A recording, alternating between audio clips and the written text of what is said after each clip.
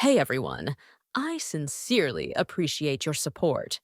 If you enjoy my audiobooks, I would be truly grateful if you could subscribe to the channel. And if you'd like to support even further, you're welcome to become a Patreon member, where you can access audiobooks of novels as long as they are freely available on the internet. Your kindness and support mean so much. Thank you. After coming back to the room at 11:30, although the game servers weren't open yet, there were updates on the official website. The banner even had a very clear line on it: life skills for combat players will now be open, each player can learn one life skill. Reading further down, there were many kinds of different life skills. They included pharmacist, baker, tanner, and etc. These life skills weren't just for producing items or building things, but they were very helpful to players when they were leveling. For example, the pharmacist could make high-grade potions, the baker could make bread that would help with leveling. Other than that, they added an expansion pack that opened up more dark side maps. There was one near Sunset City which was called the Whitebone Wilderness. It was in the depths of the Cool Breeze Forest to the east of Sunset City, waiting for players to explore the mysteries it contained. I revealed a faint smile. I'll go take a look this afternoon. Perhaps this Whitebone Wilderness was very suited to level in? After another half an hour, the server status suddenly turned green as it finally opened. After logging in, with a flash of white light, I appeared in the East Gate Square of Sunset City. Looking at my stats, I was level 51. It said that level 50 players could learn new skills from the job instructors, so I quickly ran off to find them.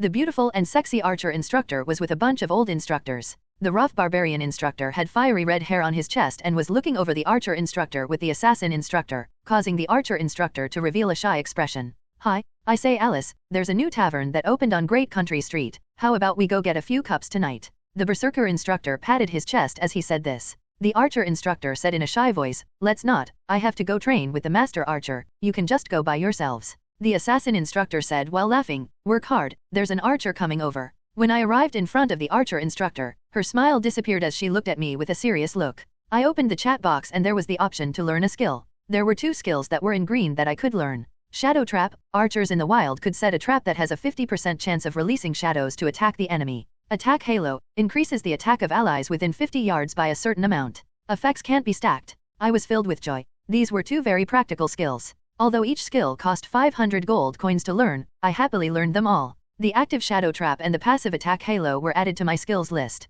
Shua. There was a milky white light that came from above me that slowly created a halo at my feet. It followed me when I moved, looking very beautiful. Attack Halo, beginner increases that attack of allies within 50 yards by 10. Effects can't be stacked. Although it was only 10 points, it was still good, it was better than nothing. Moreover, this passive skills level would increase as I leveled, so I believed that when it reached a higher level, the Attack Halo's attack power increase would be much higher. With these two skills, I went to the repair shop and spent around 100 gold coins to repair my equipment. Then I spent 200 gold coins to fill my inventory with pots. My iron arrows were also running out from leveling, so I set off after refilling them as well. Looking in my inventory, I only had around 800 gold coins, which meant that I was now poor. What made me even more speechless was that my 20,000 prestige, after spending 20,000 to create the Shuiyu Guild, I only had around 2,000 left. I didn't even have as much as Ziyu. I didn't know what kind of negative effect that would have. There was a message from Purple Rhyme Chin Yoon, Bookworm. "I'll play with Dragon Soul, Ghost Fire, and the others this afternoon, so I won't level with you." I revealed a smile and immediately replied, "Alright, have fun." Not long after, Ling Shui also sent me a message. "Quickly look at the guild logo, does it look good?" I was surprised before looking down at the logo on my shoulder. There was a light blue half-moon logo there that had the two words Shuiyu under it, which was the logo of our Shuiyu Guild. I couldn't help smiling. "Ling Shui, did you design it yourself?" How about it? Give me your opinion. The lines are a bit crooked." After a while, Ling Shui said, "Little fool, I'll go practice my life skill this afternoon, so you can level by yourself. I'm learning how to make bread. My big sister uses too many potions while leveling and there's the cooldown between using potions, so it should be much better with bread." I said, "Ling Shui really cares about your big sister. Of course, I'm not you. What about me?" Nothing. I'm not talking anymore, I'm changing maps." After turning off the communicator, I headed off towards the Cool Breeze Forest while also opening the level rankings. The Chinese server's level rankings didn't change that much, but the player levels were very high and the peak players were leveling quickly. One gentle breeze embracing the moon. Level 54. Magician. 2 sword flame ghost fire. Level 54. Dark magician. 3 delicate rice fragrance. Level 52. Soul magician. 4 hell flames. Level 52. Gale warrior. 5 battle soul defying heaven. Level 52. Berserker. 6 battle soul drifting wind. Level 51. Magician. 7 easily angered bookworm. Level 51. Dragon whisperer. 8 gentle breeze flying snow. Level 49. Swordsman. 9 lone grave. Level 49. Berserker. 10 sword flame dragon soul. Level 49. Swordsman. Ling Yu and Ghost Fire both leveled up fast. The number 1 in the entire world was a level 56 South Korean magician. It seemed like the first main city being opened wasn't that far off. After walking around in the cool breeze forest for a bit, the level 25 rabbits around me turned into level 52 boars. Opening up the minimap, it showed that I had entered the depths of the forest, but nothing else. I didn't know where the rumored newly opened Whitebone Wilderness was at all. At this time, there were many players around me, but they were different from me. They were in small groups of at least 5 people. There was only me who was running around looking for the new map alone. Hey, brother, have you found the coordinates for the new map yet? There was a swordsman player in the distance who asked this with a smile. I shook my head. Not yet. The swordsman revealed a smile. You're alone? And you're hiding your name. Your level must not be low, right? How about you join us? We have a beautiful cleric. I looked over and saw that the swordsman was leading a small team that had a total of 6 people, 3 swordsmen, 2 archers, and 1 cleric who seemed to be a girl around 20 years old and her face wasn't that bad. This person could be considered a beauty, but I was in Shuiyu Studios, so this kind of cleric beauty couldn't catch my eyes. So I revealed a smile. Forget it, I'm used to being alone. The swordsman gave a laugh. It's alright, it's just joining our team. We can separate to look for the Whitebone Wilderness, and after entering the new map, it's fine if you want to head off alone. I thought about it and it seemed right. If I looked for it alone, who knew when I would be able to find it? So I immediately accepted their invitation. System notification, player easily angered bookworm has joined the party. The people in the party were stunned as the swordsman said in a stunned voice, God, I actually added an expert on the level rankings. The other players said in amazed voices, easily angered bookworm, isn't that the expert from Shuiyu Studios? I nodded and said with a smile, that's right, good afternoon everyone. The swordsman couldn't help smiling as he said, good. I looked at the party screen. These people were all above level 40, which wasn't bad. I then said, let's continue looking for the entrance. So everyone split off. That cleric girl couldn't help taking a few more looks at me, and the way she did made me shiver. Wild animals ran amok in the deep forest, but now that there were many players here, the animals had been scared off. Not long after, there was a surprised voice that came from the party channel, which was the cleric girl. Over there seems to be quite a few people. The swordsman said, people? Are a lot of people strange? Sunset City doesn't have much equipment or gold coins, but it doesn't lack players. The girl emphasized, no, it's people from Bloodthirsty. Look. The other people in the party couldn't help being surprised. In Sunset City, Bloodthirsty's name was synonymous with overbearing. I immediately overtook them and saw that there were a bunch of bloodthirsty players. There was a swordsman who was leading the way, which was Bloodthirsty World. I was hidden in the forest, so I didn't reveal that I was from Shuiyu. I stayed behind the trees because once I appeared, I would implicate my party members. But my thinking was too weak and Bloodthirsty World wanted to swallow everything. Looking at the players in front of him, Bloodthirsty World raised his voice, hey, those people over there, your equipment and levels aren't bad, you're here looking for the Whitebone Wilderness as well, right? Are you interested in joining our Bloodthirsty? The swordsman in my team shook his head and said with a smile, I'm sorry, we want to form our own guild. Bloodthirsty World gave a laugh, not appreciating a toast.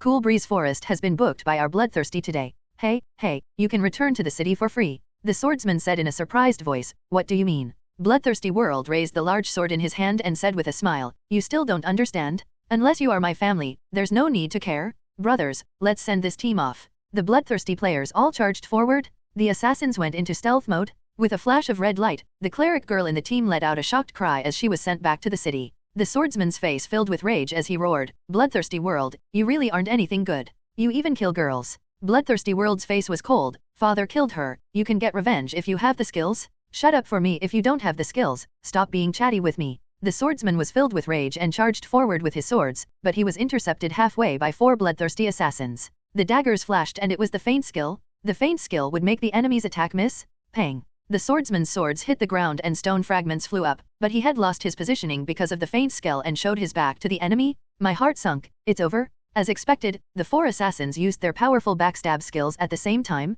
4 damage figures appeared and the swordsman couldn't take it as he was sent back to the city after dropping some potions. It was a pity that he had prepared all this, but he didn't even have time to use them before being killed. The other 4 players in the party were shocked. The 2 archers shot out fire arrows, but the bloodthirsty mages weren't idle as they sent out fireballs to kill the other side. Pa. With 2 consecutive sounds, the 2 archers in our team were killed. Their only merit was turning the other side's name gray from starting the PK. The chance was here. Voila! With a single step, I flew out as a red shadow. The Scarlet Cloak really was mighty in this kind of PK scenario. With the intermediate bloodthirst skill of the cape, my move speed was greatly increased. Pucci. The roaring flame spear stabbed out and a bloodthirsty berserker's HP was cut in half. He was shocked as he angrily roared, damn. Easily angered bookworm is here, everyone be careful. Before he finished with the word careful, my roaring flame spear swept back and the pole fell down, sending this berserker back to the city while also dropping potions. There were already flames in my hands as I slowly poured them into the spear. Before the bloodthirsty people could react, I raised the roaring flame spear. Roaring flame soaring dragon. The flames soared into the sky and a flame dragon fell, charging right at bloodthirsty world in front of me. 2347. Roaring flame soaring dragon took most of bloodthirsty world's HP and before he fell to the ground, I was already charging forward. The bloodthirsty players finally reacted and a swordsman shouted, "Protect the boss! Block easily angered bookworm! You idiots, what are you still in a daze for?" I gave a laugh as I charged forward under the effects of bloodthirst. I didn't fear the slow effects of the ice arrows since I had the 50% resistance against ice magic from the frozen heart, so I could move like normal even when being affected by the freezing effect. A bloodthirsty swordsman wanted to show his loyalty as he charged forward and shouted, "Go! Protect the boss!" Before his voice fell, I waved the roaring flame spear and several pieces of ice flew out. The ice wind thorn flew out to hit the swordsman in the shoulder. 2875. This terrifying figure jumped out. This level 44 swordsman didn't die and after a daze of around 0.1 seconds, he immediately revealed a look of rage. B*****, I want your life. I gently swept the roaring flame spear and with a red glow, this swordsman froze in place without moving. There was a line of blood on his neck before he turned into bright lights and disappeared. Pu, pu, pu. With this sound, there was a pain that appeared in my chest. My HP had been lowered by half by the magicians of the other side, so I quickly drank a 500 HP potion, but it was futile in the end. Without a cleric, I couldn't take their attacks at all, but I could still kill bloodthirsty world. Two berserkers fearlessly came forward to stop me, meeting me with their axes. I didn't retreat, but rather released the sweeping away 1,000 soldiers skill. With a few sounds, the two berserkers only dealt 112 and 134 points of damage to me respectively and my sweeping away 1,000 soldiers left them with a sliver of health. The most important thing was that they had been pushed back by this move. The bloodthirsty people never would have thought that I would boldly charge forward. After all, they definitely had the superiority in numbers. Would I kill their boss while I was surrounded by dozens of people? They definitely didn't think that was possible, but the fact was that I felt that I had a chance. Pang. Bloodthirsty world was thrown away by the roaring flame soaring dragon in a sorry condition, finally falling to the ground. In the back, several high-level clerics quickly shouted, "Quick! Heal up the boss! You idiots! Quickly use your heal! Who? With several cries, Bloodthirsty World's HP was topped up. Once he had passed this danger, Bloodthirsty World said with an arrogant smile, "Want to kill me? What kind of thing are you? Why don't you look at yourself in a pool of your own urine?" I wasn't angry as I charged forward with a smile. There were 7 to 8 high-level clerics on the other side. My only chance was to instant kill Bloodthirsty World before the clerics could respond. Bloodthirsty World clearly didn't think that I had the ability to instant kill him since Bloodthirsty World was already a level 48 swordsman with equipment that had decent defense. There was a white glow that appeared around the roaring flame spear before the whirlwind slash came out. Pang. Bloodthirsty World had a white line appear on his chest as his HP was dropped by 1784. In front of Bloodthirsty World's shocked gaze, the roaring flame spear didn't give him any chance as it created a beautiful arc in the air. In less than a second, the tip exploded with a golden glow. Pucci. With a splash of blood, the shield break slash completely disregarded Bloodthirsty World's defenses and dealt a shocking amount of damage. 4802. I couldn't help laughing as the crit appeared. It was a critical at the last second, otherwise I might really not have been able to kill Bloodthirsty World. Voila! Bloodthirsty World's sword fell to the ground. The forest was filled with silence as almost everyone was stunned. Bloodthirsty World, an expert swordsman at level 48, had taken close to 5,000 damage and the one hitting him was a close-range job. Who? I quickly picked up the sword and didn't even look at it as I threw it in my inventory. Then in front of everyone, I quickly turned to run. Want to run? How could it be that easy? A level 47 bloodthirsty assassin immediately revealed a sinister look and shouted, "All assassins, come with me. We'll kill this B***** and get revenge for our boss." More than 10 assassins charged together at once. The last 2 archers on my team had been easily taken care of by others, so there was only me left in the fight. The notifications in the team chat continued to appear. Combat notification, player easily angered bookworm has killed bloodthirsty floating blood. Combat notification, player easily angered bookworm has killed bloodthirsty world. God, the expert has killed their boss. He killed their boss while charging into a group of people, the swordsman who had died said in a shocked voice in the team chat. I couldn't help complaining. There was a bunch of bloodthirsty assassins chasing me and my bloodthirst skills effects had vanished after killing bloodthirsty world. Who? There was a black crystal that appeared on the ground under me. It was my new skill, Shadow Trap. One of the assassins chasing me couldn't see my hidden trap at all and stepped on it. There was a honk sound as several shadow ropes appeared and bound around the legs of the assassin. Ding. Combat notification, your skill Shadow Trap has been triggered. Looking at it, the cooldown was 15 seconds, which really was too much. At this time, there was a sudden puchy sound as I was hit. My body trembled and I couldn't see anything. Blind? It was the dim blind of the assassin. There was a cold laugh in my ear. What expert? Didn't you still fall in father's hands? The one who spoke was the leader of Bloodthirsty's assassins. I could hear the sound of his dagger cutting through the wind and I brandished my roaring flame spear to sweep out. Pang! The roaring flame spear hit another assassin and pushed them back. But I could feel the pain coming from the side of my back as the other side had landed a backstab on me. 875. The powerful damage made me complain and 2-second blind effect made it hard to tell where the enemy was. When I could see again, I immediately ran off at a 45-degree angle. A level 41 assassin gave a cold laugh and immediately charged forward with a dagger that had a green glow to it. Poison stab. I couldn't help being secretly surprised as my luck seemed really good. The most powerful bloodthirsty assassins were here and the blind and poison skills couldn't be learned from the job instructors, but there were 2 of them here. They were definitely people who could create waves in the early game. Damn, I have to take care of these people today to let them know that there will always be someone better. I made my mind and swallowed my pots, not retreating, but rather charging forward. The roaring flame spear released a sweeping away 1,000 soldiers to meet the poison stab. Pa, pa, pa. 3 damage figures appeared consecutively. 1357, 1427, 1410. There was no doubt that an assassin with low HP couldn't handle this. The assassin was sent back to the city with a grunt and as a trade, there was a green glow that appeared around him, which belonged to an abnormal status. Poisoned, loses 20 HP every second. Lasts 15 seconds. It was alright, it wasn't that bad.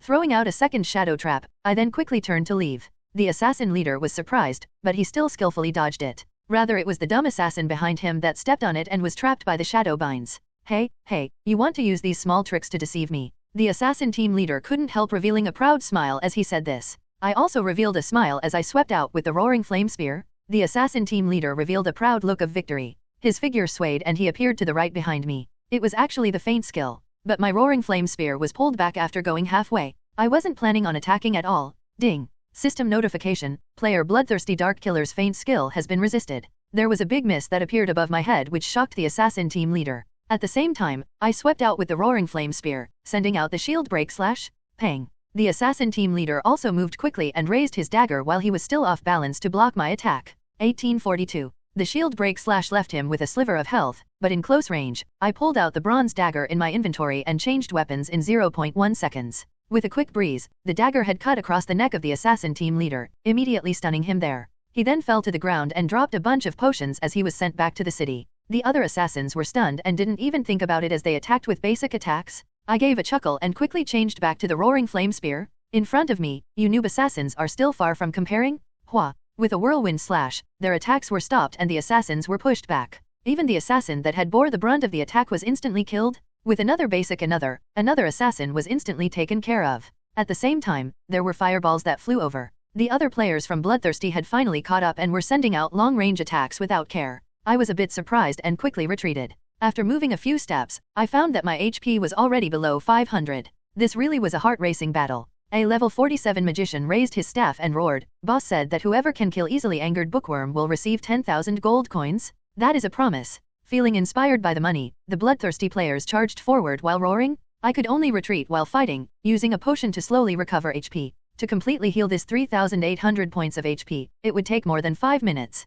It was a good thing that the bloodthirsty assassins were all noobs. Their speed buffs had all disappeared and they were no longer faster than me, so I could easily run away from them. Very soon, there were 2 assassins with decent equipment that caught up, one left and one right. They looked at each other before immediately attacking. 2 cold glows appeared, they were both backstabs. I gave a laugh as I suddenly stopped. The 2 assassins never thought that I would stop, so the backstab had turned into a front stab. There was no doubt that there was no effect when the backstab hit the front, so there were 2 misses that appeared above my head, but their names had also turned grey at this time. The roaring flame spear turned into an ice blue glow as the icewind thorn hit the assassin on the left. When his body disappeared, I swept out with the roaring flame spear and the dark gold spear hit the other assassin with a corpse on it. It scared him until his face turned pale as he died from a basic attack without even being able to fight back. The other assassins behind had caught up. In order to avoid being backstabbed, I ran into the forest to the right and disappeared into the bushes. The tree shadow was waning and afternoon had come at the right time. The assassins chased, but I changed to my star-chasing bow. Using the topography, it was easier to shoot a few arrows.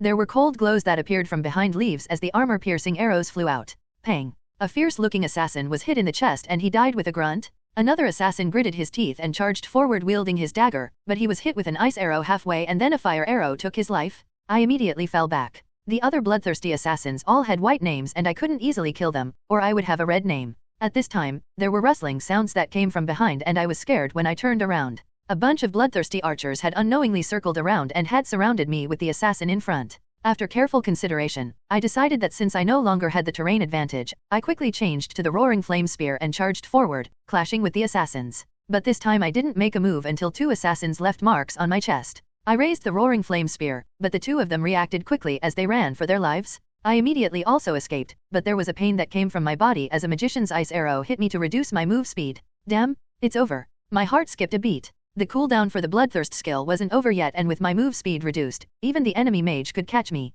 I had less than 2000 HP, so clearly there wasn't a chance. It was a good thing that the frozen heart could resist the move speed debuff to a certain extent, but there were too many people, so I would die if I stayed here too long. I could only try to escape, but before I could take a few steps, I found that I had nowhere to go. There was actually a damn cliff behind me. Looking down, it was at least several dozen meters. There was a fireball that flew out and I didn't have time to think as I jumped down. There was chaos in front of me as a big miss appeared. I had dodged the enemy's fireball, but I didn't know what was waiting below for me. Kuka. There was a sturdy branch that cracked under me before I slammed into the ground. Pain filled my body. When I looked up, I found that there were many branches and leaves, so I couldn't see the people above me and they also couldn't see me. However, I could hear the proud voices coming from above with laughter. This kid must have shattered to pieces after falling down. We avenged the boss. We'll get a reward when we get back. A few minutes later, there wasn't any sounds from above. Ha, ha, I finally escaped. I quickly took a look at the sword that Bloodthirsty World dropped. Happily opening my bag, I found that glowing sword and its stats jumped out.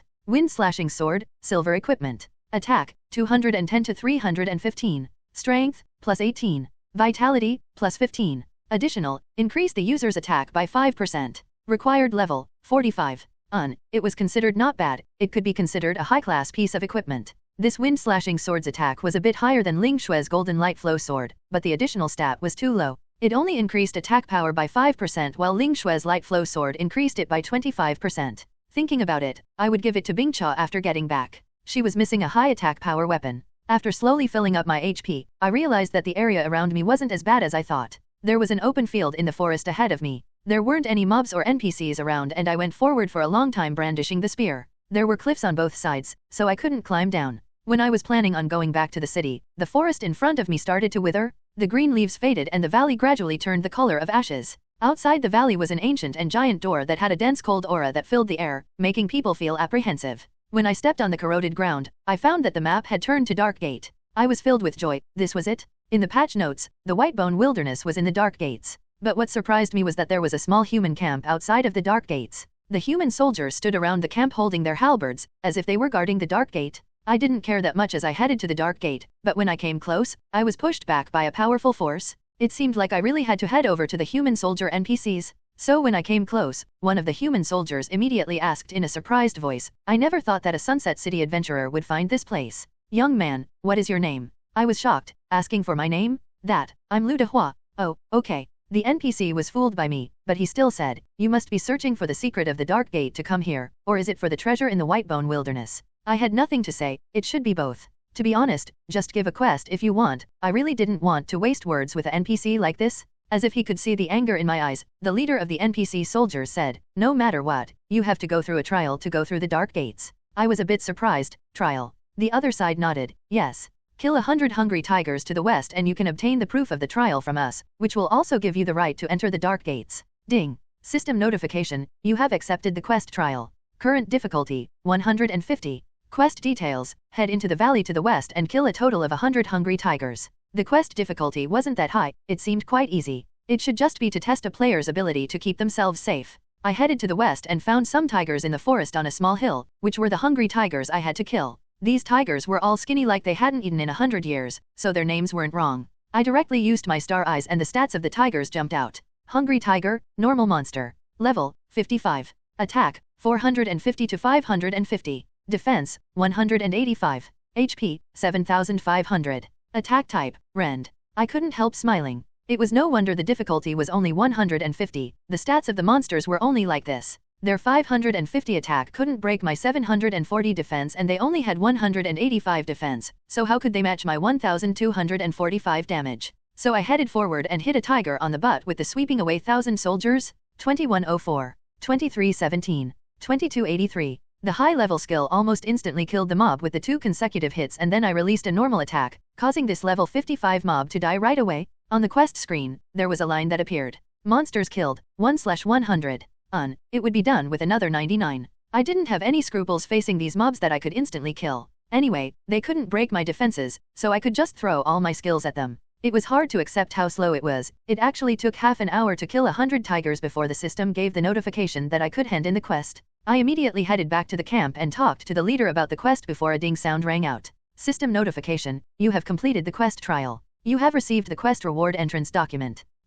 There actually wasn't any experience gained? Opening my inventory, I saw a thin piece of magic paper inside. Entrance document, Whitebone Wilderness can be used to enter the Whitebone Wilderness. After entering, this document will vanish automatically. Seeing these words, I was a bit speechless. It took me half an hour just to get the right to enter the Whitebone Wilderness. This quest really wasn't satisfying, but speaking of this, if one had to pay a large price to enter the Whitebone Wilderness, this leveling map shouldn't be that simple. With the document in hand, I headed towards the dark gates. When I entered, the magic power of the pass in my hand activated and suddenly I was sent into the wilderness that had been sealed for a long time. Shua. With a white light, I appeared on a new map that had the name Whitebone Wilderness. In the boundless wilderness, mist filled the air. Not far away in front of me was an inscription tablet that had been here for a long time. When I took a look, the inscription on the tablet jumped out. Whitebone Wilderness, a main city for the humans in the past, has now turned into the wild. The armies of hell tore all lives in this place to shred 10 years ago. When stepping on the Whitebone Wilderness, one will find shredded armor and weapons, as well as humans who couldn't resist death that were ripped to pieces, showing the cruelty of war.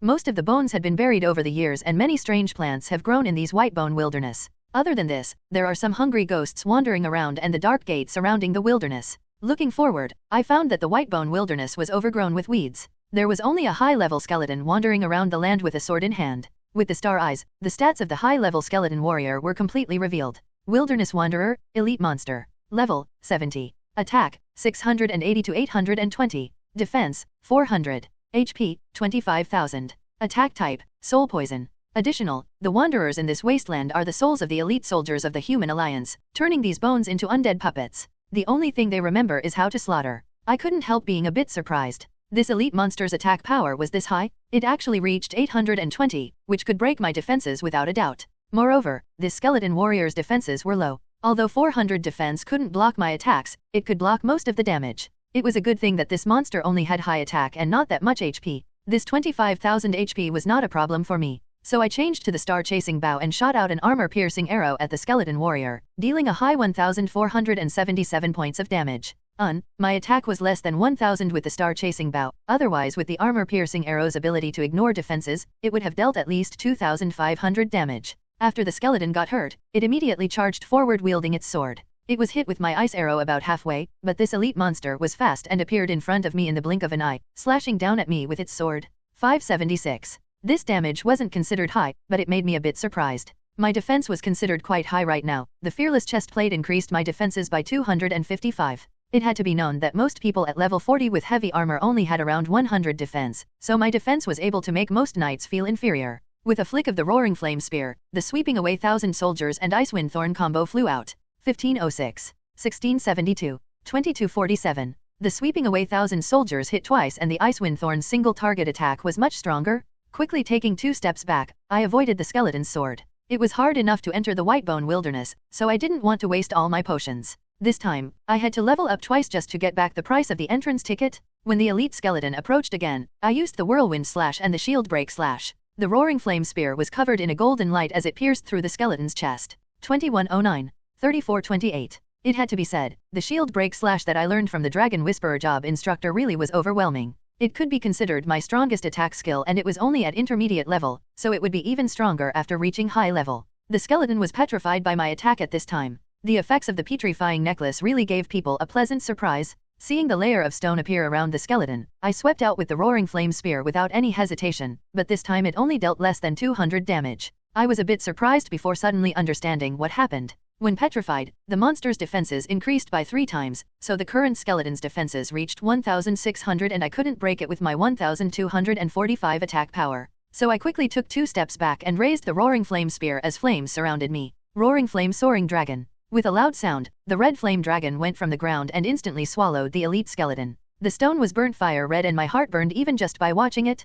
2894. The roaring flame soaring dragon was a magic attack, so it wasn't limited like physical attacks and the damage was still high. After the petrifying effect was gone, I used all my skills once again. When I used the second Roaring Flame Soaring Dragon, this level 70 elite monster finally fell with a wail. Killing an elite monster that was 20 levels higher, I could clearly see my experience bar filling up. It only took less than 3 minutes to kill this monster, so it was much faster to level here than in the Hero Memorial Park. I was filled with joy as I went forward to pick up the loot of the Wilderness Wanderer, which was a bunch of gold coins and a leather helmet. Counting them, there were over 50 gold coins. With the current exchange rate of around 1:1.5, this meant that the elite monster had dropped 75 RMB for me, which was enough to buy a plate of delicious pickled fish. Looking at the leather helmet, I saw that it was a completely black helmet, but there were some magic inscriptions that were hard to see, as well as a faint glow. It was clear that this helmet wasn't a normal item. Outcast leather helmet, silver equipment, leather armor. Defense, 60. Agility, plus 20. Vitality, plus 15. Equipment set effect. Required level, 45. Unidentified. I couldn't help laughing. This was a good thing. A level 45 leather helmet was what assassin players needed right now, and it was part of a set of silver equipment. Once I could get the full set, I would definitely earn a bunch of money. Looking up, I saw a bunch of elite skeletons walking around the Whitebone Wilderness, but in my eyes, they definitely weren't just simple monsters. I almost felt like they were money bills floating in the sky, beckoning to me. Ling Shui sent a message, "Little fool, I heard that you fought with Bloodthirsty? How did it go? Did you kill that idiot Bloodthirsty World?" I immediately replied with a smile, "I killed several of them, including Bloodthirsty World. But there were too many of them and too many magic attacks, so I couldn't handle it alone and escaped by myself. I'm leveling up right now." Ling Shui sent a smiley, "Good luck. Come with me to get some ingredients to make bread tonight." I was surprised. Ingredients to make bread? I didn't know what that little beady Ling Shui was trying to do. Forget it, I'll think about it after I focus on leveling up with the elite monsters here. With a glow from the star-chasing bow, another armor-piercing arrow flew out and hit the armor of another elite skeleton. I killed 8 elite skeletons and each skeleton gave me over 50 gold coins, but there wasn't a single equipment drop and the outcast set was what I wanted the most right now. The roaring flame spear fell with a golden glow, and when the 9th elite skeleton fell, it turned into a bunch of gold coins and bones, but there was also a set of arm guards that fell. It was the same dark leather armor with a magic glow around it, so it should be a part of the outcast set. I happily picked it up and as expected, it was the outcast set's arm guard. Outcast arm guard, silver equipment, leather armor. Defense, 55. Agility, plus 20. Vitality, plus 15. Set effect. Required level, 45. Unidentified. I couldn't help being filled with joy, but I also said in a voice filled with regret, "Why can't it be a golden armor set? Otherwise I might be able to sell it for several million." How freeing it would be to buy a villa at that time. But thinking about it, what was golden equipment worth? If it was a piece of dark gold equipment, it might even sell for several tens of millions. Not to mention a villa, I could even buy several sales ladies to raise in them. That is called freeing. But dark gold equipment couldn't be considered high-grade equipment. There was still the earth equipment above that. If it was a piece of earth equipment, I could sell this set to the richest families and open up a nightclub and a net cafe, which is called freeing. But why was it a nightclub and a net cafe? So when I was dreaming about selling a piece of heavenly or divine equipment to the rich people and hiring a gorilla named Big Yellow Dog to be the guard dog, an elite skeleton slashed out at me. Kang. A damage figure of 579 appeared above my head and I immediately used a health potion. When I bought my potions this time, I got over 400 blue pots and 1,200 red pots. It was a good thing that I wisely bought more red pots, or I might have run out already. But even if I brought red pots, that wouldn't mean that I could kill the monster since the potions had cooldowns. My HP would usually be less than half when I killed a skeleton, so I had to wait around for 2 minutes for my HP to fill up. This was most likely the reason why Ling Shui was learning how to make bread, since bread could be used to quickly recover HP once one was out of combat, so it was more beneficial than potions. But life skills had just opened today, so no one could make bread right now and I could only think about it. The skeletons had to be killed one by one and I had to wait for a while to recover HP after killing one. I threw the heals onto myself one by one even though each one could only heal for around 100 HP. Just like this, I slowly killed the monsters.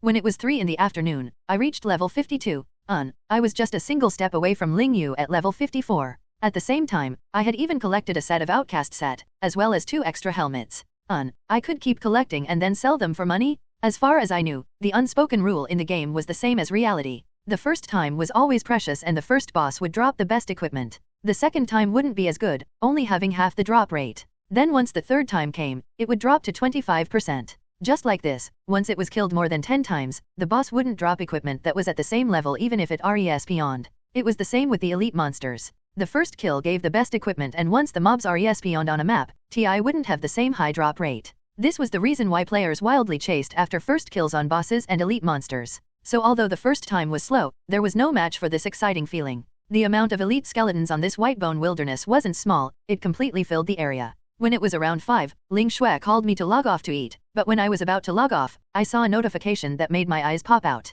Ding! System notification, you have already been in the Whitebone Wilderness for 312 minutes, you only have 288 minutes before being sent out. Since you are the first person to enter, you will have 2 more times to enter the Whitebone Wilderness. I was stunned. This game really was something. It limited the number of times a player could enter the map. Each player could only enter the Whitebone Wilderness 3 times. The Moon Monochrome Company really was stingy. It seemed like I had already used up the first time, but it was a good thing that I was still the first person here. There hadn't been another player that had appeared, so it was very likely that one could only enter this valley by jumping down and there were no other entrances. I didn't say anything, so naturally people wouldn't be crazy enough to jump off a cliff. There were still 4 hours left, so I had to use them properly. I had to kill all the elite monsters in this Whitebone Wilderness once so I didn't waste this trip. So I said to Ling Shui, Ling Shui, I'll log off tonight, I can't leave right now. I'll log off at around 10, so just leave me some chicken in the fridge, I love that the most. Ling Shui snappily said, alright, it's at 10. I'll log off to tell them and then I'll keep leveling. We'll log off together at 10 to eat. I couldn't help being moved, why do you have to eat with me? Ling Shui explained, because I don't know either. I'll punch you if you ask again. Hearing the fierce tone of this little beauty, I couldn't help smiling. So I said, alright, then we'll eat in 4 hours. I'll busy myself now. After sending Ling Shui off, I kept leveling. When it turned 6, there was a golden light that fell onto me as I reached level 53. This rate of leveling really was shocking, and on the Chinese rankings, I jumped from 7th to 5th, ranking under the Gale Warrior Hellflames. However, I believed that it would be easy to pass his level before I logged off at 10. Not long after, the girls from Shuiyu logged back on after dinner. Qin Yun called me and said with a laugh, Bookworm, Ling Shui said you like stir-fried chicken and corn soup the most, so I made 2 more portions and put them in the fridge. You can eat it when you log off later. I secretly laughed. The chicken was mine, but the other was definitely for Ling Shui. Now she was actually putting the blame on me. So I nodded with a smile and said, Beauty Yun, where did you learn this craftsmanship from? Girls in this era rarely go into the kitchen and you started your own advertising company. This really is going to the office and going to the kitchen. Whoever can take you as a wife must have 8 generations of luck. Qin Yun couldn't help pursing her lips into a smile. If you think so, why aren't you willing to accept me? My heart skipped a beat as I said, didn't I bring you to Shuiyu? Then again, who gets married right away? We weren't that close before. Qin Yun said with a faint smile, alright, since it's like this, I'll give you a chance to slowly get more familiar with me. Anyway, I'll be at Shuiyu, so there will be chances. I gave a bitter laugh, alright, I'll find some suitable people another day. It'll save me quite a bit of worry if I can marry you off. Qin Yun gave a laugh, I don't like normal people. No matter what, I look quite good and my family fortune is at least tens of millions if not in the 100 million, I can't make myself suffer. I changed the topic, it's the same if you're with me. Qin Yun revealed a smile, it's not the same, I like suffering with you. After saying this, Qin Yun was silent for 2 seconds before saying with a smile, in short, it's like this. So after saying these words that confused me, Qin Yun went to level with Ling Yu, Bing Cha, and the other girls while I continued killing the elite monsters on this Whitebone Wilderness. Finally at 9:48, I took care of the final elite wilderness wanderer and my experience rose to level 53, 89%. This rate of leveling was just too terrifying, a normal player had to grind for 2 days straight just to get this kind of experience. Moreover, the gold coins in my inventory had gone from less than 100 to 6,988. Getting close to 7,000 gold coins in 10 hours, this was already an unprecedented rate. Not only this, killing the elite monsters for 10 hours had earned me 24 pieces of the Outcast set, which was 4 complete sets and 4 random parts that I could sell for money. At this time, there was a sudden ring from the system. Ding! System notification, you have already entered the Whitebone Wilderness for 600 minutes. The excessive undead aura here has made it hard for you to remain, so a mysterious magic power has sent you out. Remaining attempts, 2 times? When I was sent out of the Dark Gate, I saw that I didn't have many consumables left. In these TNE hours, I had used up the potions that took up half the space in my inventory, which really was worth it. The Silver Outcast set, not to mention 4 sets, just a single set would be sold for more than 10 times what the potions cost. Moreover, the equipment that I had already had very low durability from the fighting. It was a good thing that higher grade equipment had higher durability, otherwise if I was wearing a dark iron set, it would have already been destroyed. My stomach was growling from hunger and Ling Shui couldn't last much longer after not eating anything. I used a city return scroll and returned to Sunset City. Hua! With a glow, voices suddenly appeared around me as countless players set up stalls in the square. The sounds of hawkers rang out and this place became like an economic center as countless players walked back and forth, looking for the things they needed. Looking at my friends list, I sent a message to Bing Cha, are you leveling outside? Or are you in the city? Bing Cha quickly sent a message, I'm buying potions in Sunset City. Ling Yu and Qin Yun have used up most of their positions, so they sent me alone to buy potions. Woo, woo, woo. I couldn't help smiling, warriors can carry a heavy load, so of course they would send you back. If it was Ling Shui or Ziyu, they wouldn't even be able to carry 25% of what you can carry. Bing Cha gave a laugh before asking, then, Bookworm, what are you looking for me for? I said, come to the appraiser, I'll give you a sword. Bing Cha was filled with joy, alright. I'll come right away. I headed to the appraiser and in just a few minutes, Bing Cha's beautiful form came in. She said with a smile, what kind of sword is it? If it's Bookworm, it shouldn't be a dark iron item, right? I didn't know whether to laugh or cry. I throw dark iron items in the store. Come quickly, this sword has quite the background. Bing Cha came to my side and I traded the sword. Bloodthirsty World dropped to her. Wind slashing sword, silver equipment. Attack, 210 to 315. Strength, plus 18. Vitality, plus 15. Additional, increase the user's attack by 5%. Required level, 45. The good attack made Bing Cha's mouth drop. She rubbed her eyes before saying with a smile, such a high attack? It's even higher than Ling Shui's light flow sword? Bookworm, you're really giving this to me. I nodded before saying with a smile, it isn't some kind of treasure. Then again, Ling Shui's light flow sword stats are better. Just take it. This sword has quite the background. Bing Cha gave a laugh before taking the sword and asking, what background does it have?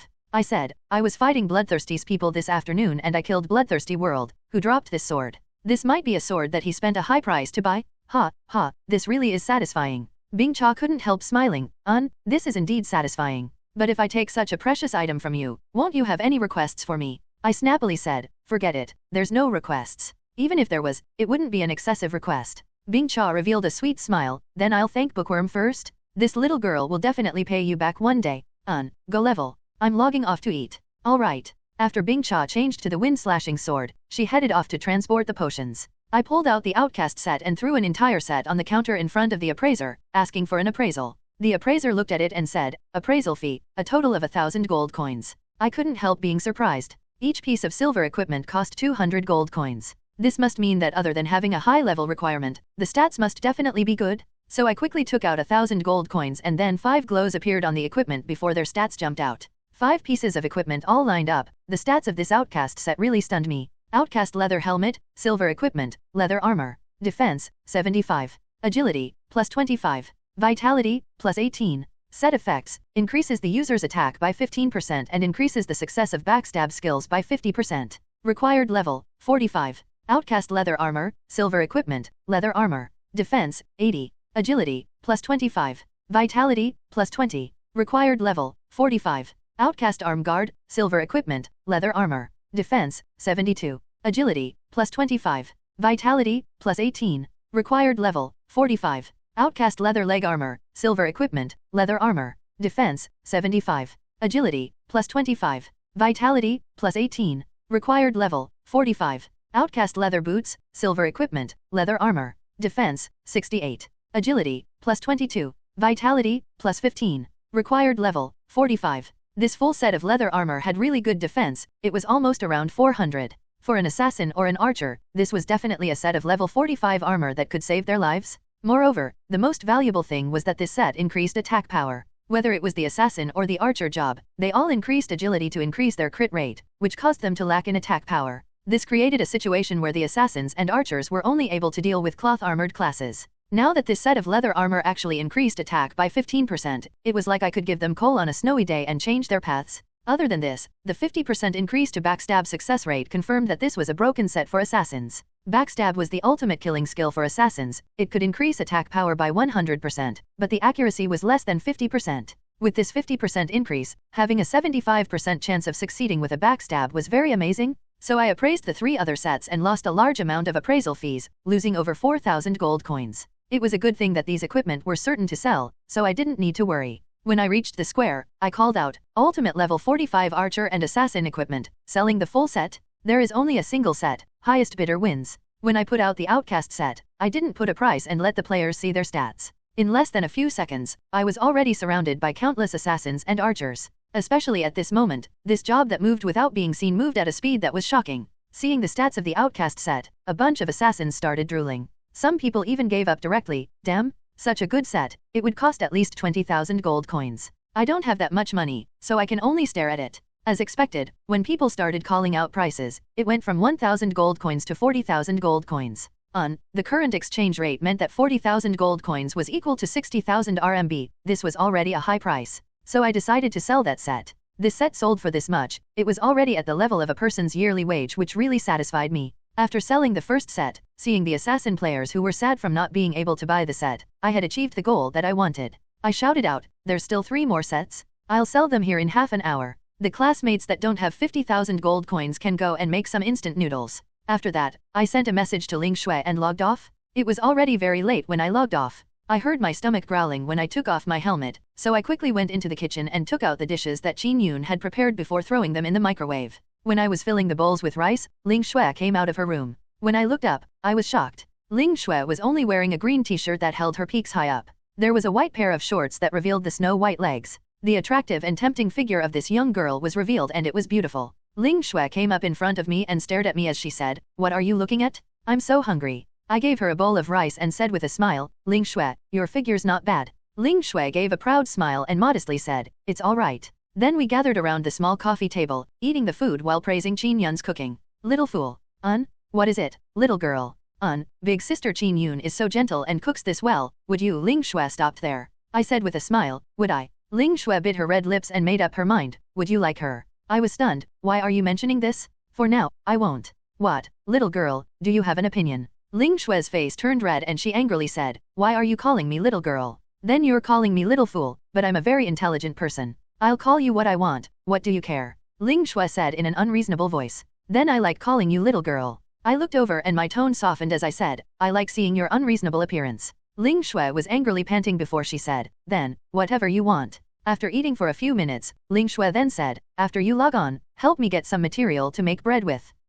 It shouldn't take that long. Material for making bread? What is your skill level? What level of bread can you make? Ling Shui said, "It's only first grade bread right now. I can't increase the skill level without any materials." Then, what materials does the first grade bread need? Flour, milk, and salt. Ling Shui said with a smile. I nodded, "All right, after we log on, just wait 10 minutes for me." Not long after, we finished eating and cleaned up the dishes before going back to our rooms to log on. When I appeared, in the place that I had just logged off half an hour ago, there were many people who wanted to buy the outcast essay that had appeared. They all had red faces as they roared, "Where did that person selling the set go? Quickly bring him over." Father gathered all these gold coins, is he not going to show up? When I appeared, several players surrounded me and said, "Brother, you're finally back. How many outcast sets do you have?" I immediately shouted, "Level 45 Ultimate Assassin and Archer set, selling full set, highest bidder wins?" There aren't that many of them, so everyone please make your bids. This time, there were many more players. Quite a few Assassin and Archer players had come after hearing the rumors, so the price of these sets had greatly increased. In the end, the 3 outcast sets were sold respectively for 60,000 gold coins, 70,000 gold coins, and 110,000 gold coins. Of course, the person who paid 110,000 gold coins had his head kicked in. Like this, there were 240,000 gold coins that appeared in my inventory. Adding in the 40,000 I got for the first set, I had 280,000 gold coins in my inventory. Looking at the exchange rate that was constantly changing, with the current price of 1.52, each gold coin could be exchanged for $1.52. So I immediately exchanged the 208,000 gold coins, leaving behind only a few thousand to buy potions with. Just like this, there was 420,000 RMB that entered my account, and adding in the money that was already in there, I already had around 600,000 gold coins. I never thought that I would make this much money in less than a month playing a game. It seemed like I could buy a home and get a wife soon. After a moment of joy, I looked at my level, which was level 53 and 97% EXP. I had already returned to the top 3 on the China rankings, being right in 3rd place. There were the level 55 Ling Yu and Ghostfire in front of me. Like this, all 3 of the top level players were from Shuiyu, which really was good for advertising the guild. Right now the Whitebone Wilderness wasn't public information yet, and I was most likely the only person who had been there. All the elite skeletons on the map had already been killed by me, so it would take several hours before they res beyond. There would also certainly be a boss in the depths of the Whitebone Wilderness, and I definitely couldn't kill it alone. It was fine, I'll bring the girls from the studio over with me tomorrow. So I immediately sent Ling Shui a message, "Okay, I'm done. Where are we meeting?" Ling Shui replied, "I'm on the East Gates Bridge, come over here." I immediately opened the party system and pulled Ling Shui into my team. When I came out of the town and stepped onto the bridge, I saw the little swordswoman Beauty waiting for me with a smile on her face. Ling Shui said, "Did you see the Spirit of Grief official website?" I saw her mysterious appearance and shook my head. I didn't. I was busy with the game, so I didn't have time to look. Ling Shui snappily said, "You don't care about such a big piece of news, you really are something. Forget it, I'll be kind-hearted enough to tell you. When the first player reaches level 60, the first grade main city will be opened. Other than that, the game will host a group PK event 3 days later called the King's Return. Group match. It's 5 people to form a team and it will decide the king of the first grade main city. Moreover, the prizes are very good. It's said that each member of the first place team will receive 3 levels and a lucky draw chance. They might even obtain a piece of dark gold equipment or a skill book. I was shocked. What? The prizes are that good? Ling Shui nodded with a smile. Right. So we need to increase our levels as soon as possible, and then when the main city opens, it's best if we can take first place in one of the 2 main cities that will open on the Chinese server. It would be a shame if someone else took the good prizes away. My heart surged with excitement. Of course. Our studio can put out 5 people. They won't be that bad. Ling Shui revealed a faint smile. Then first help me get the material for the bread. Let's first collect the wheat for the flour. I was a bit surprised. Wheat? Flour. Let's go. You'll know once we get there. So with Ling Shui leading the way, we headed into the cool breeze forest. As we gradually headed deeper, the monsters reached a terrifying level 70. It was a good thing that it wasn't hard for me and Ling Shui with our stats, and these monsters only came out alone, so they were easy to kill. After stabbing a bloodthirsty bear, I asked, Ling Shui, there's no high experience monster to fight here in the mountains, so could it be that we're here for a date? It's not romantic at all. Be careful, there's the poop of a bear over there, don't step on it. Ling Shui moved back several steps before snappily saying, of course it's not a date, Che. A date with you, weary here to look for the wheat. What? Wheat? Your wheat is in this kind of primitive forest. Ling Shui revealed a smile before excitedly saying, if I say there is, you don't need to care. Then again, there's some wild wheat growing here and I've searched a long time to find this place online. It even cost me 1,000 forum coins. Of course, we're getting wild wheat because you can't harvest the wheat in the farms, so players can only go into the wild. The beautiful girl raised her sword and said with an excited smile, little fool, look, there really is a bunch of wheat there. I looked up and as expected, in the direction that Ling Shui was pointing, there were mature ears of wheat. It was really strange that it wasn't eaten by the birds in this forest. Ling Shui pulled me over and we saw the wheat dancing in the wind. Mature wheat, quality 25. Can be used to make flour. Ling Shui said with a smile, stop standing there, get to work. This wheat doesn't need a harvest skill to collect, so you just need to collect this wheat. I nodded and reached out as a ding sound rang out. System notification, congratulations, you have received wheat X25.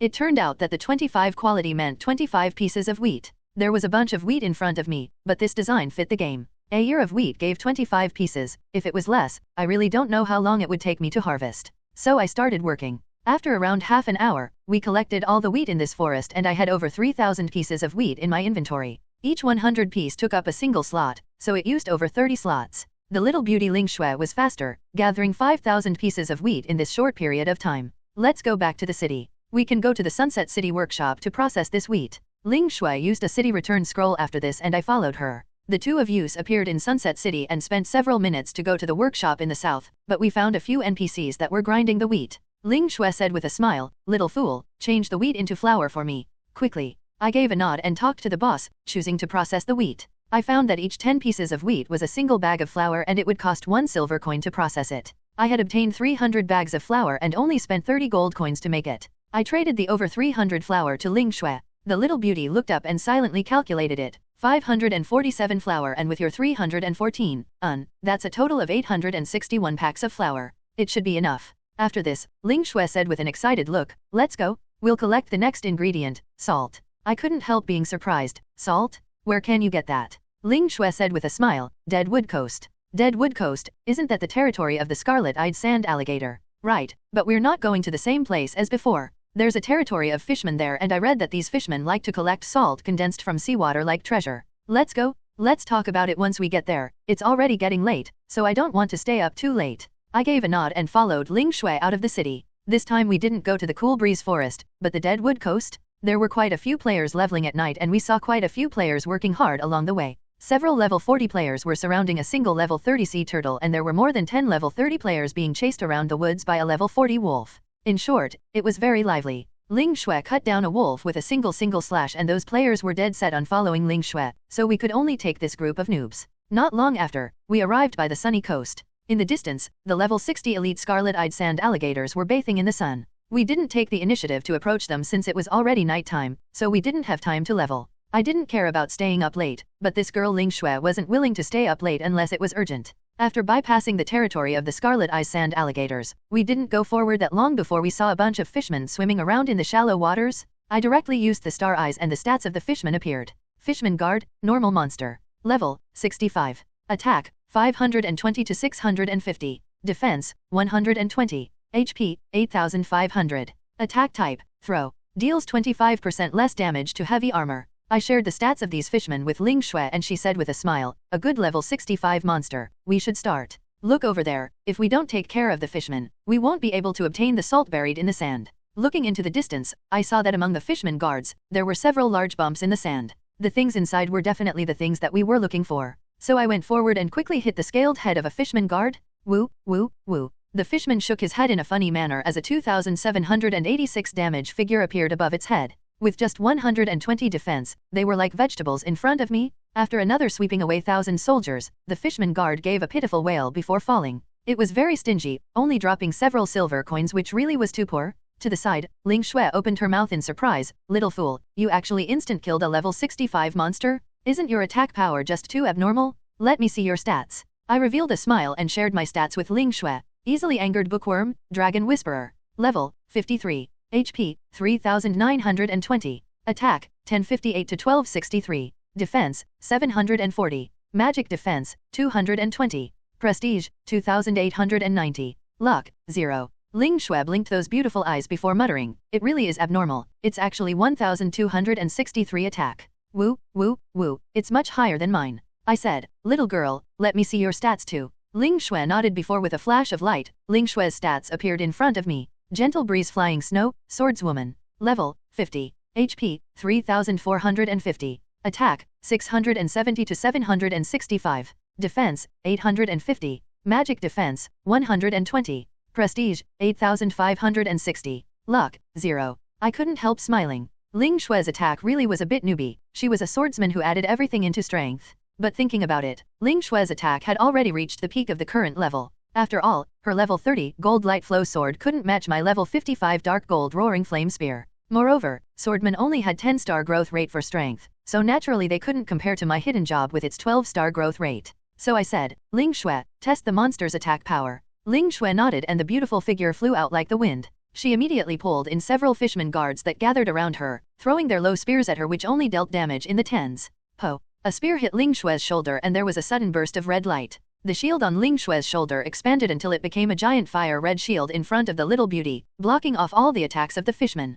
I suddenly couldn't help understanding. Ling Shui had a swordsman shield, it was no wonder her defense was that terrifying. It was even higher than mine. With a flash of the light flow sword, Ling Shui was already attacking. She used the sweeping away 1,000 soldiers to take half the fishman's HP. When she released the water moon slash, there was a large sword glow that suddenly flew out and burst out in 4 different directions with Ling Shui at the center. Shua, Shua. Ling Shui's sword energy fell onto the fishmen and dealt over 2,000 HP to each of them. Not only that, after the sword energy had been shot out, it had tracked the monsters in less than a second before dealing this kind of terrifying damage. Ayo, ayo. After the fishmen had been hit by Ling Shui's sword energy a 3rd time, they were killed. I was stunned seeing this. I thought that my damage was higher than Ling Shui, but now with this terrifying sword energy skill, Ling Shui's damage was actually the king of group battles. In less than 2 minutes, the corpses of several fishmen fell at the feet of the little beauty. Ling Shui even carefully picked up the few silver coins they dropped. It seemed like she really was a diligent and thrifty little girl. I came forward to ask, Ling Shui, that glow just now, was that the unrestrained sword energy? Ling Shui nodded with a smile, this skill is very useful. I just go alone with full potions when I level and I level quite quickly. The unrestrained sword energy is already intermediate level and has a 6% chance of triggering. So when it reaches high level, it should be around 10% and it'll be even more powerful. I couldn't help being surprised, this skill is too broken. Ling Shui revealed a faint smile before pointing at the bump on the side and saying, start working. After that, she used the light flow sword to dig and after a few times, it revealed the sand underneath. Salt, quality 35 edible salt. I quickly started collecting and in just a few minutes, the two of us finished digging up all the surrounding piles of sand. When we gathered it all together, there were 1,405 piles of salt which would be enough for a while. Ling Shui put the salt in her bag and gave a confident smile. Alright, next is the final thing we have to collect tonight, milk. I couldn't help being surprised. Milk, will that be very hard to collect? Ling Shui said, it is a bit difficult. You have to kill a buffalo that isn't low level to get it to drop. It would be good if there were some pre-made milk. I couldn't help saying, then look for Ziyu. Ling Shui immediately filled with killing intent. Idiot, what did you say? I immediately regretted it.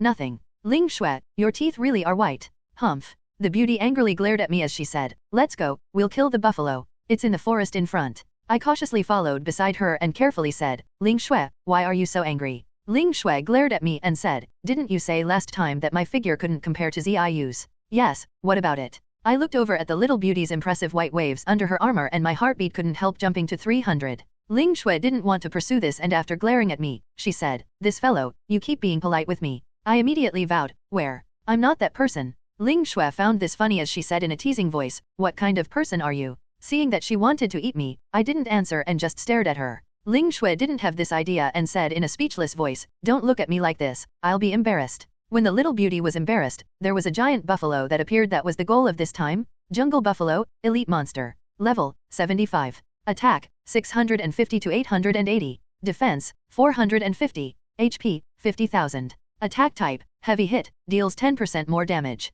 I couldn't help being surprised, such strong stats. Getting the milk really isn't easy. Ling Shui said with a smile, "Don't say that. Let's go together, this monster can already break through my defense." I nodded and charged forward with the roaring flame spear, sending out a shield break slash. 2894. My strongest skill didn't disappoint. With another Ice Wind Thorn, another 2206 damage was dealt. Then with the sweeping away 1,000 soldiers and the whirlwind slash, my 4 skills had dealt 10,000 damage to the buffalo in 10 seconds. Ling Shui was stunned by this. At the same time, the buffalo's horn hit my abdomen and I was sent flying far away, while losing 847 HP. Ling Shui immediately came forward and dealt 2,175 damage to the buffalo with a water moon slash, while also sending out the profound ice sword energy. Pong. The powerful profound ice sword energy fell with a powerful glow. The buffalo let out a wail as it was stunned by the profound ice sword energy, being unable to move at all. I went forward again and used another round of fierce attacks. Just like this, with the two of us working together, it was much safer and we didn't use as many potions.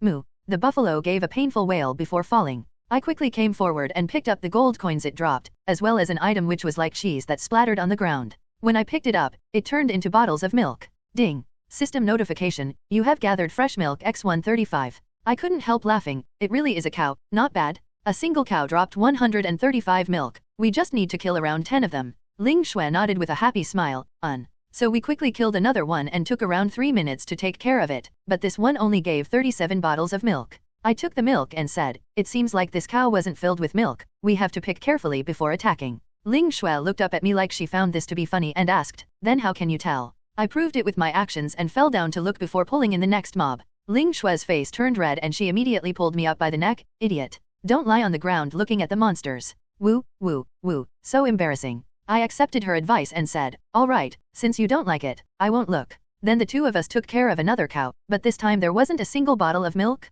I was filled with rage. Damn, I didn't see clearly, but this is a male cow. Ling Shui was shaking with laughter before patting my shoulder. All right. It doesn't matter if it's male or female, let's kill them all. Anyway, the experience from these elite monsters aren't that bad. I nodded before continuing to kill the mobs. Because there was a difference in quality of milk and there were bulls mixed in, there was only an average of around 50 bottles of milk that dropped each time. But it was a good thing that the experience of these elite monsters were tempting, so the two of us happily killed them. Finally around 1, we finally gathered 1,000 bottles of milk. Ling Shui announced, "All right, let's stop here tonight. I'm going to make the bread, do you want to watch?" I nodded with a smile, "All right, I'll go with you. Once you're done making the bread, let's log off together." Ling Shui nodded with a sweet smile, So Ling Shui started making the bread. She didn't need any items and just needed the materials before using magic. Each bread took 100 flour, 100 salt, and 100 milk. After 10 seconds, the first bread appeared and Ling Shui directly threw it to me with a smile, "Eat it, don't be polite. It's freshly baked." After the deal, the bread appeared in front of me. Magic bread, level 1, x 100. When not in combat, it restores 500 HP and 1000 MP over 10 seconds.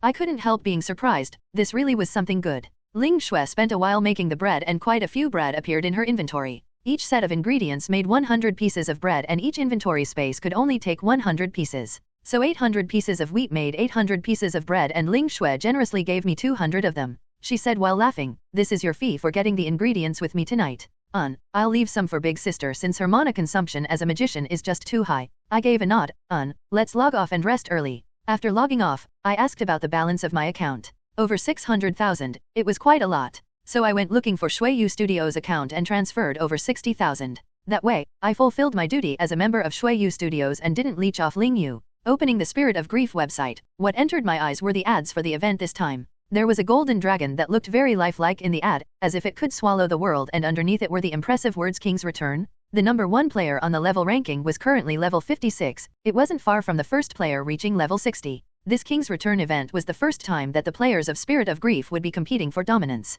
Just Sunset City had so many masters, and there were 8 of these second-grade main cities in the Chinese server alone. Once players reached level 60, the 2 big main cities of the Chinese server would open and players of 4 second-grade main cities would be gathered into one city. There would be fierce battles that would decide the true king of the main city. As for Shuiyu Studios, I wasn't that optimistic about our group PK skills. After all, there weren't many players that this studio could take out. I might be considered one of them, but Ling Yu and Ling Shui could only be considered first-grade experts. They weren't peak experts like Sword Flame Dragon Soul or Sword Flame Ghost Fire. Purple Rhyme was someone from Sword Flame and had good skills, but as a cleric, she couldn't change much. Of the other girls in Shuiyu, Bingcha and Quiet Rainfall could be considered second-grade experts. They could be in the top of Sunset City, but when it came to the main city, they weren't that good. As for Ziyu and Summer, they could be ignored since these 2 girls couldn't even be considered noobs. The King's Return required 5 people to participate, so Shuiyu's team should be Ling Shui, Ling Yu, me, and Qin Yun. The remaining spot would either be filled by Bingcha or Quiet Rainfall. In fact, logically speaking, I should be participating with Sword Flame's team. Dragon Soul, Ghost Fire, and Heavenly Punisher were all top-grade players, and there was a greater chance of winning if I worked with them. It was a pity that I was a sentimental person, so I decided to protect the Shuiyu name with Ling Yu and Ling Shui. If we're eliminated, we might as well be eliminated together. After browsing the website for a bit, I was finally a bit tired. I went out to take a cold shower. I looked at the clock and found that it was 2 in the morning, so Ling Shui and Ling Yu should be asleep. I put on some new clothes after getting back to my room and went out to pour some water. My eyes drifted over to the door of Ling Yu and Ling Shui's room and thought, those 2 girls should be asleep, right? I muttered in my heart, I don't know if they forgot to lock their door while sleeping. If they forgot, it would be very dangerous and I have to remind them. Moreover, I have to tell them about leveling at the Whitebone Wilderness together tomorrow. That's right, I admitted that I wanted to see the 2 beautiful twins sleeping and I had given myself a decent reason for it. So while feeling a bit anxious, I reached my hands out to push the door and it opened. As expected, it wasn't locked. The room was lit and Ling Yu and Ling Shui were sitting on the same bed with the same white pajamas. The 2 opened their beautiful eyes wide and looked right at me. It was like I was hit by lightning as I stuttered, "You aren't sleeping yet." "Yes, we'll sleep in a bit." "Then why didn't you lock your door?" "Big sister and I aren't asleep yet, why would we lock the door?" Ling Shui said. That's right. When you sleep, remember to lock the door? Also, the studio is leveling together tomorrow, I've already found a place to go level at. I started to panic as I fled under the doubtful gazes of the 2 beauties. I returned to my room after knocking over 2 chairs. My heart was filled with regret as I didn't know how Ling Shui and Ling Yu saw me after doing this. Lying on the bed, my heart kept fluctuating. Then in less than a few minutes, my phone rang. It was a message from Ling Shui, "Big sister and I are sleeping now, do you want to come?" I didn't know whether to laugh or cry. "No need, remember to lock the door." Che. Ling Shui's strange che made me flustered, so I held my phone as I fell asleep.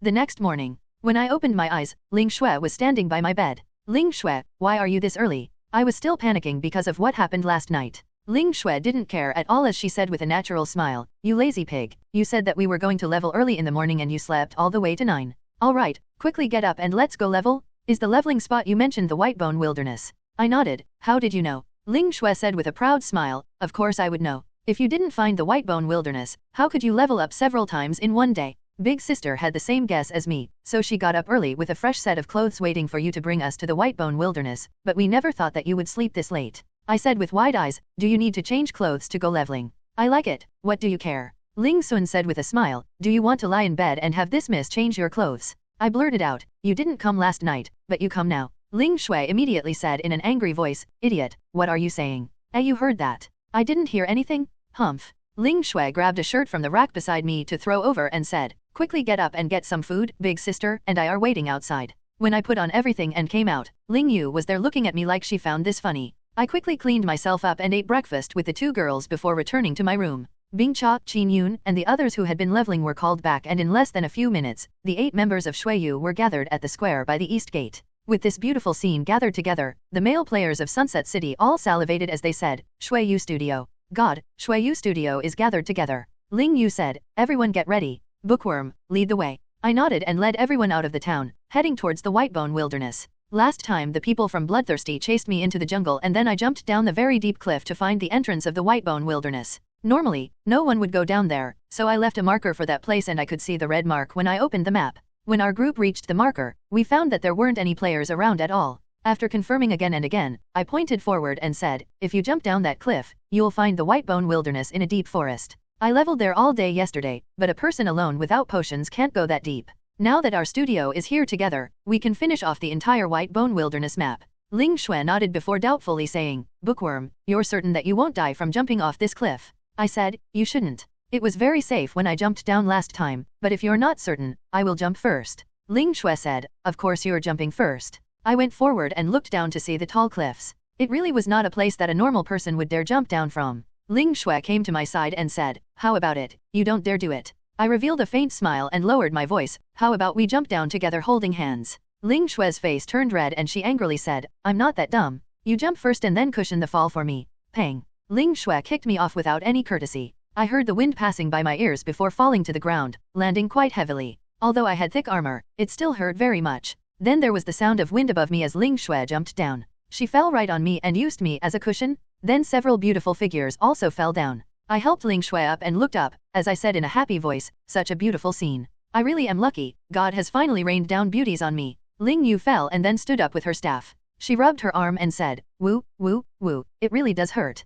A mage's body really isn't that good. I helped Qin Yun up while Bing Che helped quiet rain fall. Summer feel right on her face and then after standing up, she looked at her chest with a worried look and asked me, Bookworm, do you think I'm smaller? I looked at it and said in a sad voice, there's nothing at all. Woo, woo, woo. Summer helped Ziyu out of a tree. Then Ling Yu confirmed that everyone was safe. I explained, to get the pass to enter the Whitebone Wilderness, we have to kill tigers that don't have that high levels, but we should take the quest first. Also, once you open the Whitebone Wilderness, you'll be sent out 6 hours later. Every player only has 3 chances to enter the Whitebone Wilderness in their lives. Ling Yu nodded, alright. Let's get started then. Let's take the quest first. So I brought the girls to the quest NPC and after spending around an hour killing the tigers, we all finished the quest. We went to get the pass together and then entered the Whitebone Wilderness. With a cold breeze, the Whitebone Wilderness looked like a cursed land. Those level 70 elite wilderness wanderers held their bone swords as they wandered around.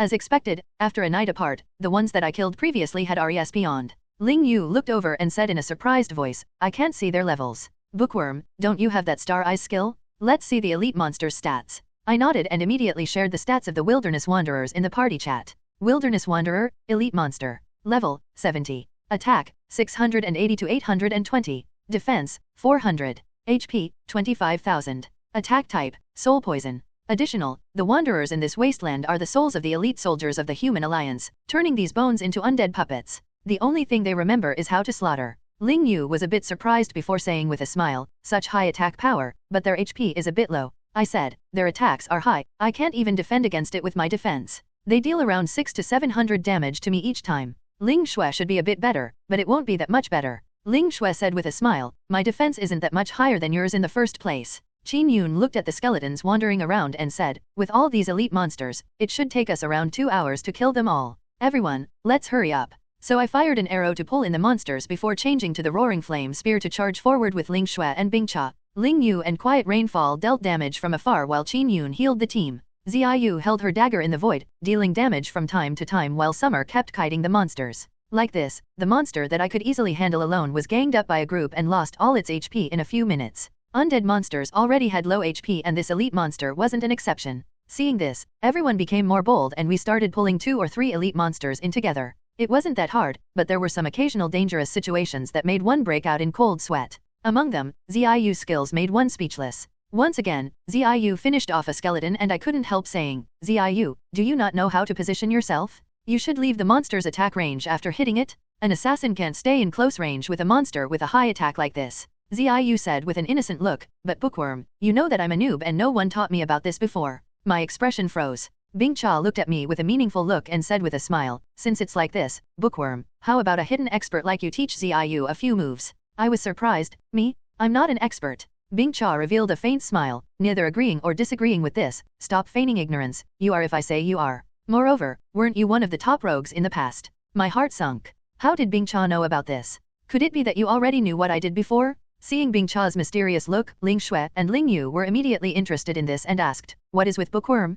Bing Cha, what do you know? I was very worried. Once it was known that I was the #1 rogue in the Chinese server's northern main city in Moon Monochrome's last game 5 years ago, the girls in Shuiyu Studio might think that I cheated them and might even kick me out in their anger. But Bing Cha looked at me with a smile and said, I don't know, I just feel that Bookworm should be an expert. The rogues are like assassins, so Bookworm should be able to teach Ziyu some things. Ling Shui and Ling Yu's beautiful eyes looked at me and I couldn't help feel a chill run down my spine. In the end, Ling Shui pursed her lips and said, hey, stop looking. You really know how to play as a rogue.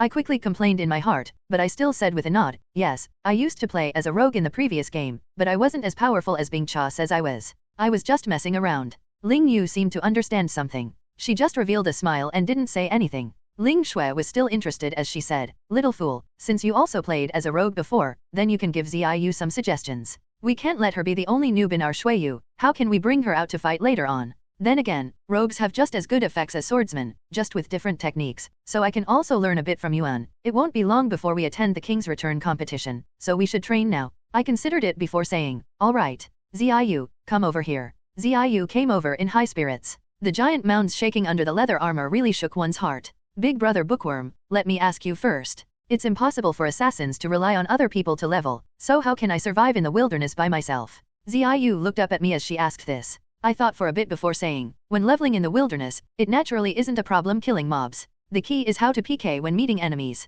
This, I'll tell you about the assassin law. It's a secret technique and can't be passed down to others. Ziyu immediately said with a smile, alright, alright, alright. Summer and Ling Shui also came over and looked at me with those big, beautiful eyes. I felt a bit nervous and gave a gulp before casually saying, Ziyu, remember, there are 6 main laws for assassins when piking. 1. You can't kill anyone other than cloth armors. 2. You can't kill unless they're low HP. 3. You can't kill those that don't have low mana. 4. You can't kill unless you have broken equipment. 5. Don't kill unless they are idiots that don't want to die. And 6. Don't kill those who aren't alone. The sisters Ling Shui and Ling Yu looked at me with wide eyes. These laws, aren't they a bit too crude? I explained, assassins aren't righteous and open jobs. If you fight head-on, there's no meaning in being an assassin. Ziyu quickly wrote down each one of these before asking, is there anything else? I said, there are also the 3 main commandments. First, you can't stay with noobs for too long because others will gang up on you. 2. You have to remember that you can't kill the same player more than 3 times, it will wear you down.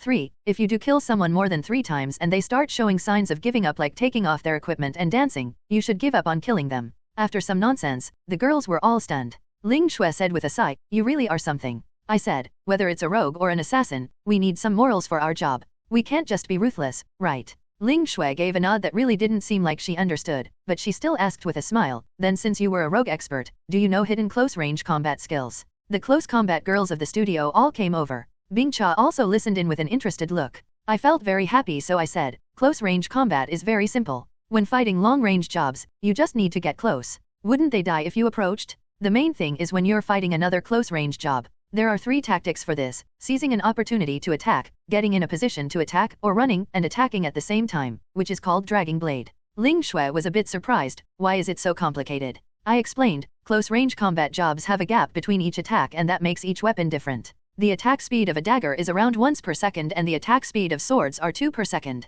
The axes and such are even longer, so you should move away from the target to avoid being hurt. Bing Cha didn't believe this, is it that serious? I revealed a smile, Bing Cha, let's compare notes without weapons and skills. In less than 2 minutes, you will understand. Bing Cha nodded, so we took off our weapons and began comparing notes with our hands. 3 seconds later, Bing Cha's name had turned red and I charged over. Pang. A fist hit Bing Cha's shoulder and dealt around 100 damage. I didn't stay still as I used Bing Cha's hair to move behind her. I turned around with a swift move to go in a curve around Bing Cha and turned again when the cooldown on my fist was done, closing up the perfect curve. Like this, Bing Cha was dizzy from my turn and only attacked once while I attacked twice. The 2 curves turned into an 8, which was the move that I used in the past.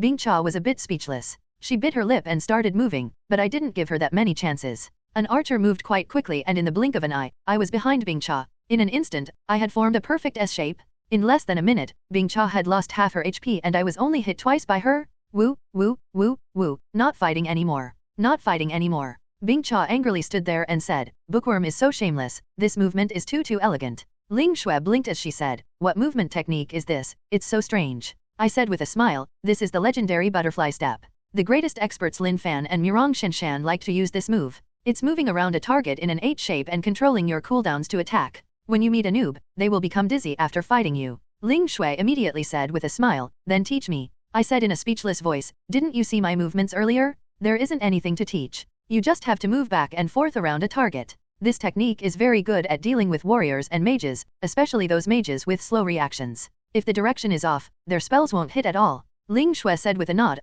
before the King's Return competition, I will learn this butterfly step.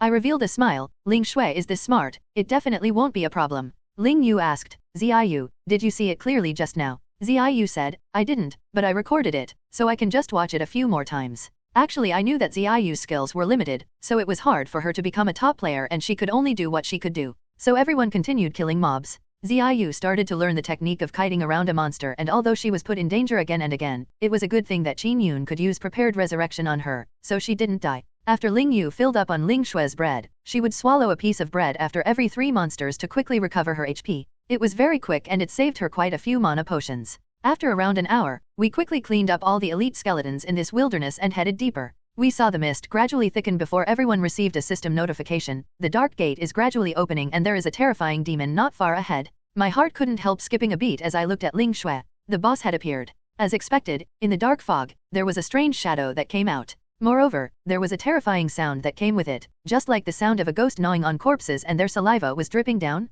Ling Shui was nervous as she leaned towards me. Did you see anything? I said in a deep voice, I see it, it's a gold boss. A half-rotten fish head was attached to the neck. The boss had a beast body and a fish head which were all rotten. It gave off a strong stench and its white eyes were staring at us. There was a red glow that appeared on its claws, clearly showing that its attack power wasn't low. Dark Stroller, Gold Grade Boss. Level, 75. Attack, 850 to 970. Defense, 700. HP, 120,000. Additional skill, Lightning Chain. Description, a demon from hell. It protects the Dark Gate on the Demon King's orders, and will kill all enemies that enter the Dark Gate.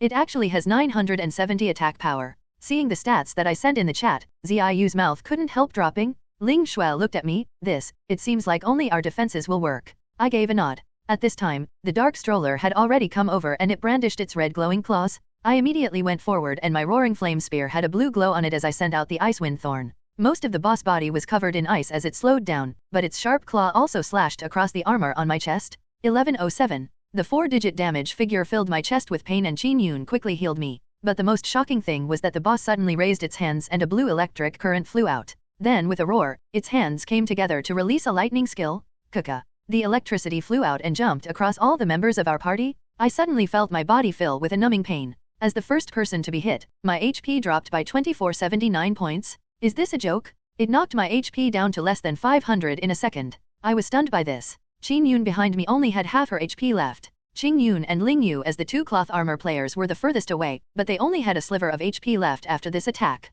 It was clear that the situation with the other girls wouldn't be that good either. I quickly took an HP pot and a white light came from above me as Qin Yun used an AoE healing spell. This pulled me back up to over 1500 HP, bringing me out of danger for now. Ling Shui was shocked. Everyone be careful. This chain lightning is too strong. Bookworm was almost burned to a crisp. I was very speechless. Ling Shui's raised sword fell down and after a profound ice sword energy, the boss was stunned and it stopped moving. I didn't know its chain lightning cooldown, so I quickly came forward with a sweeping away 1,000 soldiers. I hit it 3 times, but it didn't take that much damage. Its 700 defense was close to my 1300 attack power, so I only dealt around 1500 points of damage. It seems like the legends were true. The physical attacks of undead monsters had a 20% defense negation, otherwise this 970 attack power wouldn't be that terrifying. Quiet Rainfall's arrows couldn't penetrate its defenses at all. She could only use the ice arrow to slow it down, which made her consider her own worth. Bing Cha came forward to slash a few times. When she was about to leave its range, she never thought that the boss would recover from its stunned state and send a claw at her. She had less than a third of her HP left after stabilizing herself and her face turned pale in fright as she couldn't help saying, "Good fellow, you guys come, I'll just watch." I could only raise my spear to block the boss. I went around it and pulled its attention behind it before taking 2 steps back. The boss had been slowed down, so it wasn't much faster than me and it charged forward with an angry roar.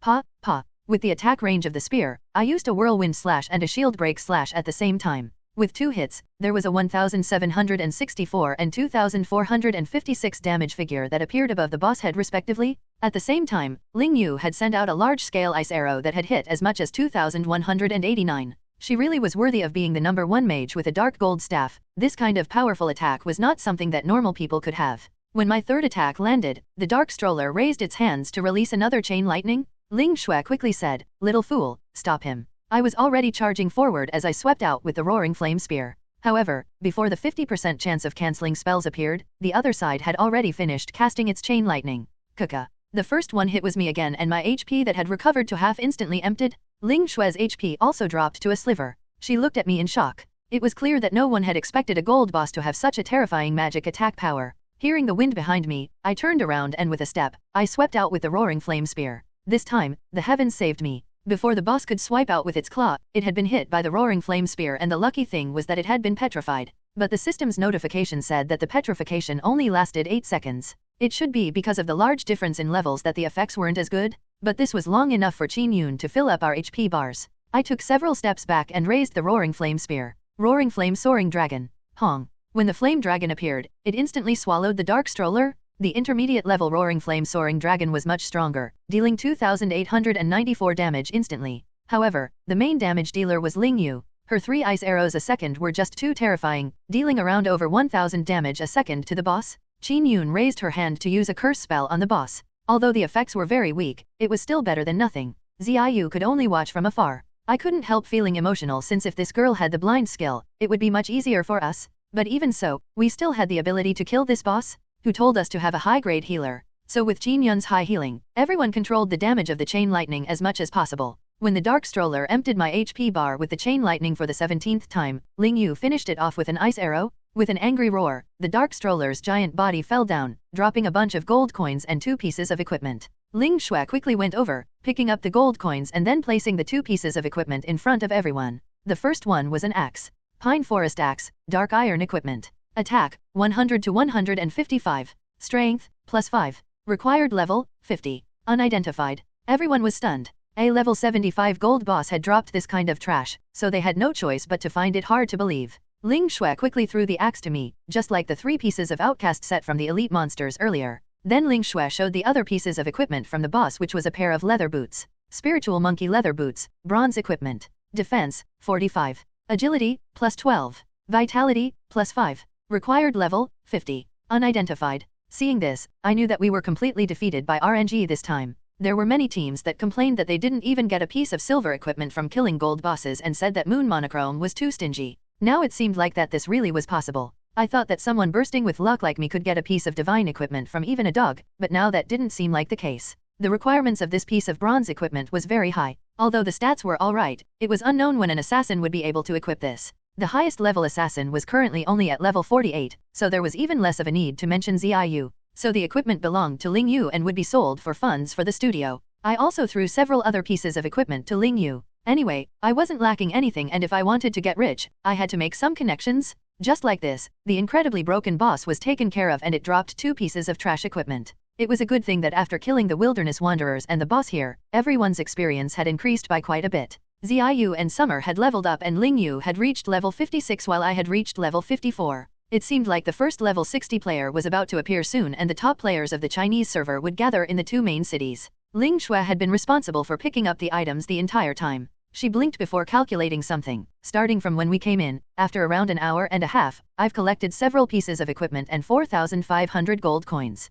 How do we split these gold coins? Ling Shui looked over and I immediately looked away, not wanting to manage this. Ling Yu said, how about we split it evenly, 400 for everyone. Ziyu and Summer felt a bit awkward because of this and quickly said, we don't need everything. We already feel embarrassed leeching experience from everyone, so how could we take the gold coins? Ling Yu revealed a smile, alright, then I'll take it and treat it as income for the studio. Then Ling Yu looked forward and said, the place behind the boss, it seems like there's still a small map that we haven't explored yet. There really was a small passage and it was unknown what was behind it. So I wielded the roaring flame spear and led the way as I said, I'll go in first, you just wait outside for me. The girls nodded. Bookworm, be careful. When I walked into the passage, I found that there was a hidden map border here that actually connected to another map. Shua. With a flash of white light, I appeared in an ancient palace that was completely dark. There were black walls in front that seemed like they had ink on them, as if there was something rotten on it. It made people's heart couldn't help tremble when they looked at it. Opening the minimap, I saw that the map's name was Death Hall. Not far away, there were a row of soldiers covered in armor walking back and forth with long halberds in their hands. I couldn't help thinking, I never thought that there would be NPCs here. But I quickly noticed that these soldiers weren't NPCs. Their names were red, and when I looked clearly, I saw that their faces had already turned dark, looking very terrifying. Dark Ghost Soldiers, Enhanced Monsters. Level, 80. Attack, 850 to 950. Defense, 350. HP, 20,000. Attack type, Armor Shattering. Can ignore 35% of armor. Additional, these human soldiers were enslaved by the demons and have become the soldiers that protect the demon palace's treasure. They hold a grudge against all living beings and wield their weapons to destroy the existence of all life. I was a bit surprised. This hall was actually called the Demon Palace and there was a treasure? Could it be that I had obtained a chance to earn a large fortune through the star eyes? I couldn't help being excited as I looked at the map. There were many paths and a very spacious hall, so if there were treasures, they would be there. So I immediately sent a message in the party chat, "Girls, come quickly. It's a chance to get rich." The girls from Shui Yu Studio came out of the passage and asked with excited looks, "Get rich? Could it be that there's a good treasure here?" I sent stats of the dark ghost soldiers to them and Ling Shui's beautiful eyes revealed a strange look. She said with a smile, "Since it's like this, let's get started then." Ling Yu sent out an ice arrow that caused one of the dark ghost soldiers to look over with their red glowing eyes. They quickly came over, not giving me and Ling Shui a chance to block them. Kaka. The long spear hit Ling Yu's mage robe and Ling Yu's protective shield had scattered as she lost half her HP. At the same time, there was a layer of frost that appeared over the dark ghost soldier which was Ling Yu's ice armor skill's reflection effect. It seemed like it was a skill that could save her life at the last second. Ling Shui called out before quickly retreating. It was a good thing that the dark ghost soldier's move speed had decreased, so Ling Shui could hold it off with her sword. On the other side, there were 3 more dark ghost soldiers from a team that came over. I couldn't help complaining. These monsters really were hard to deal with. 4 were pulled in at once. It seemed like it would be a bit hard to fight them, so I let Ling Shui take care of that one as I quickly came forward, sweeping out with the roaring flame spear, releasing a whirlwind slash, hitting the chests of the 3 dark ghost soldiers. There were 3 ringing sounds as I attracted the aggro of all 3 dark ghost soldiers at once. Woo, woo, woo, woo. The dark ghost soldiers roared out as they attacked with their spears. I immediately felt pain all over my body as I was hit with 3 attacks. Each attack did around 700 damage and I had lost close to half my HP. Qin Yun called out in surprise as she quickly threw out a heal to restore around 1000 HP. Then she started using the intermediate heal as I swept out with my spear, letting out a sweeping away 1000 soldiers and a shield break slash. 1208, 1347, 3285. It had to be said, the power of the shield break slash really was too abnormal, but the second attack of the dark ghost soldiers came and I fell down to half HP again. It seemed like Qin Yun's healing wasn't able to keep up. Bing Cha saw this and immediately came forward to pull one of the dark ghost soldiers over with a sweeping away 1000 soldiers. That dark ghost soldier roared out as it stabbed with its spear, hitting Bing Cha's chest. Bing Cha lost half her HP and her face turned pale as she quickly stepped back. I was very speechless. When I was complaining, the surrounding area turned cold as snowflakes filled the air. Countless pieces of ice appeared around me as Ling Yu released her 1000 miles ice seal. Pa, pa, pa. 3 consecutive damage figures of over 2000 appeared above the heads of the dark ghost soldiers. Their attack speed and move speed immediately decreased by a large amount, so I immediately left their attack range and took a step back before wielding my roaring flame spear to release a roaring flame soaring dragon. The unique dragon whisperer spell appeared and the flame dragon swallowed the dark ghost soldiers in the front. With the attack of the 1000 miles ice seal, with the attacks of flame and ice, the dark ghost soldier gave a pitiful wail as it fell and dropped several dozen gold coins. After it became 2 dark ghost soldiers, Qin Yun's healing was able to easily keep up. Quiet Rainfall's shield-breaking arrows were able to do around 350 damage and the noob Wolf Summer called out was even able to do some damage. Ziyu snuck up behind one of the dark ghost soldiers and she was able to deal some damage before quickly escaping. It seemed like she had learned something. It could be said that Ling Yu's 1000 miles ice seal had changed the situation, as we spent the rest of the time taking care of the dark ghost soldiers. Ling Shui didn't find it that hard to face one dark ghost soldier alone and Qin Yun was a skilled healer, so she still healed for Ling Shui when she didn't heal me. Every time Ling Shui's HP fell down to half, the light of Qin Yun's heal would fall over her head. 5 minutes later, the small team of dark ghost soldiers were taken care of. The experience and gold coins was decent, but there wasn't any equipment. There was only one path in the death hall and it was a long path, but there were always groups of the annoying dark ghost soldiers along the way. It was a good thing that we had experience and Ling Yu was good with her ice spells. After using the 1000 miles ice seal to slow them down, Quiet Rainfall and I attacked them with our arrows, bringing one of them down to a sliver of health. As the other 3 approached, I would change to the roaring flame spear to act as a meat shield. Ling Yu couldn't help saying with a smile, "Bookworm really is too easy to use." I was confused as I asked, "What easy to use?" Summer said with a smile, "What other use is there? Silly bookworm." I looked at Ling Yu and Ling Yu looked back at me, not allowed to ask, "Keep killing mobs." So I continued leading the way. Qin Yun looked at me with a smile, but she didn't say anything. It was a completely mechanical process of killing mobs to level. Our group had many players with different jobs, but each player could be considered an outstanding player among players with the same job. Ling Yu was already a powerful ice mage, Ling Shui could attack and retreat as a high-grade swordsman, and Qin Yun was an unparalleled cleric in Sunset City. So these dark ghost soldiers that should have had a powerful defense that was hard to deal with, they were easily taken care of with our attack power. If a group of level 50 players with bronze equipment came here, perhaps only the swordsman would be able to deal around 500 damage to the dark ghost soldiers and the mages would do around the same damage. It would take a long time for them to kill these dark ghost soldiers and it would cost them many potions. It wasn't like our studio where a casual ice arrow was 2000 and my roaring flame soaring dragon was around 3000 damage. The long road was winding and the number of dark ghost soldiers along the way surpassed our expectations. We only got halfway when it was around 2 in the afternoon, so Ling Shui said, "Should we log off and eat before coming back?" I shook my head. "No, we'll get sent right out of the Whitebone Wilderness if we log off now, so we can't do that. Endure a bit, at worst we'll have lunch and dinner at the same time." Ling Shui nodded with a smile. So when it was 5 in the afternoon, we finally reached the end of the path. It wouldn't take long before we reached the final hall. The hall had 12 pillars for support and there was some dark moss on them. There were also faint engravings which seemed like they were made by ancient humans. In the center of this hall, there was a pure black throne. On the throne was a realistic-looking dragon, and the more surprising thing was that there was a withered person sitting there with a jet black blade and a set of armor. Ling Shui was surprised as she asked in a low voice, "Little fool, do you think the person in the throne is alive or dead?" I said in a low voice, "Dead, but they can still move." There was a red glow in that person's eye sockets. Slowly his name appeared, which was the Dark Ghost General. The sword in his hand suddenly started moving. Ling Yu quickly said, "It's still moving, it's most likely the boss. Everyone, stand a bit further away." We were very aware of this and backed off. At the same time, the boss already stood up as the dark cloak fluttered behind him and he raised his blade. There was a voice that suddenly came from his body. "Ignorant and lowly humans, you dare to have ideas of the treasures of this place? There is only one path for you and that is death." The Dark Ghost General wielded his blade and sent out a sharp glow that left a deep hole in the ground. Ling Shui and I looked at each other. Was this boss giving a demonstration? I quickly looked at him with the star eyes and the boss stats appeared. Dark Ghost General, Dark Gold Boss. Level, 85. Attack, 1000 to 1250. Defense, 600. HP, 250,000. Attack type, heavy attacks, deals 10% more damage to light armor. Skills, Shocking Sword. Deals 200% damage to an enemy and shocks their heart, making them unable to move for a short period of time. Additional, used to be a human commander, but now has become a demon general. He guards the most precious treasure of the Death Hall and doesn't allow any living beings to enter. It's actually a level 85 Dark Gold boss. I couldn't help taking a cold breath as the girls who couldn't see his stats revealed a look of despair. Not long ago, Fated and Bloodthirsty sent out close to 1,000 people to take care of a level 85 Dark Gold boss, and now that there were only 8 of us, would we have a chance to kill it? Ling Yu muttered, "I wonder if there is even time to return to the city." Bing Cha said, "I'll block it, you all return to the city first." Quiet Rainfall said, "Rewards come with risk, how about we fight it?" Ling Shui asked me, "Little fool, what do you think? Do we fight or should we escape?"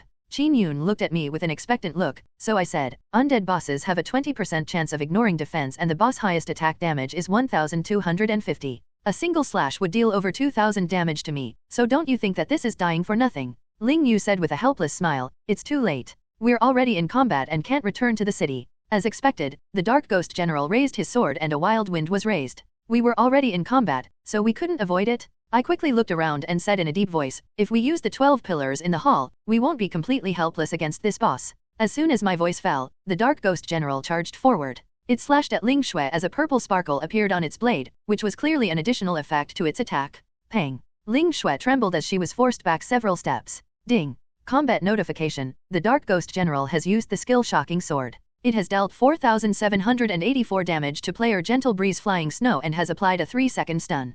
Player Gentle Breeze Flying Snow has died. It was a good thing that Ling Shui had a prepared resurrection, but the worst thing was that Ling Shui had been stunned and she could only stand there without moving. The Dark Ghost General raised his sword again as he prepared to end Ling Shui. I complained deep down as I quickly came forward. I took Ling Shui's waist with one hand as my left leg kicked off. At the same time, I also used my final arm to raise the Roaring Flame Spear to block the Dark Ghost General's attack. Pang! My body trembled, and while my defense was successful, I had still lost over 1000 HP. If I had been hit directly, I would have lost over 2000 HP. As for Ling Shui being instantly killed, that was the 200% damage of the Shocking Sword.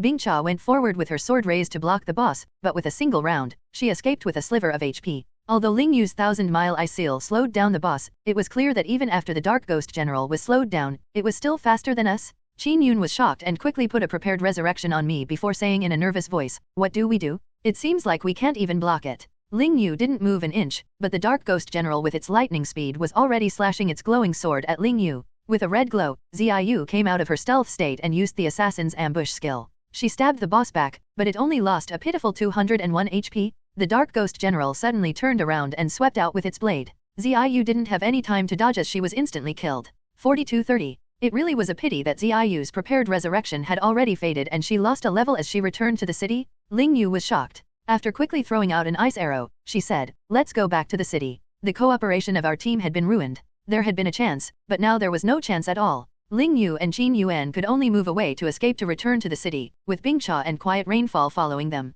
Summer was caught off guard and was sent back to the city by the boss. After taking care of Summer with a slash, the dim glowing eyes of the Dark Ghost General turned to me and Ling Shui. Ling Shui grabbed my arm and anxiously asked, "Little fool, what do we do?" Quickly return to the city. I shook my head. No, I want to try, that way I won't be unwilling when I return. Ling Shui, you move away. If it really doesn't work, you can pick up my dropped items. Ling Shui nodded and quickly ran to the corner of the hall. I took out the star-chasing bow and sent out an armor-piercing arrow to take the boss aggro. Roar. The blade released a purple glow as the shocking sword skills was used again. It took a deep breath and calculated the opportunity. I suddenly went behind a pillar and evaded this attack from the boss. The more surprising thing was that the boss followed the original pathing, moving around 5 yards before suddenly stopping for a second. Ling Shui's eyes opened wide as she said in a shocked voice, "Little fool, how did you do it?" I revealed a faint smile, but I didn't answer. Actually, I had already noted this a short while ago. The Dark Ghost General would always suddenly accelerate during the final distance of its attack, just like a small charge. It was because of this that the Shuiyu girls failed whenever they tried to escape.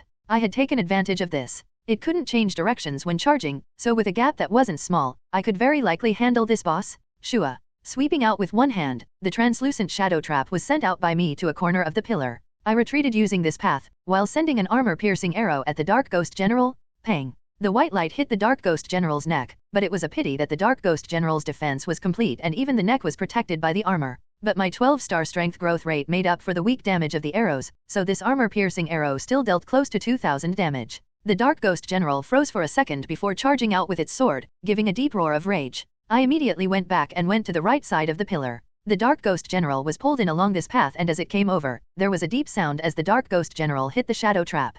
Countless shadows trapped the Dark Ghost General's feet and greatly reduced its move speed. Moreover, the shadow trap continuously dealt damage to the Dark Ghost General, but the damage was very small. I looked over at the 12 pillars in the hall that I could depend on. Once the effect of the shadow trap disappeared, the Dark Ghost General turned into a shadow as it dashed out, bringing a powerful might with this lightning-fast speed. I was surprised before quickly shifting to the right. Shiu. The shocking sword passed right by my nose. At the same time, the Dark Ghost General suddenly charged past by a few steps as it fell into a half-a-second stunned state. At this time, my quick change skill demonstrated itself. Shua. The roaring flame spear appeared in my hand and with a single sweep, the Icewind Thorn and the Shield Break Slash were released. 1282. 1849. There was a layer of frost that appeared around the Dark Ghost General. The Icewind Thorn's freeze effect appeared and while it would only last 8 seconds, that was already enough. After suffering such a large hit, the Dark Ghost General fell into a rage. It immediately turned forward to slash out, but it was a pity that I had already dodged out of the way. I've already used both skills in that half a second. Would I be foolish enough to stay there and get beaten? It was a good thing that the Dark Ghost General was slowed by the Icewind Thorn, otherwise I definitely would have been chased down. But even like this, the Dark Ghost General's move speed was greater than mine and it caught up waving its sword while roaring in rage. My heart sped up at that moment. It had been a long time since I had been on the edge of life and death, but the stronger this feeling was, the more calm I was. My heart was as calm as water without a single ripple. The instincts of the world's top player from 5 years ago were finally awakening and my reaction speed and judgment became very accurate. I was in a very strange state as if there were only 3 things left in this world, the Dark Ghost General, me, and the pillar. Ling Shui was stunned as she watched in the distance. She muttered, "God, what kind of skills is little fool using?" In the team chat, Ling Yu said in a surprised voice, "Xiao Shui, bookworm? Why haven't you returned yet?" Ling Shui said, "Big sister, bookworm, what happened? Bookworm is soloing the Ghost General." "What?" Ling Yu said in a voice of disbelief, "Can he really do it? Bookworm, is he not joking? That shocking sword is enough to kill him instantly." Ling Shui seriously said, "It's true, I can only believe it because I'm looking at it. Killing a boss isn't just as simple as equipment, tactics, positioning, and skills can actually control this Dark Ghost General boss." Bing Cha revealed a knowing smile, "I knew that Bookworm wouldn't be simple. Ling Shui, you might as well stay there and learn from him." Ling Shui gave a nod before looking at me and shouting, "Hey, Bookworm, you can do it." It was fine if Ling Shui didn't say anything, but when her sweet voice rang out, waves filled my heart and the mind as calm as water was about to collapse. "Pa." I reacted slow and the Dark Ghost General's blade slashed my shoulder. My body filled with pain and when I looked at my HP, I found that I lost 2,489 HP. It was a good thing that it wasn't a shocking sword, or I would have definitely been instantly killed. I turned around to send out an ice arrow to slow down the Dark Ghost General before throwing a shadow trap by the pillar, which was in the path that the Dark Ghost General would take. After a low sound, the Dark Ghost General was slowed by the shadow trap again. I quickly swallowed some potions, but at a time like this, potions already no longer had a use. Not to mention the long CDs, it also healed quite a small amount. This just showed how important clerics were. suddenly going around a pillar, and as soon as I heard the wind, I raised the roaring flame spear out of reflex, sending out a whirlwind slash and a sweeping away 1,000 soldiers at the Dark Ghost General's back. Then I immediately left and smoothly avoided the attack, not hesitating at all. Once I was in a safe spot, I said in the team chat, I need to concentrate, so I'm leaving the party. After saying this, I left the party. Ling Shui in the distance stuck out her tongue before saying in a low voice, "Bookworm, you can do it." I couldn't help laughing. Ling Shui was finally willing to call me bookworm. That was a kind of approval of me. Next it was the dance of blades again, but the good thing this time was that I was focused and my actions became even smoother. Even until the end, the Dark Ghost General couldn't even touch my side. I used the Ice Arrow, the Ice Wind Thorn, and the Shadow Trap to slow the Dark Ghost General down below 75% move speed. I wasn't idle during this time as I kept changing between the Roaring Flame Spear and the Star-Chasing Bow. Dazzling skills kept being released one by one in this ancient palace, with two figures chasing one another, but never making contact for more than a second. Ling Shui watched me on the side with a smile and no longer disrupted me. Ling Yu and the others logged off for dinner, so there was only Ling Shui and me left. Ling Shui said that she would log off for dinner after I beat the boss, so I didn't need to worry. In the guild channel, a group of people were discussing Flying Fire being called home for dinner by his mother. After several days of being together, the Shuiyu guild players had gotten to know each other. Because of different managers, they had been split into 4 different factions. The faction that Ling Yu and Bing Cha organized had around 2,000 people, which were mainly the high-level players recruited in Sunset City. They could all be considered elites. The second group were the Blue Star employees under Wang Junji, as well as some people that Wang Junji had won over, which was around 1,000 people. The third faction were the group that Ling Shui recruited. Some were her classmates, some were experts. Other than this, Ling Shui also had Flying Fire Link City under her who had around 2,000 people. The rest were the Sword Flame group that I led, and there was no doubt that Sword Flame was the strongest group in Shuiyu. Although it had been split into 4 factions, other than Wang Junji's faction, the other 3 factions got along with each other. After all, Ling Shui and Ling Yu were always with me in game, so the factions that they managed found it even hard to see their boss. Shua. The Dark Ghost General's blade passed by my nose and I felt a chill. I used the boss stun after its charge to escape and then turned to use the Roaring Flame Spear. I hit once before leaving and then threw down a shadow trap before running even further away. Time passed by and 3 hours had gone by in an instant. It was already around 9 in the evening. Ling Shui had watched the fight for a bit and finally couldn't take it anymore. She was sitting on the stairs by the throne as she opened the system interface to take some pictures. But it was at this time that the Dark Ghost General exploded. The throne seemed to be something important, so when Ling Shui approached, the Dark Ghost General stopped fighting me and wielded its blade as it charged at Ling Shui. I was shocked as I shouted, "Ling Shui, be careful." Ling Shui had been holding the ancient and magnificent throne's armrest when she suddenly turned around. Those beautiful eyes revealed a shocked look, but it was a good thing that she reacted quickly and dodged backwards. Pang. Raising the dust, the Dark Ghost General's shocking sword didn't fall onto Ling Shui, but rather cut the throne in half. There was a green-colored thing that fell from the throne and it didn't seem to be a gemstone. My heart skipped a beat. Could it be that this was the legendary pet egg? Something that was guarded by a nearly invincible boss like the Dark Ghost General. The pet from this pet egg should be at least a dark gold grade existence, right? Pa. With an ice blue glow, my Ice Wind Thorn hit the Dark Ghost General on the back. However, I was surprised to find that the Dark Ghost General completely ignored me and all of its aggro had been put on Ling Shui as it charged over. The reason should be that green orb that had fallen from the throne. Ling Shui's snow-white face revealed a look of panis, but she had revealed a happy look after seeing that green bead. That loving and fearful look, wanting to retreat with the bead, but afraid of the Dark Ghost General's attack. She was unwilling to not take the orb. Seeing Ling Shui's cute appearance, I almost broke out in laughter. I quickly reversed the Roaring Flame Spear and used a sweeping away 1,000 soldiers and a shield break slash. Hua. The pale white light hit the Dark Ghost General and suddenly, the Dark Ghost General was frozen. At the most critical moment, the petrifying necklace's 10% chance of petrification appeared. But since there was too much of a difference in level and because of the boss grade, the petrification only lasted 3 seconds. But the precious 3 seconds was enough. Ling Shui quickly turned around and held the orb in one hand as she quickly ran towards the 12 pillars of the hall. I couldn't help secretly laughing. This smart girl Ling Shui really made a smart choice. She knew that we could only depend on these obstacles, but only choosing to run towards them was a dead path. If it was Ziyu, she would have run right into the center of the hall and would have been sent back to the city with a single slash from the Dark Ghost General. Ling Shui, over here. I called out and Ling Shui immediately came over with a smile on her face. After that beautiful figure went behind me, the Dark Ghost General charged out again. Pa. I first sent out an ice arrow that reduced the Ghost General's move speed by half. However, even with its move speed reduced, it still instantly went past me. I was shocked as I raised the Roaring Flame Spear to land an Ice Wind Thorn on the Dark Ghost General's back. Ling Shui looked back, but she found that the Dark Ghost General was still chasing her. It seemed like it was definitely the green orb in her hand that was attracting it. But it wasn't realistic to make Ling Shui give this up. Even a smart girl would be confused at this time, and Ling Shui had already found this precious thing, so she was already confused. With a firm look on Ling Shui's face, she bit her lip, and unexpectedly, when the blade came at her, Ling Shui's body created an afterimage as she took half a step back. Hua! The ghost general hit thin air and its giant body charged several steps forward. I was shocked by this. Ling Shui's perfect dodge, wasn't this the skill that I was using the entire time? This meant that in such a short time, Ling Shui had already grasped the timing and pathing of the Dark Ghost General's attack. If this was true, it could only be said that Ling Shui's observation and comprehension skills had already reached a shocking level. I quickly chased as the Dark Ghost General was in chaos. The Dark Ghost General was completely focused on the bead that Ling Shui had, so it completely ignored me, which made me secretly happy. This Dark Ghost General only had a sliver of HP left after fighting me for 3 hours, so it wouldn't take long before it was finished. Ling Shui dodged another fierce and powerful attack from the boss, but there was a proud look on her face as she quickly pulled me into her party. I didn't know whether to laugh or cry. She still wanted some experience from me. This really was calculative? After accepting it, I entered the team that classmate Ling Shui made. After the boss fell, the experience would be evenly divided with her. Sending an armor-piercing arrow into the boss chest, the boss was very decisive with his charge as Ling Shui accidentally missed a dodge, taking one of his hits. Shua! With a single slash, Ling Shui's HP almost emptied.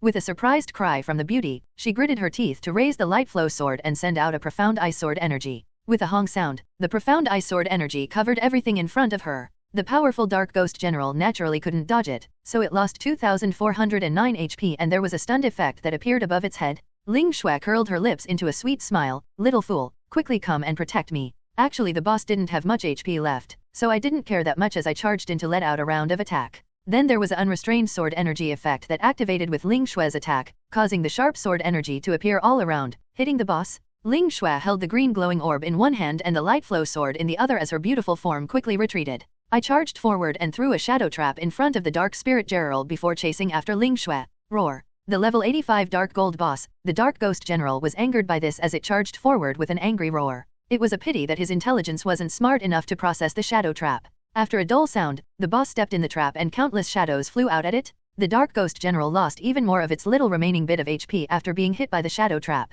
It started glowing, which was clearly a sign that it was about to die. Ling Shui couldn't help smiling. It's finally taken care of. It was a pity that the Dark Ghost General angrily roared into the sky as it raised its sword to point up. The area started to shake as energy came from all around him before causing the entire hall to shake. Ding! System notification, the Dark Ghost General is using the skill Revenge Destruction. Hong! The 12 giant pillars collapsed as cracks appeared in the ceiling, preparing to fall like this. At the moment of life and death, Ling Shui saw stunned as she looked at me without being able to say a thing. My heart was also tense. If the roof fell, we would be crushed. This Dark Ghost General really was petty. It could actually use such a shameless skill. What Revenge Destruction? This was just clearly destroying the map. I quickly charged forward with Ling Shui in my embrace. The little beauty revealed a blush as she said, "Fool, we're about to die and you're still taking advantage of me." I didn't know whether to laugh or cry. Little ant, calm down. Also, what do you need that orb in your hand for? It's because of it that we're about to die. Ling Shui looked at me and blinked her beautiful eyes before saying in an aggrieved voice, "Do you know?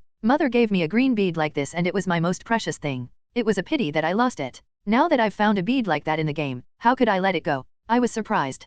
Could it be that Ling Shui's mother was already dead? So I didn't blame her and said with a smile, "If Ling Shui wants something, then you can have it. But the roof is about to collapse, so don't move around in my arms." Woo, woo, woo. Ling Shui struggled with a blush before settling in my arms like a little kitten. That green orb still released the same faint sparkle. The surrounding area suddenly shook as the 12 pillars collapsed and the roof fell. I quickly raised the roaring flame spear and pointed the tip up, while putting my feet on the shaft, hoping that these bronze dark boots could block this disaster for me. Hong! Everything turned dark as the area shook, just like the end of the world. I could feel the roaring flame spear in my hand shaking, clearly making contact with the rocks from the roof. With a heavy sound, the roaring flame spear successfully cut the rock, but there was also a painful feeling that came from my feet. Ding! System notification, you have received a strong blow and lost 3,784 HP. Sue. I took a cold breath. It was a good thing that I hadn't immediately died. There were giant spears around me as with the protection of the roaring flame spear, Ling Shui and I weren't that hurt. The area suddenly turned bright as the map returned to the Whitebone Wilderness, but the Death Hall from earlier had already been destroyed.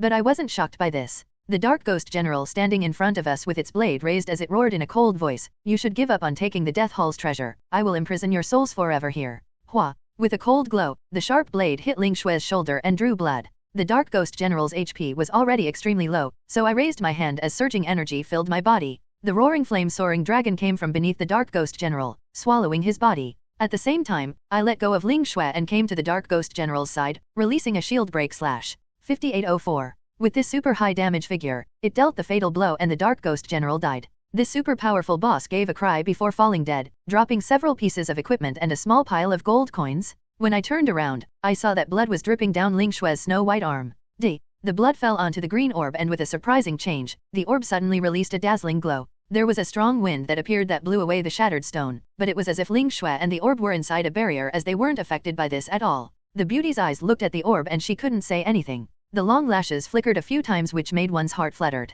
Then Ling Shui's blood slowly entered the green orb as the green orb's hard shell cracked. With a strong glow, there was a small thing that flew out. Ding! System notification, player Gentle Breeze Flying Snow has signed a master and servant contract with the Wind Spirit Beast. The Wind Spirit Beast is now in a young state.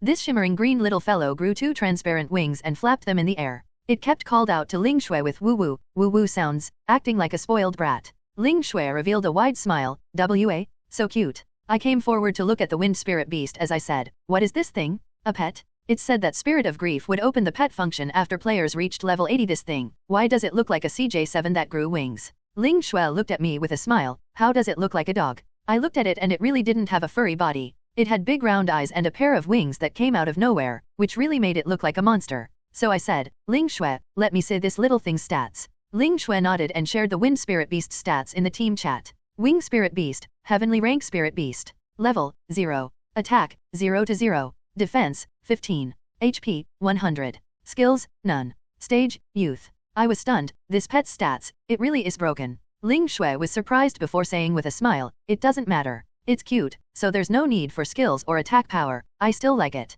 I had a thought as I immediately thought about getting some benefits, that Ling Shui, I helped you get this fellow, so shouldn't there be some benefits? Ling Shui narrowed her beautiful eyes before saying with a smile of ridicule, "Good fellow? Tell me, what benefits do you want from me?" I suddenly became nervous. This was something rare, but she might get angry if I went too far. But if I didn't go too far, it felt like I suffered a large loss. Even now, my feet were still aching. I thought for a bit before saying, "Then, let's get a meal later, your treat." Ling Shui was surprised before she couldn't help revealing a smile. "Just this? Really?" I looked at the Wind Spirit Beast and said, "Don't stand there in a daze, how about you give this little thing a name?" "Alright." Ling Shui tapped the Wind Spirit Beast's nose. The little beast felt something itchy and shook its head before sticking to the back of Ling Shui's hand. "Damn, too cheap?" I couldn't help scolding, "There's no need to think, just call it Flying Dog." "Ah, that's so ugly." Ling Shui said, "Then again, it's not a dog." I said in a cold voice, "Then call it Prosperity." "Woo, woo, woo." Ling Shui shook her head, "Still ugly." I looked up and found that the Wind Spirit Beast had shrunk to become a small green glowing ball.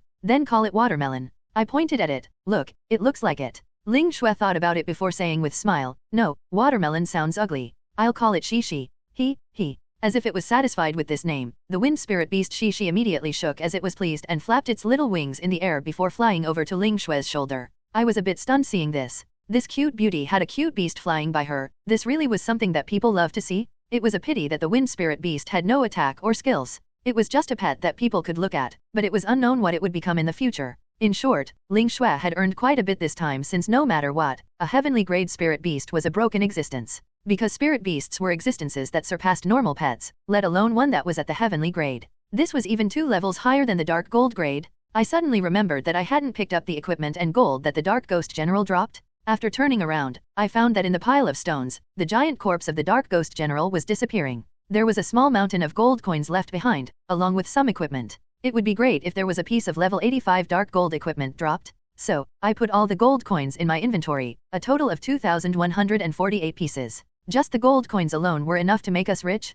Moreover, the Dark Ghost General's HP had leveled both me and Ling Shui. I was now level 55 and Ling Shui was level 52. When I opened the level rankings, I found that there were some changes. 1 Gentle Breeze Embracing the Moon. Level 56. Magician. 2 Easily Angered Bookworm. Level 55. Dragon Whisperer. 3 Sword Flame Ghost Fire. Level 55. Dark Magician. 4 Delicate Rice Fragrance. Level 53. Soul Magician. 5 Hell Flames. Level 53. Gale Warrior. 6 Battle Soul Defying Heaven. Level 53. Berserker. 7 Battle Soul Drifting Wind. Level 52. Magician. 8 Gentle Breeze Flying Snow. Level 52. Swordsman. 9 Lone Grave. Level 51. Berserker. 10 Sword Flame Dragon Soul. Level 50. Swordsman. Sunset City was where the experts gathered.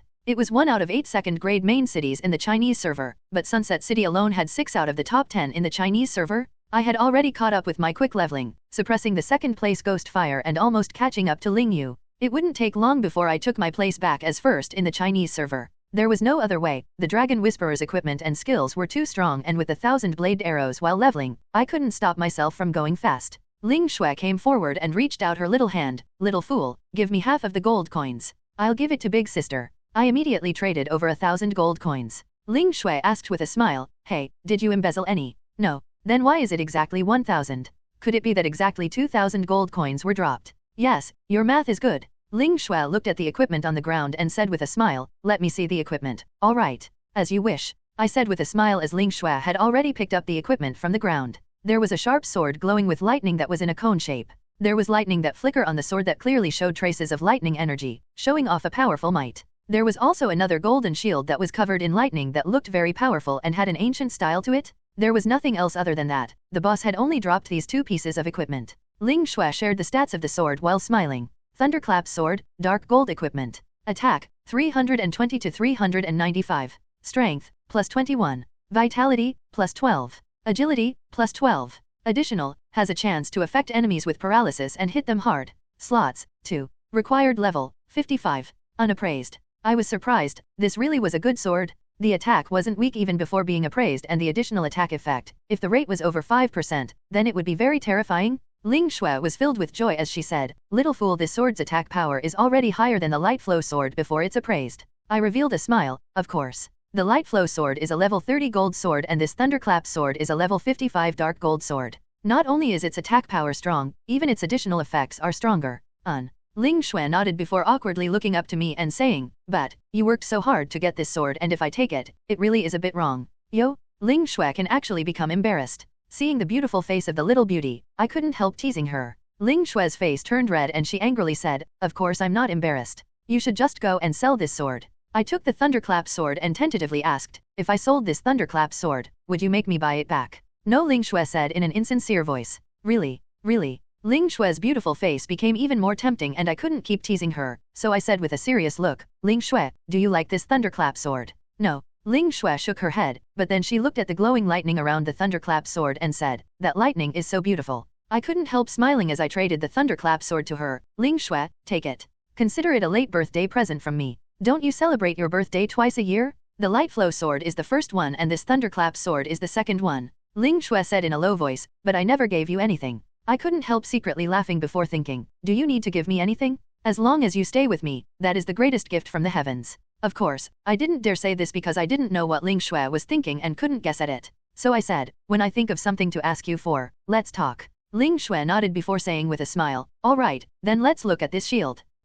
There was lightning that flickered on the shield, so it might have a lightning attribute as well. Ling Shui quickly pasted the stats of the shield and it was as I had expected. Thunderclap Rampart, dark gold equipment. Defense, 275. Strength, plus 17. Vitality, plus 12. Additional, there's a chance to reflect attacks dealing large lightning damage when this is equipped. Required level, 55. Unappraised. I was surprised, such strong defense? Ling Shui held the shield forward and said with a smile, come, you should take this. I already received the dark gold heavenly flame shield last time, so you should go and sell it this time. I took the shield and said, no need to sell it, the Dragon Whisperer job can equip it. What? Ling Shui's enticing mouth opened wide and only after a while, she muttered, then last time when you got the heavenly flame shield, why did you not even think about before giving it to me? I was surprised before quickly saying with a smile, this I saw that you liked it and you wouldn't have let it end if I didn't give it to you. Ling Shui had a rare moment of seriousness as she looked at me and asked in a soft voice, little fool, why are you this good to me? I was also surprised before I hesitantly said, that I am a part of the Shui Yu studio and your big sister is my boss, so of course I'm good to you. It isn't easy to get fed in these times and for this, I would even jump into a moat if you wanted me to. Oh, it's because of big sister. Ling Shui revealed a disappointed look. I wanted to explain, but there wasn't a need since Ling Shui had been playing since the beginning. So I put the Thunderclap Rampart in my inventory and said, Ling Shui, let's go back to the city. It's already getting late and we haven't eaten all day, so we should go and get something to eat. Ling Shui nodded before being surprised. It was like she was talking to someone on her communicator and after a few minutes, she turned back to say, little fool, my classmates are in Sunset City and I need to lend them a few hundred gold coins. You should come too to get to know them. I was surprised, do I need to get to know your classmates? Of course, you have to know all the people by my side. Are you not afraid of other people having bad intentions? Ling Shui angrily said. I could only give a nod. All right, then let's go after getting the equipment appraised. All right. Taking out a city return scroll, I returned to Sunset City the next moment and the Whitebone Wilderness trip was finally over. I rushed to the appraiser with an anxious feeling. This dark gold shield's requirement was level 55, so I could already equip it? At the appraiser, there were several level 40 players appraising something. One of the clerics named Skilled Gynecologist happily held a piece of cloth armor while laughing. Ha. It's a piece of silver equipment? God, it's silver equipment that increases healing by 12%. I'm rich? From this day forth, I will be the #1 healer in Sunset City. The other people all said in a disdainful voice, hey, look at this kid. Sword Flame's Purple Rhyme is a level 50 cleric and who knows how many pieces of gold equipment she has. It would be good if your healing is even 75% of hers. The cleric was embarrassed. You heartless fellows, father won't level with you tomorrow. Don't big brother Skilled. The group ran off, only looking at me and Ling Shui with surprised looks. Ling Shui came forward and put the thunderclap sword on the table. The appraiser was surprised before saying in a shocked voice, Gods? This is the legendary treasure. Ling Shui said with a smile, can you make the appraisal fee cheaper? 1,500 gold coins, 1,200 after the discount. Alright. Ling Shui used her charm to get a discount again. I was filled with envy before secretly tossing the thunderclap rampart to her and sending a private message, Beauty Shui, please help me appraise this too. Ling Shui was speechless seeing this. At the same time, the thunder around the sword lit up and the sharp sword's powerful stats were revealed. Thunderclap sword, dark gold equipment. Attack, 450 to 580. Strength, plus 32. Vitality, plus 28. Agility, plus 25. Additional, has a chance to affect enemies with paralysis and hit them hard. Slots, 2. Required level, 55. I was stunned. A piece of level 55 equipment could have this kind of attack power, it simply was too terrifying. 580 attack power was over 300, higher than the light flow sword and there were 2 slots. Ling Shui's mouth couldn't close from her happiness as she said with a smile, I just need to level up 3 times and I can use this new weapon. I'll go and hunt the skeletons tomorrow with Big Sister. I nodded and said with a smile, that, help me appraise my shield too. Ling Shui revealed a smile and went back. The appraiser was charmed by this little beauty and only asked for 1,000 gold coins. I gave Ling Shui 1,000 gold coins and soon when the thunderclap rampart appeared in my hands again, there were new stats and a new thunder glow around the golden shield. Thunderclap rampart, dark gold equipment. Defense, 420. Magic defense, 180. Strength, plus 35. Vitality, plus 24. Agility, plus 22. Additional, there's a chance to reflect attacks dealing large lightning damage when this is equipped. Required level, 55. I held my breath as the stats of the shield didn't disappoint me. It had a base 420 defense, turning me into one of the best iron shields in Sunset City. The only one who could compete with me in terms of defense was Ling Shui with the Heavenly Flame Shield. But, the Heavenly Flame Shield had a requirement of level 60, so it was too early and I had the Heavenly Flame Boots with the same name, so I would be even stronger at level 60. So I quickly equipped the Thunderclap Shield and my stats changed. Easily Angered Bookworm, Dragon Whisperer. Level, 55. HP, 4,200. Attack, 1105 to 1305. Spear, 895, 1020. Bow. Defense, 1160. Magic Defense, 400. Prestige, 2890. Luck, 0. With my attack at 1160, if I faced that arrogant Dark Ghost General with this defense, there wouldn't have been any problems with Qin Yun's healing. Moreover, the Thunderclap Rampart increased my magic defense by 180, so my magic defense had reached a terrifying 400 points. When it came to Magician at the same level, I would be able to negate 50% of their damage and it would be even higher when facing lower level magicians. With the best gear, it wouldn't be problem fighting a bunch of magicians alone when it came to PK. My confidence suddenly surged. After equipping the Thunderclap Rampart, the system adjusted the appearance of the shield. The Thunderclap Rampart became a small thunder symbol that was on the armor over my arm. Ling Shui's sword slashed over and the hidden Thunderclap Rampart appeared, releasing a bolt of lightning as it blew the sword away. Pa! Ling Shui was surprised as she lost 248 HP. I couldn't help laughing and shaking Ling Shui by the shoulder as I said with a smile, hey, were you stunned by the lightning? Ling Shui snappily looked at me and said, go, my classmates are waiting outside. After we trade the gold coins, we can go get some food.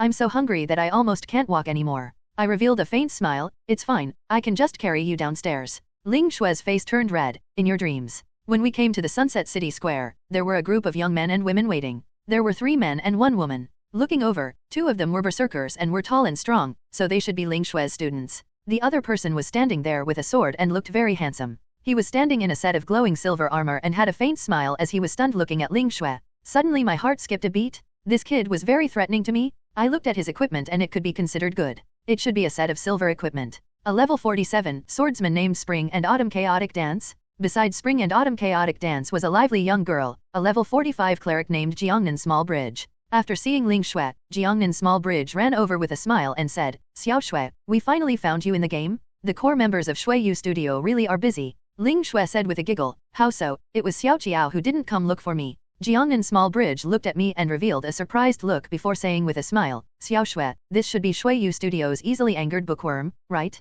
He really is a handsome brother. It's no wonder you didn't come back to the school to see us after going to the studio. Ling Shui's face turned red. How so? I came forward and said, Ling Shui, how about you introduce me to them? Ling Shui revealed a faint smile and pulled Jiangnan Small Bridges as she said to me, this is my classmate that I room with. We all call her Xiao Qiao, so bookworm, you can call her the same. Oh, hello beauty Xiao Qiao. It was a good thing that in front of outsiders, Ling Shui never called me little fool. Comparing it, it was better to call me bookworm. Jiangnan Small Bridge was a slender girl wearing a pink mage robe that had a split in it, just like a kipao. It had a very Jiangnan style to it, so her name was very appropriate. She looked at me and asked with a smile, Bookworm is a spirit of grief celebrity, it really is my honor being able to meet you. Can this little girl shake your hand? I was surprised as I looked at Ling Shui. Ling Shui's eyes were filled with killing intent as she said in a low voice, you can decide yourself. I hesitated a bit, but Jiangnan Small Bridge reached her hand out to me with a smile on her face. In the end, I hesitantly took her hand and gave a quick shake before letting go. I looked over, but I saw Ling Shui's angry expression. I immediately pulled my hand back and Ling Shui kept introducing the others. This is one of the 2 gaming masters of our university and the one who has done the best spirit of grief out of among our classmates, Spring and Autumn Chaotic Dance. I've already forgotten what his name is. Spring and Autumn Chaotic Dance was filled with awkwardness, but he still nodded to me and said, hello. I also nodded, hello. Ling Shui looked at the other 2 boys and said to me, these 2 berserker son, they are noobs, so I can't remember their names. You can just look at their in-game names. I'm already dying from hunger, let's log off and get something to eat. The 2 berserkers wanted to die, wanting to slam their heads into their axes. Spring and Autumn Chaotic Dance quickly stopped them. Brothers, think it through. Everyone noticed the little green ball floating on Ling Shui's shoulder which was the wind spirit beast. Normally speaking, girls didn't have any resistance to these kinds of cute things. Xiao Qiao's eyes immediately lit up as she said, Xiao Shui, what is this? It's so cute. Ling Shui said, this is the pet that I just got. It's very powerful, it's a heavenly grade pet. What? Heavenly grade pet? Spring and Autumn Chaotic Dance was shocked. Xiao Qiao came forward and reached out to pet the wind spirit beast's head. Let big sister touch you. The wind spirit beast didn't play along and flew around, not letting Xiao Qiao touch it. I said from the said, watermelon, let her touch you. We should log off to eat. She didn't play along and finally after Ling Shui agreed, it let Xiao Qiao touch it for a bit. Ling Shui and I were about to log off. Jiangnan Small Bridge pulled on Ling Shui and said with a smile, Xiao Shui, we haven't met in a long time, why are you going back to school? Let's go get drunk together. Also, Spring and Autumn Chaotic Dance and the other high-level male classmates haven't seen you in a while. How about we find some time to get together? We're also planning on joining the Shui Yu Guild. Ling Shui said with a smile, it's fine to join Shui Yu, but I have to see about things like getting together for meals. I'm a very busy person right now. Xiao Qiao said, I don't care, just wait for my call and we'll set up a date to go out. Oh, alright. Ling Shui could only reply in a helpless voice. I suddenly noticed that Spring and Autumn Chaotic Dance was still staring at me and he had been doing this for a long time. Xiao Qiao immediately tapped Spring and Autumn Chaotic Dance and said, handsome brother Spring and Autumn? Why are you looking at Bookworm for? Could it be that you're jealous of how handsome he is? Or are you jealous of something else? Spring and Autumn Chaotic Dance wasn't moved by this. After staring at me for a bit, he said in a surprised voice, are you Tang, Song, Yuan, Ming, and Qing dynasties? I was surprised. Since coming to Suzhou 5 years ago, I had been working very hard and had done many jobs. I was no longer the immature young man from before, so how could I be recognized? You must have recognized the wrong person. Spring and Autumn Chaotic Dance was doubtful. How is that possible? I've seen you in the country wars before. Although your face has changed, your aura hasn't really changed. Ling Shui was surprised before turning to look at me, little fool, who is Tang, Song, Yuan, Ming, and Qing dynasties?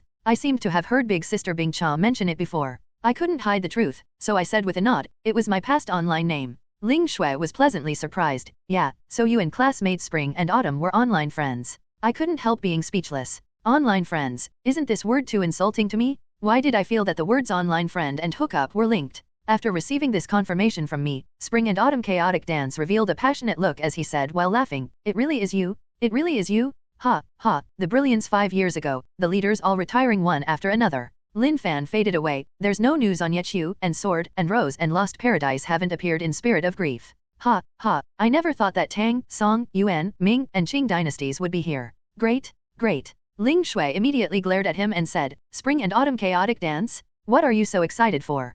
Could it be that you have a crush on Bookworm? Spring and Autumn Chaotic Dance was filled with excitement as he explained, Ling Shui, you don't know, you really don't know, this online name for us Chinese players, it's something that we worship. Really? Ling Shui was speechless. She gave some gold coins to Xiao Jiao and then turned to me to say, I'm hungry. I immediately said, alright, I'll take you out to eat. I immediately turned to say to Spring and Autumn Chaotic Dance and Jiangnan Small Bridges Group, Ling Shui and I haven't eaten all day, so let's talk next time. Spring and Autumn Chaotic Dance had still wanted to say something, but he felt too awkward to keep us here. Jiangnan Small Bridge waved her hand with a smile as Ling Shui and I logged off. After taking off the helmets, I stretched myself out. After playing for an entire day, my body really was sore. After going into the living room, I saw Ling Shui also come out. She was wearing a green dress that made her look very refreshing. The chest wrapped around those twin peaks and revealed those snow-white legs beneath, which was too dazzling to look at. As expected, a beauty could wear anything and instantly kill people. Ling Shui glared at me, stop looking and let's go downstairs. Oh, alright. After quickly coming down, we looked around and found that the place we normally ate at was filled with people, while also being slow to serve them. There were only unhealthy fast food restaurants around, so Ling Shui said, how about we go to the noodle restaurant around the corner? I nodded, alright, it's your treat anyway. Ling Shui snappily said, it's my treat that we're eating noodles. So the two of us ran to the noodle restaurant.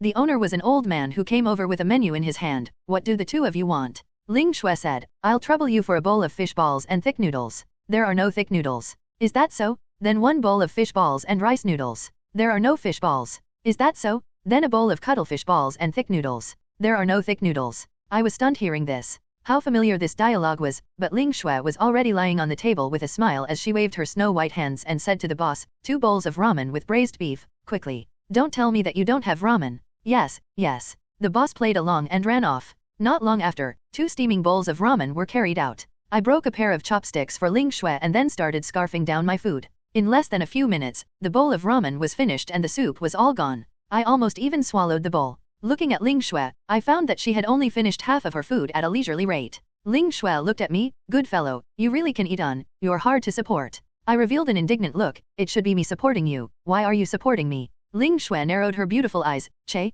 I never thought that you were a chauvinist, I really looked down on you. I was looked down on over a bowl of noodles, so I was very speechless. I raised my hand and vented my anger by saying, boss, give me another bowl. After finishing off 3 bowls, I gave a burp and looked at the empty bowl as I said, this bowl is too small. Ling Shui was very speechless. At this time, the boss came over with the bill. In the end, Ling Shui touched her pocket and revealed a stunned look. My heart skipped a beat, hey, don't tell me that you didn't bring money. Ling Shui revealed an innocent look and gave a serious nod, that's right. I was starting to feel restless as I touched my own pockets. I left my wallet on my bed. It's over, I only had a few yuan, but the price for these 4 bowls was actually 40 yuan. There was no other choice, I could only stare at Ling Shui. What do we do? I don't know. Ling Shui gracefully wiped her mouth before looking at the table to see a black brick. It was my backwater phone? I felt a chill, it can't be that y'all want me to leave my phone here, right? Ling Shui said with a smile, how could that be? I won't force you. You can either stay here or leave your phone here, it's your choice. In the end, the boss carefully looked at the phone and said, is this even worth 40 yuan? I wanted to die, this really was embarrassing. Ling Shui pulled me out of the noodle restaurant as she said with a happy smile, hey, that phone is so old that even people from the mountains don't want it, so how about you just give it up? I heard that those phones have strong radiation, so how about I buy you a better one? I said, whether it's an old phone or not, my SIM card is in there and it has your number. Oh, then we have to get it back. Let's go get the money now and come back right away. So the two who had just finished ran back to the studio and ran back to the noodle restaurant after getting some money. They found the boss sitting there playing a game on the phone, looking quite happy. After getting back my phone, it was already past 10. It was dark with a clear moonlight. Under the street lights, there was a silver glow on Ling Shui's beautiful face. When I took a look, I couldn't help being shocked as if I would fall down after a second glance. Ling Shui looked at me and said with a smile, little fool, we still haven't reported our harvest today to Big Sister yet. It's fine, when you go to sleep, you can tell Ling Yu. Ling Shui said with a faint smile, I want to reach level 55 in 3 days. I wasn't that confident about the King's Return competition, but after I equip the Thunderclap sword, I believe that any swordsman at the same level will find it hard to fight me. I nodded and said with a smile, yes, the King's Return's rewards are too good. I also didn't plan on taking the championship, but with Ling Shui's powerful equipment and the profound ice sword energy and the water moon slash skills that no one else has, I believe that getting the championship isn't impossible. Ling Shui blinked and asked, then, which 5 members of our studio do you want to go? I thought for a bit before saying, you, me, and Ling Yu, all 3 of us have strong damage, so we have to be there. We need a healer, so naturally Qin Yun. As for the remaining spot, the stronger the better, but the people in the studio Bing Cha is a warrior and we don't need any more of them. Quiet Rainfall's equipment are a bit lacking, Summer is too newbie, ZIU's equipment are considered alright and we're lacking an assassin to hide in the shadows. Oh, so you want ZIU to join us? It's just the most appropriate, but ZIU's intelligence AI, every time I see her, I feel like my intelligence is increasing. Ling Shui nodded, me too. After saying this, the two of them smiled at each other. Ling Shui stretched out her slender waist and said, let's go back and sleep early today. We'll get up early tomorrow to level. I want to reach level 55 as soon as possible. Alright. When we returned to the studio, the girls still hadn't logged off. It was a rare chance that I slept before they did. When I got back to my room, I logged onto the web and leaned in my bed. The lights of the city dimmed and looking at the stars in the night, I quickly fell asleep.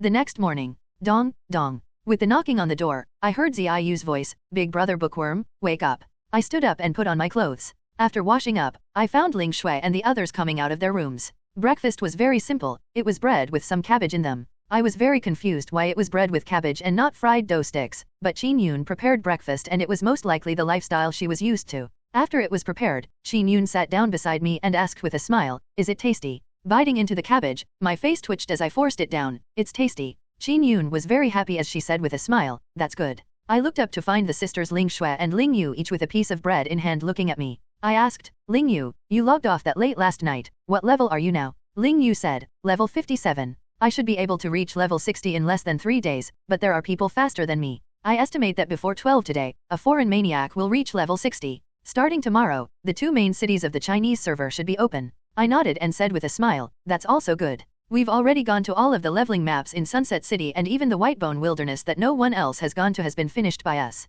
All the resources of Sunset City has already been opened, so going to the main city early to build the foundations of the guild is a good thing. Ling Yu revealed a smile, but I think that the urgent matter isn't to build the foundations of the guild, but rather get the championship of the King's Return competition. We have to get the championship, this is related to the might and prestige of Shuiyu. Bookworm, we have to work hard on leveling over the next few days. Ling Shui said, I'll level with Big Sister today, what about you guys? Bing Cha and the other girls wanted to party to level. I said, I won't party today. After breakfast, I'll go and wander around the Deadwood Coast. Ling Yu gave a nod, After logging in, Ling Shui followed Ling Yu. The beautiful twin sisters left Sunset City and headed to the east to find monsters. Although most players were already level 40, there were very few players that could go into areas with level 50 and above undead monsters, so Ling Yu and Ling Shui's team was one of the few teams that could level in high-level areas. Moreover, with Ling Yu's powerful attacks, their team had enough damage output that even if I went, it would be useless. So I chose to head to the Deadwood Coast. The ships there had already RES beyond and it wasn't realistic to go into the ocean to fight monsters. The time that players could stay in the ocean was related to their level and the max level in Spirit of Grief was level 250. With my current level of 50, I couldn't stay in the ocean for long, so my goal this time wasn't the monsters in the sea, but rather the forest near the coast. The monsters there were over level 60, so normal players couldn't go level there and high-level players wouldn't come this far. There were definitely quite a few secrets in this Deadwood Coast. It seemed like some players could reach level 60 in just a day or two and enter China's main cities, so this was my final trip in Sunset City. Outside the city, in the beautiful morning sun, there were quite a few players that had prepared their potions and were going out in groups, heading off in different directions to level. There were also people standing in open areas with a large group shouting, 10-man team to head into the forest to kill wild bears for bronze equipment. We need a high damage DPS and a high healing cleric. Many players looked over, but weren't willing to join. The wild bear set wasn't useful to them at all. At the same time, there were 3 sparkling swordsmen standing there angrily shouting, Sunset City's 3 musketeers are willing to carry the Raptor Ring quest. Those friends that haven't done the quest, please get on the train. We guarantee that you won't die. Trade 3000 gold coins before the boss dies. I couldn't help being surprised before coming forward to ask, brothers, what Raptor Ring quest? What quest is it? Can it be done easily? Killing a boss is 3000 gold coins, isn't this too dark? The one with a small beard looked at me and saw that my equipment's glow was hidden. He revealed a surprised look before saying, don't you know? It's the forest by Deadwood Coast, there's a raptor boss there. As long as you get the quest from the NPC nearby, you can get a level 40 silver ring after killing the boss that has quite the decent stats. But the boss isn't easy to kill, even a 10-man team might not be able to do it. Only our 3 brothers can barely kill it by ourselves. I was surprised. There were several players that came by and asked about the price before shaking their heads. They said to each other, 3000 gold coins is equal to 5000 RMB. I won't do it, we'll go kill it ourselves. The 3 swordsmen were surprised before turning to ask me, brother, do you want to go? I shook my head and said with a smile, no need, I'm poor, I can't kill it. So I left the forest while thinking, since those 3 second-class experts could kill that boss to make money, why can't I? Whatever, I'll take a look first since I'm going to the Deadwood Coast anyway. Half an hour later, when I arrived at the Deadwood Coast, I found several players in the forest in front of me with dejected looks on their faces. Not far away, there were several Sunset City soldier NPCs standing there. I went forward and after initiating their dialogue, their leader said, "There are many dangers hidden in the forest of Deadwood Coast. There were several merchant ships that have been attacked near the sea. It was done by that damn raptor. Young man, can you kill that raptor for the kingdom?" I clicked confirm and there was a sound from the system. Ding. System notification, you have accepted the quest Blind Raptor? Current quest difficulty, 250. Quest details, kill the blood raptor that has been running around the forest by the Deadwood Coast and bring the head back to the soldier team leader, Michael. You will receive the reward raptor ring, silver equipment. You are the 97th player to accept this quest. This quest is limited to 100 people. I was a bit surprised. Interesting, before the quest was finished, the reward was used to draw people in. This quest wasn't bad. Moreover, the quest also stated that it could only be done once, which meant that each person could only get a single raptor ring. There were only a total of 100 raptor rings, but if you were rich enough, it wouldn't be a problem to buy 2 raptor rings for yourself. After coming out, I saw several players that were walking around the forest. One of the swordsmen said, "What do we do? That blind raptor's attack is just too high, I can't tank it at all and our healer's healing can't keep up. We already died once and if we die again, it would be a big loss." A magician said, "But, I can't just give this up. It's a ring that adds 20 stat points. It definitely is a top-grade silver ring. It can be sold for several thousand and moreover, if others kill it first, we won't be able to finish the mission. It would be too much of a loss." The group refused to leave, but not a single person dared to face the boss. In front of them was a raptor that was chewing the corpse of a tiger. It would raise its head from time to time as if it was listening around itself. Its eyes were already blind, there were only black holes left. I looked over with the star eyes and the blind raptor's stats appeared. Blind raptor, silver boss. Level, 65. Attack, 650 to 800. Defense, 550. HP, 200,000. Skills, rend, swallow, whip. Additional, the leader of the raptors lost its eyesight after growing old. It can only patrol the forest boundaries to protect its race. It was no wonder they didn't dare go forward, it was a level 65 boss. There was no doubt that the level 40 to 45 players in front of me couldn't take them. The raptor's 800 attack could instant kill any of the mages or clerics and the attacks of the archers weren't enough to penetrate the raptor's abnormal 550 defense. This put the team in an awkward position of being unable to penetrate the boss defense. So I came forward and said with a smile, "You want to finish this quest and kill the boss?" The swordsman nodded before asking, "This friend, do you have a way? Or do you want to join our team and kill it with us?" "AI, forget it, even if you join, we can't kill this boss whose level that we can't see." I revealed a smile, this level 65 boss isn't something that players can currently deal with, but I have the confidence to solo it. However, if you each pay me 500 gold coins, I'll help your team finish this quest. How about it? The group was stunned before the swordsman said without holding back, "Friend, although we can't see your level, to solo a level 65 boss, that's a bit too hard to believe. Moreover, to make us pay first, isn't that a bit too unreasonable?" I revealed a faint smile before releasing the effects of my equipment. In an instant, the gold fearless chest plate released a dazzling gold glow, the scarlet cape on my back released a blood-red demonic glow, and the dark gold roaring flame spear in my hand was even more eye-catching as flames appeared around the blade. In an instant, the group in front of me all had wide-open mouths and not a single person could say anything. With the effect achieved, I revealed my name and the 3 words "Easily Angered Bookworm" glowed with green light, looking very dazzling. Moreover, I had the Shui Yu symbol as well, which was a half-moon that was filled with silver glow. Anyone could recognize that this was the symbol of the famous Shui Yu guild? "God, you're actually Easily Angered Bookworm." The swordsman was shocked. The cleric girl in the back had wide eyes. "Woo, woo, woo, it's Easily Angered Bookworm. He really is handsome and his equipment is so cool. If I had this kind of boyfriend, then I wouldn't be wearing dark iron equipment." Seeing the shocked look of this group, I asked with a smile, "How about it? Can you trust me now when I say that I can solo this level 65 boss?" The swordsman gave an honest nod before saying, "Since Easily Angered Bookworm has accepted this quest, then there isn't anything to say. This is my 500 gold coins. Using 500 gold coins to buy a silver ring is definitely worth it." The archer and the mage on the side also gave nods before saying, "Then we'll do it together. Anyway, we can do this quest together." So I opened the party window and each person traded me 500 gold coins before I pulled them into the party. There was only the cleric girl left who said to me with a red face, that I only have 234 gold coins. "Can you?" I couldn't help smiling as I said, "It isn't easy for clerics to get money. Forget it, you can just save that money to buy potions. I'll waive your fee." After saying this, I pulled the cleric girl into the team. It wasn't because she was pretty, it was just that I sympathized with her. Not to mention that this girl was only normal looking. Not to mention Ling Shui and Ling Yu, even Summer and Ziyu were 100 times better than her. After taking the money, naturally I got to work. The swordsman said, I can help you tank the monster, but it's only once.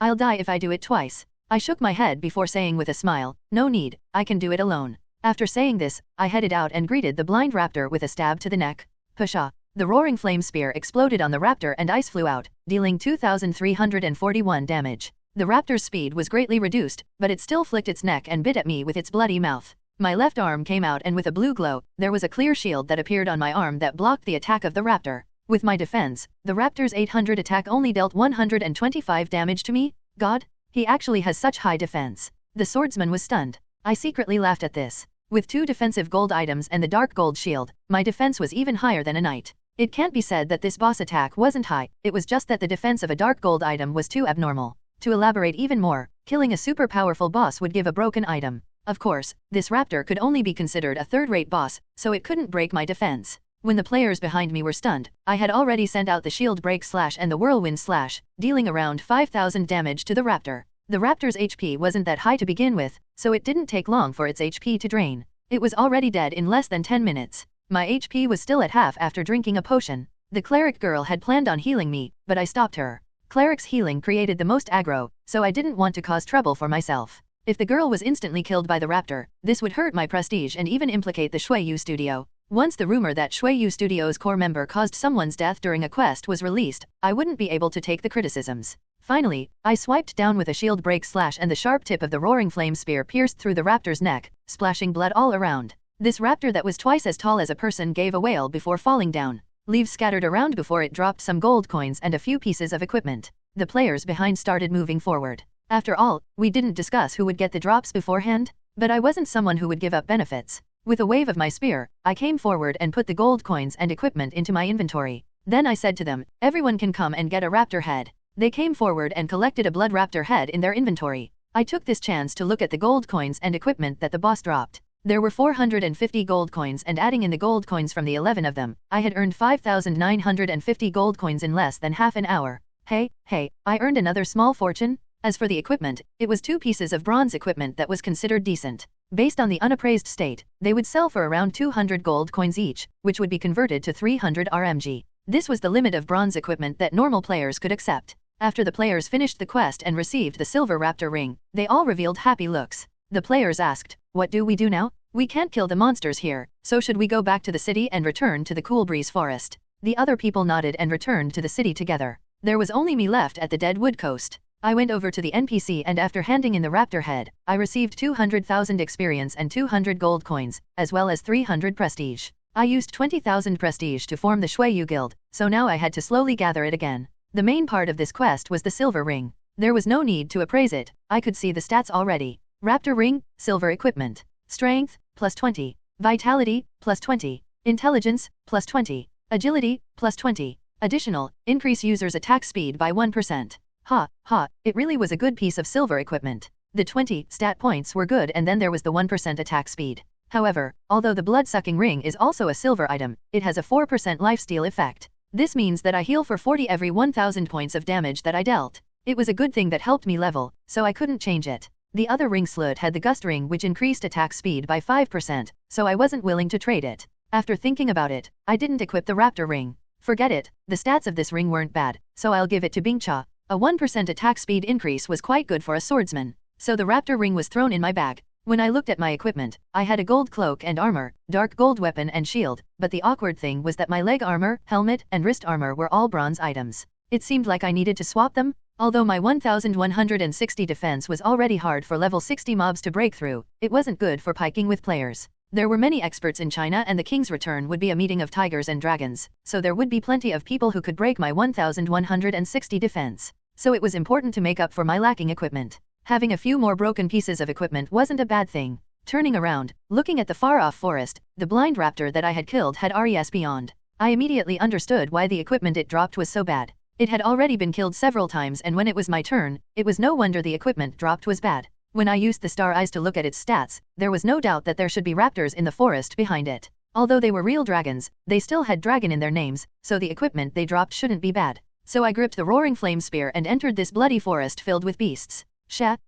My boots stepped on the leaves and the dew wet the soul which actually slightly reduced my move speed. Roar. With a roar, I saw a cheetah running by, but then with a flash of red light, a giant tiger that was as tall as a person ran out. It suddenly bit the cheetah and the sharp teeth entered the cheetah's neck, spurting out blood. This cheetah was a level 60 monster and it had been killed in just a few hits. The tiger went forth and started biting the cheetah, giving off a bone-chilling chewing sound. I still there, hesitating about whether I should attack this level 70 tiger. But at this time, the branches around me started to shake and then there were more than 10 red-eyed raptors that came out. They surrounded the tiger and there were only painful wails that rang out. In less than half a minute, the raptors scattered and there was only a pool of blood left on the ground. Not only the hunted cheetah, but even the tiger had been ripped to shreds by the raptor. I was stunned by this. This scene really was bloody. It wasn't suited for kids to see. It was a good thing that I was an adult, but this scene even made my blood stop. This was the real world of the strong eating the weak. It was the real world without any fake beauties. I used the star eyes on one of the nearby raptors and its stats quickly entered my eyes. Brutal raptor, enhanced monster. Level, 70. Attack, 750 to 880. Defense, 250. HP, 18,000. Additional, they've wandered the forest since ancient times. Their sharp teeth can bite through anything. Has a 50% chance of ignoring armor. I couldn't help being surprised. It was a 50% chance to ignore armor. It was no wonder that fierce tiger couldn't match them. Raising an arrow, an accurate armor-piercing arrow hit the head of a raptor. Pa! A 2,784 damage figure appeared. Although the raptor had a strong attack, its defense was very weak. I completely ignored its pitiful 250 points of defense. G.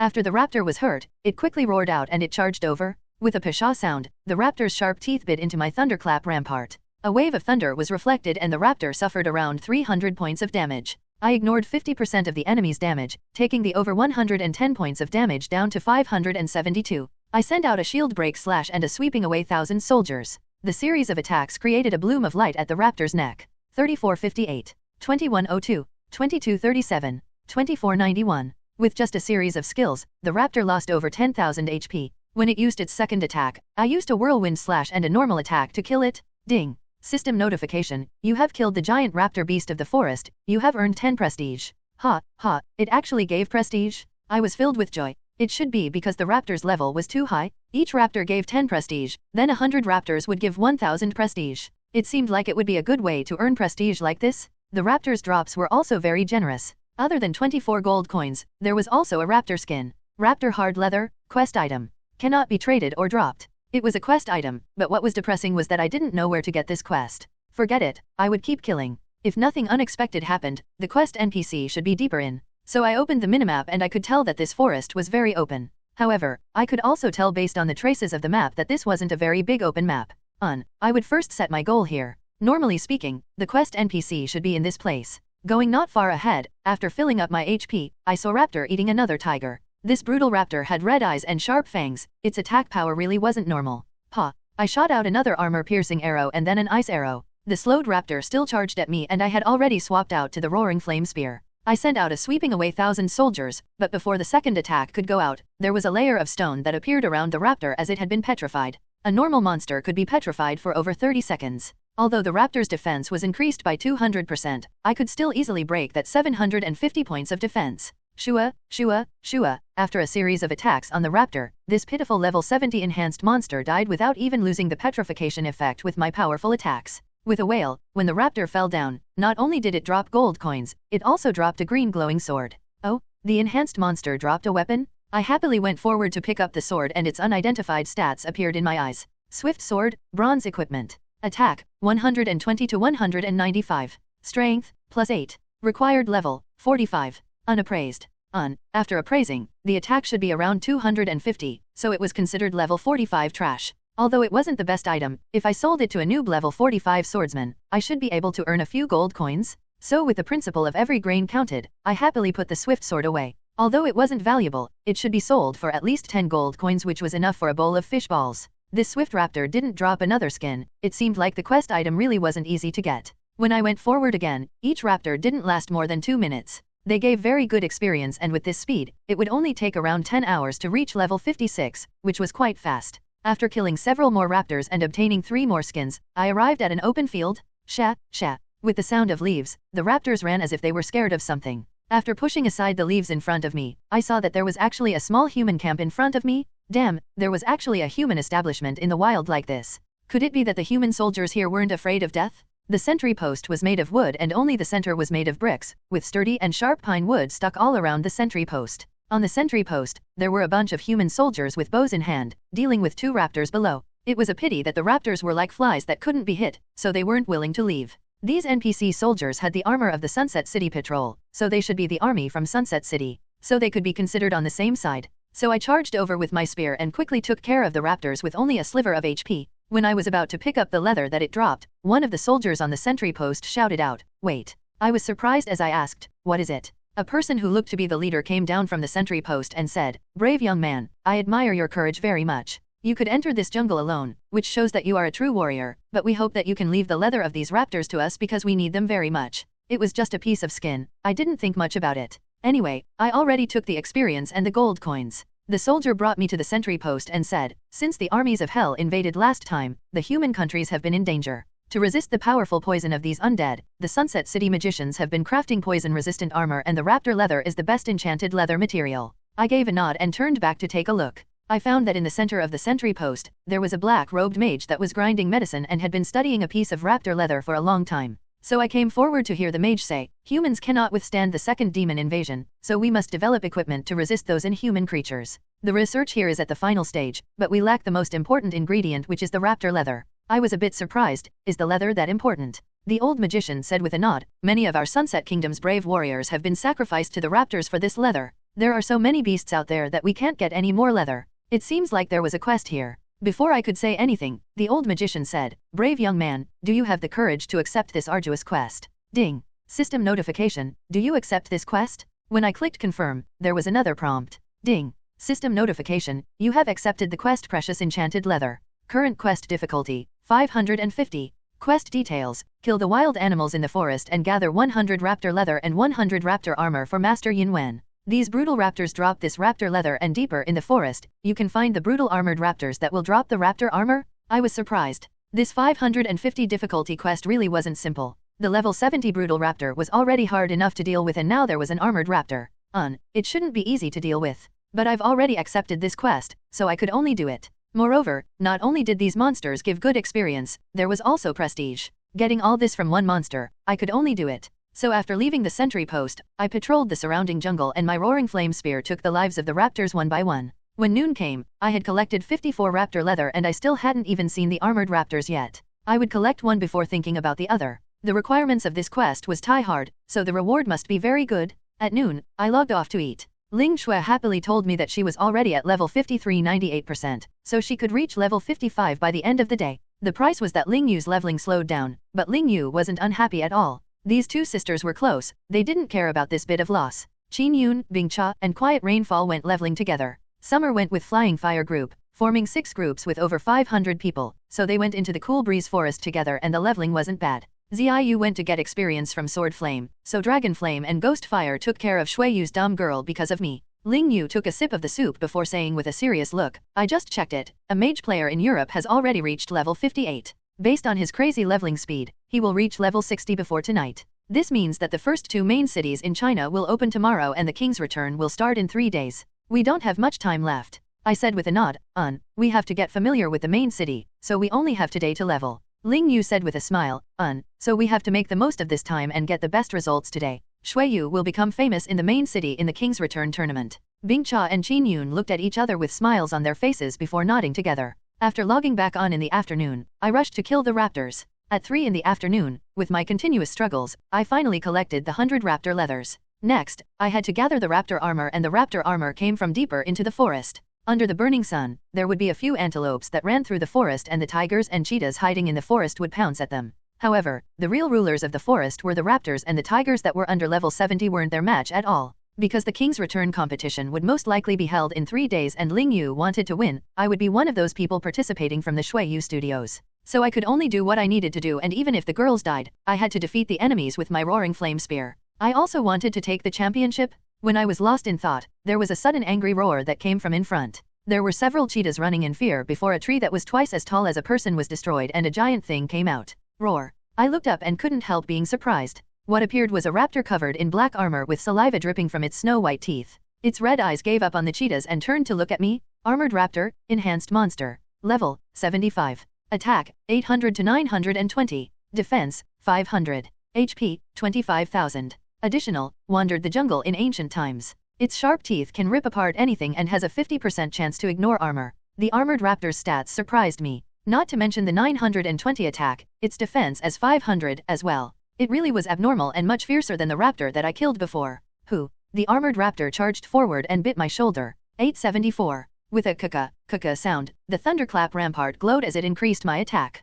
I was a bit worried that this dark gold shield would be bitten to pieces by the armored raptor, but what filled me with joy was that this thunderclap rampart was very strong. Not only did it not break, it even gave me a pleasant surprise as he knocked back the armored raptor. I immediately charged forward and wielded the roaring flame spear. I used the most powerful shield break slash and the whirlwind slash to hit the armored raptor's neck. 3247. 2720. The armored raptor wailed out as it was knocked back by my shield.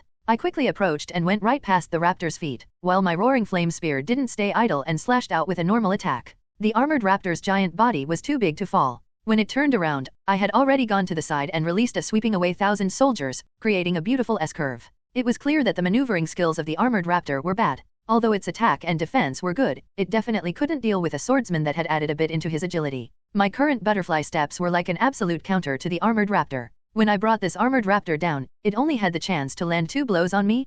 Voila! After the mountain-like body of the armored raptor fell, it dropped a bunch of gold coins and an extravagant-looking sword. I quickly went forward to take the 48 gold coins before picking up the sword. The stats weren't bad. Ripper sword, silver equipment. Attack, 190 to 250. Strength, plus 12. Vitality, plus 9. Additional, increases the user's attack by 1%. Required level, 45. Unappraised. The stats were even better than the swift sword dropped before. The attack should reach 300 after it was appraised, and for a level 45 swordsman, it would definitely be considered the choice for mid to high level players. So I was quite pleased as I threw the Ripper sword into my inventory. When I looked around again, I found that there was a black carapace. When I picked it up, I found that it was the raptor armor that I needed for the quest. I couldn't help being overjoyed. My luck wasn't bad. The first armored raptor that I killed dropped the quest item, but after taking several minutes to kill the second armored raptor, I found that it also dropped a quest item. It turned out that the drop rate was 100%. It wasn't strange since it was hard to kill these mobs.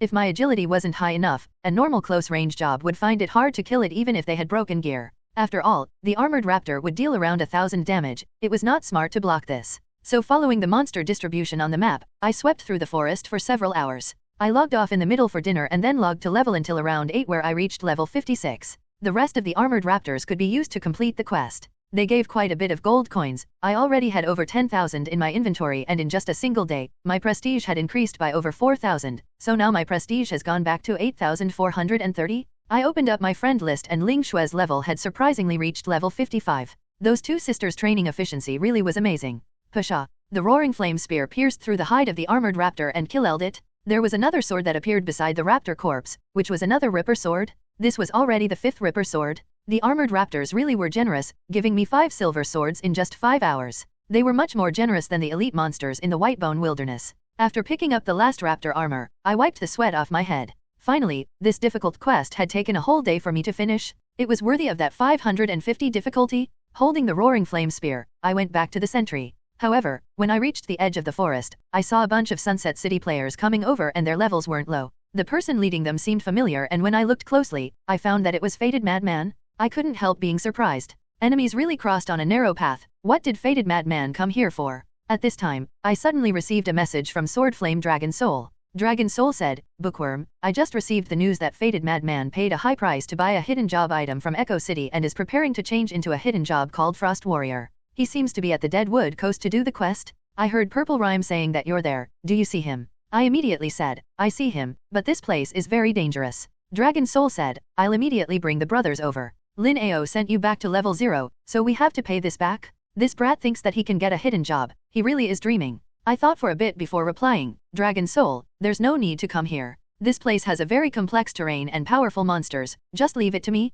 The debt between me and Fated Madman, I'll personally take care of it." Dragon Soul seemed to think for a bit before replying, "Okay, I'll believe in you. Good luck." Turning off the communicator, I took a deep breath. It seemed like Fated Madman should be here looking for a boss, so it was impossible for him to finish the quest quickly. I could go and turn in my quest first. So I quickly ran over, and after entering, I gave the 100 raptor leather and raptor armor to the old magician. The old magician was filled with excitement as he said with a trembling voice, "God, this is simply unbelievable. Young man, you really are too brave. You could accomplish this almost impossible quest. Come, this is your reward? The Human Alliance's glory is with you. Ding. System notification, congratulations, you have completed the quest Precious Enchanted Leather. You have gained 350,000 experience, 2,500 gold coins, 3,500 prestige, and the mission reward Glory Bracers. I was filled with excitement as I saw the equipment appear. I immediately opened my bag and saw that there was a fine pair of bracers lying in the corner. Glory Bracers, gold equipment, armor.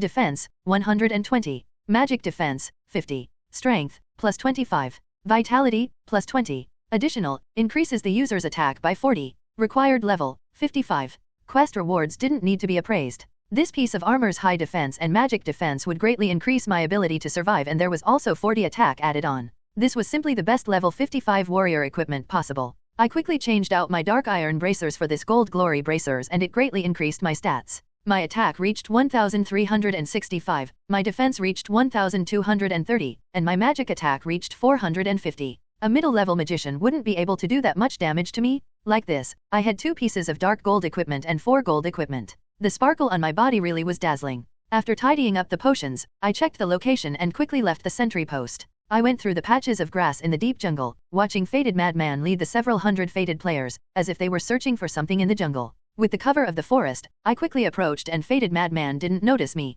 I was pleasantly surprised to find that delicate rice fragrance wasn't here. Without the existence of the soul magician, hey, there would be nothing stopping my evil actions? Fated Bloodthirster said, Big brother, didn't the quest say that the boss is here? After we kill it, you will become the legendary Frost Warrior. Fated Madman nodded with a smile, that's right. The Frost Warrior has a strength growth of 11 stars and its innate ice skills are increased by 50%. As long as I can become the Frost Warrior, hey, in this upcoming King's Return, Father will really be the return of the king? Humph? What is Shuiyu? If we win the championship, in the future main city, it will be our Fated's territory. Fated Bloodthirster gave a laugh before rubbing his hands, we've got this boss. To be honest, the Frost Warrior really isn't bad, but we had to spend 4.5 million RMB for the item for this hidden job. It really is a bit too expensive. Fated Madman said with a smile, expensive your butt? Father has money. Dad is out of the country right now, so the entire family's property is mine? A trivial 4.5 million is 1 hair on 9 oxens? Also, I heard that to get this token, the 1,000-member guild in Echo City had to die 3 times each before killing the boss. This 4.5 million really was worth it. Fated Bloodthirster licked his lips and said with a smile, boss, in the future, our brothers will become powerful under you and we'll trample those girls from the Shuiyu studio. Fated Madman immediately rolled his eyes before saying with a lewd smile, idiot. Why would we trample such beauties? We should just press them under us. Right. Boss is wise. Fated Bloodthirster changed his expression and said, gentle breeze embracing the moon and gentle breeze flying snow naturally belong to the boss. How about you give me that Bing Cha? Fated Madman laughed, this kid? Forget it, I'll also give that summer to you. I was filled with rage hearing this and I almost jumped out to take care of Fated Madman, but thinking about it, killing him now would only make him lose a level? This kind of revenge was far from being enough. I wanted him to wish for death and hate living, so I would endure. Fated Bloodthirster then asked, Big brother, after the boss spawns, what do you need from us? Fated Madman thought for a bit before saying, it must be killed within 120 minutes and of course I have to kill it. This quest is very abnormal and it doesn't count if someone else kills it. Moreover, once it's failed, the token would forever disappear and I shouldn't think of a hidden quest ever. Fated Bloodthirster's expression became serious as he said, then we definitely can't let any accidents happen. Have the brothers from behind caught up? 500 people might not be enough to take care of the boss. Fated Madman said, there's no need to worry. I've contacted Bloodthirsty World and his people are outside the forest. They are about to come in and our people will be here soon. Moreover, we brought the 500 elites of Fated, so it shouldn't be a problem killing a single boss. Fated Bloodthirster gave a nod, then I'm more assured like this. At this time, several players in front happily danced and said, boss, we found it. Oh, Fated Madman was filled with joy, where is it? Bring Father over immediately. The quest has already started and there's only an hour and a half to kill it. Remember, Father has to be the one that finishes it. All the people headed deeper into the woods with Fated Madman. I secretly hid in the forest. With the agility of an archer, I followed behind them with the roaring flame spear in hand. Not far away, there was a giant roar that rang out that was very ear-piercing. This was the raptor sound that I've been hearing all day. Then there were several fated berserkers that actually fell over. After this angry roar, there was a black figure that blotted out the sky as it ran over to bite a berserker to death. This black figure was a boss and it was a giant armored raptor. There was a large name over its head that read Iron Armored Raptor King. I was filled with joy. I used the star eyes and saw the stats of the Iron Armored Raptor King. Iron Armored Raptor King, Dark Gold Boss. Level, 80. Attack, 1000 to 1150. Defense, 800. HP 250,000. Additional, the king of the jungle. It has the same fierceness of the raptors while also having the unruliness of a king. Faded Madman waved a hand and roared, "All of you attack for me." Suddenly about 100 close-range players went forward and quickly surrounded the Iron Armor Raptor King. But it was a pity that the Iron Armor Raptor King was a level 80 Dark Gold boss and ignored the small ants of the Faded Guild, just raising an iron claw. Pang! With a heavy impact sound, the two swordsmen who took the brunt of it were shattered. Before the clerics could heal them, they were torn to pieces by the Raptor King's second attack. Faded Madman saw this and quickly said, "Shield Knights, forward." The swordsmen without shields retreat and immediately build a second defensive line. Magicians and archers start firing and bring the boss HP down as quickly as possible. The shield knights quickly went forward and raised their heavy shields before slamming it down at the feet of the boss. Everything went as Faded Madman planned. But no one would have thought that the Iron Armor Raptor King would be very intelligent. It became annoyed when it couldn't kill the knight with 2 slashes of its claws, so it raised its back limbs and jumped over the shield knight. It opened its large mouth and spat out a scalding hot dragon breath, instantly killing all Faded players within 10 meters. That included swordsmen that had full HP. I was secretly surprised. Although this Iron Armor Raptor King had high physical attack, its true killing move was its dragon breath. The Iron Armor Raptor King created a slaughter in their group as it took the life of a Faded player every time it raised its claw. Faded Badman was so angry that he couldn't even breathe properly. "What do I feed you idiots for?" Knights, quickly protect the magicians and clerics. Archers, use ice arrows to decrease its speed. Idiots, don't use fire arrows. Actually, the boss already had a slowing effect, but the Iron Armor Raptor King's level was just too high. It easily resisted these slowing effects and the 50% slow turned to around a 10% slow, so it was no different from not being slowed at all. Faded Madman indignantly said, "A bunch of idiots. If I had known earlier, I would have had delicate rice fragrance come, humph." Faded Bloodthirster said, "Why didn't rice fragrance come?" "Who knows?" Faded Madman revealed a trace of anger and said, "That little girl said that she wasn't feeling good today and didn't log on. Humph, who knows if it's because she knew that I had this quest today? Bloodthirster, go and find her in a few days and don't let her play any tricks." Faded Bloodthirster said with a smile, "Big brother, relax. She's a person that can't move and you're afraid that she'll run away. I will let the people take care of her. But boss, after you become a Frost Warrior, Rice Fragrance as a soul magician will forever be the #2 hidden job in our Faded Guild." Faded Madman's face turned cold. "In short, don't be careless. Also, tell Bloodthirsty World to bring all his people over. What are those idiots stalling for? We already gave them the money. Do they want to take the money and do nothing?" Faded Bloodthirster nodded. "The Bloodthirsty Guild has around 1,000 people outside the forest and they are heading in, but Bloodthirsty World sent me a message. They said that they met a monster called the Iron Armor Raptor along the way that delayed them a bit. This monster has quite a bit of attack power, but the bloodthirsty people should be here soon." Faded Madman didn't have any patience. "Have them come quicker." "Yes." My heart sank. No, if Bloodthirsty World's 1,000 people could come over, I won't have a chance to do anything. I had to stop Bloodthirsty World's group outside. Looking up at the HP bar of the Iron Armor Raptor King, which was still quite long, it would take at least half an hour for them to kill it. So I made up my mind and quietly moved through the forest. A few minutes later, I heard the sounds of voices in the distance, which was Bloodthirsty's group making their way through the forest. They were surrounded by several Iron Armor Raptors. The Bloodthirsty players weren't bad, they had good skills and good coordination, but the Iron Armor Raptors had a very high level and with their sharp teeth, they kept killing the people from Bloodthirsty. Bloodthirsty's boss, Bloodthirsty World, raised his sword and shouted, "Brothers, don't panic. These raptors aren't anything. Fight the raptors in groups of 100 and help the brothers that can't hold on. We will advance step by step. All of you listen to me, no one should provoke the raptors, they are very hard to handle." I couldn't help revealing a faint smile as I suddenly had a bold thought. Since it was like this, the Bloodthirsty Guild weren't good, so I should rock the boat and use a borrowed blade to kill them. Although it was a bit dangerous, reward came with risks and I would play with the people from Faded and Bloodthirsty today. Thinking of this, I immediately went into the forest holding the roaring flame spear. Looking over at the Iron Armor Raptors resting in the forest, when I came close, they were immediately alarmed. They quickly came over and rustled the leaves in the forest. Very soon, there were a bunch of Iron Armor Raptors that were stampeding at me. Although I had at least 30 raptors behind me, only 1 or 2 attacks hit me at a time, which was still acceptable to me. Outside, Bloodthirsty World peeked his ears and asked in a confused voice, "Yee, what is that sound?" "It's rustling and screeching, as if something is calling out." A thin assassin said, "Boss, it's the sound of the raptors? We are surrounded." Voila! The leaves opened and I jumped out. At the same time, I used the intermediate bloodthirst skill of the Scarlet Cape. My attack speed and move speed increased by 20% as I started flying off. Bloodthirsty World was surprised before reacting. "Damn, it's easily angered bookworm. Take care of him for me." As soon as his voice fell, the leaves opened and soon there were a bunch of Iron Armor Raptors that ran out. I didn't look back at all. Although there were archers and magicians that started attacking me, I still ran right into the Bloodthirsty group. The main thing now was to disperse the aggro from the iron armor raptors behind me, and as long as I ran far enough, the aggro would all go to the bloodthirsty guild players. Pa, pa, pa. The spells and arrows kept hitting me, but there was no doubt that the archers of the bloodthirsty guild couldn't break my defenses, as they did around 10 to 20 damage. The magicians also couldn't pose any threat like before, as my 450 magic defense negated more than half the magic damage. Even the highest level magician in the bloodthirsty guild could only deal around 250 damage to me with a fireball. But even ants could bite elephants to death, and in less than 10 seconds, my 4,320 HP had dropped by 2/3.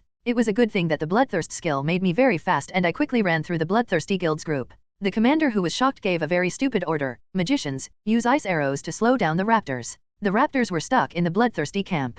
Bloodthirsty World gritted his teeth angrily, but he couldn't do anything. I swallowed pots as I ran back into the forest, feeling very satisfied. I laughed as I turned back to say, Bloodthirsty World, stay here and level for me. I immediately changed directions. I should take care of Fated Madman. There were several white lights that appeared behind me. The Bloodthirsty Guild was caught off guard and suffered heavy losses, as several clerics and magicians were attacked by the raptors and killed. There was no doubt that the Bloodthirsty Guild's group would be destroyed here, since the Iron Armor Raptors were level 75 enhanced monsters. The Bloodthirsty Guild didn't even have level 50 players. Even if they weren't destroyed, there wouldn't be much left, so it really wasn't wrong for them to die here. When I arrived at where Fated was, I saw a pleasantly surprising scene. On the long forest path, the Iron Armor Raptor King only had a sliver of HP left, but it had also changed and were attacking the defenseless Fated players. Out of the 500 people, there were only 100 left from Fated. Without saying a word, I charged forward with the Roaring Flame Spear. I had filled up on HP along the way and could disregard the players of Fated who weren't even level 50. I raised my voice and said with a smile, Fated Madman, it must be hard killing this boss. Do you want my help? Fated Madman was about to finish it off, but his heart skipped a beat when he heard my voice. He quickly ordered, the back row, all of you charge for me, take care of him. So Fated Bloodthirster immediately led a group to charge at me. I didn't dodge it and let the archers attack me. After the ice arrow, the slowing effect was greatly weakened by my frozen heart, and with my strong defense, I could basically ignore it. This series of attacks caused the names of these archers to turn gray. They would be killed with gray names. I swept out and used a whirlwind slash to kill the archer that I charged. The two archers beside it also suffered large damage. I swung the spear back and a normal attack killed another archer with only a sliver of HP. At this time, I felt a pain behind me as Fated Bloodthirster stabbed me from behind. It was a pity that his attack power wasn't high and he only dealt a pitiful 234 damage. I didn't even turn back as I swept out with the Roaring Flame Spear. The shield break slash was very sharp, and with a grunt, the spear pierced right into Fated Bloodthirster's chest. His eyes opened wide as if he couldn't believe that he was instantly killed. The other assassins had red eyes as they cursed, damn. He killed out second brother?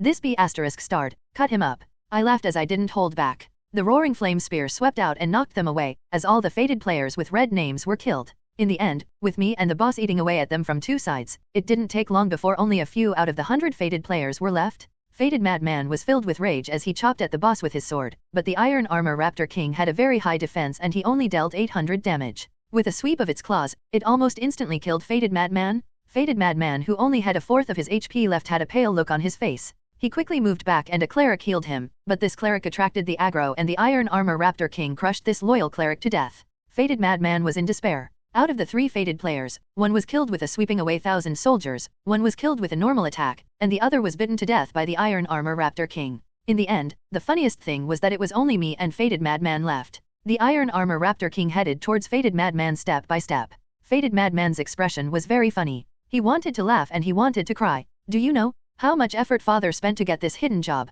It was ruined by you like this. Fated Madman angrily pointed at the Raptor King as he roared out. I raised the Roaring Flame Spear in my hand as I said, what does this count for? Did you forget how you treated me when I was getting my hidden job? You were happy when you killed me and the girls of Shuiyu, now I am feeling the same. Fated Madman gritted his teeth and said, easily angered bookworm, you just wait. Father will kill you sooner or later. Before he could finish, I had already stabbed out with the Roaring Flame Spear. Pucci. The sharp spear pierced through Fated Madman's neck, sending blood spraying out as Fated Madman's less than half HP emptied. In front of his unwilling look, I raised my right hand and said with a smile, leave this boss to me. Roaring Flame Soaring Dragon. Hong. The flame dragon appeared and pierced right through the Iron Armor Raptor King's body. This Iron Armor Raptor King that only had a sliver of HP couldn't take this powerful hit. With a wail, it fell dead as it dropped a mountain of gold coins and several pieces of equipment. What filled me with more joy was that my experience bar jumped up, and with a golden light that fell, I reached level 57. I couldn't help laughing as all the anger in my heart had been vented. It could be said that I had taken revenge for being sent back to level 0.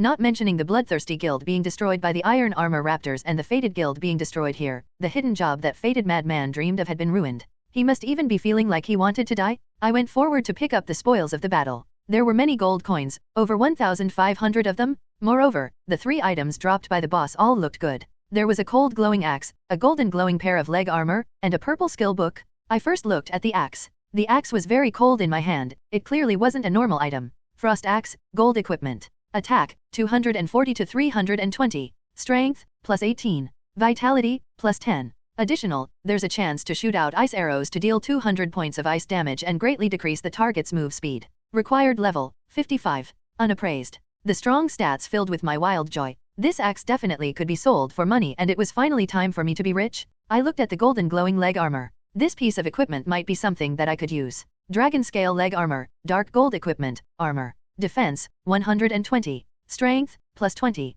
Vitality, plus 18. Agility, plus 12. Additional, increases the user's physical attack by 10%. Required level, 55. Unappraised. So with the help of Ling Shui, I successfully sold the frost axe for 100,000 gold coins and earned a large amount. The current gold coin to RMB exchange rate was 1, so I didn't dare delay. I quickly exchanged the 100,000 gold coins for over 100,000 RMB and deposited it in my checkings account. Ling Shui spread her hands and said with a smile, "You have to give a bonus." I gave her a ripper sword and said with a smile, "You can sell this weapon." Ling Shui nodded with a smile before happily putting the sword in her store. I turned back and saw Ling Shui also looking at me like she found this funny. She spread her snow-white hands and said to me, "Bookworm, you should have given a portion to the studio." It seemed right, so I immediately sent a direct deposit of 50,000 RMB into Ling Yu's gaming account. Ling Yu's beautiful eyes turned into a crescent moon as she happily said, "Our Shui Yu Studio's first big earning is in hand, It's enough for our living expenses for a month." I reminded her, "Ling Yu,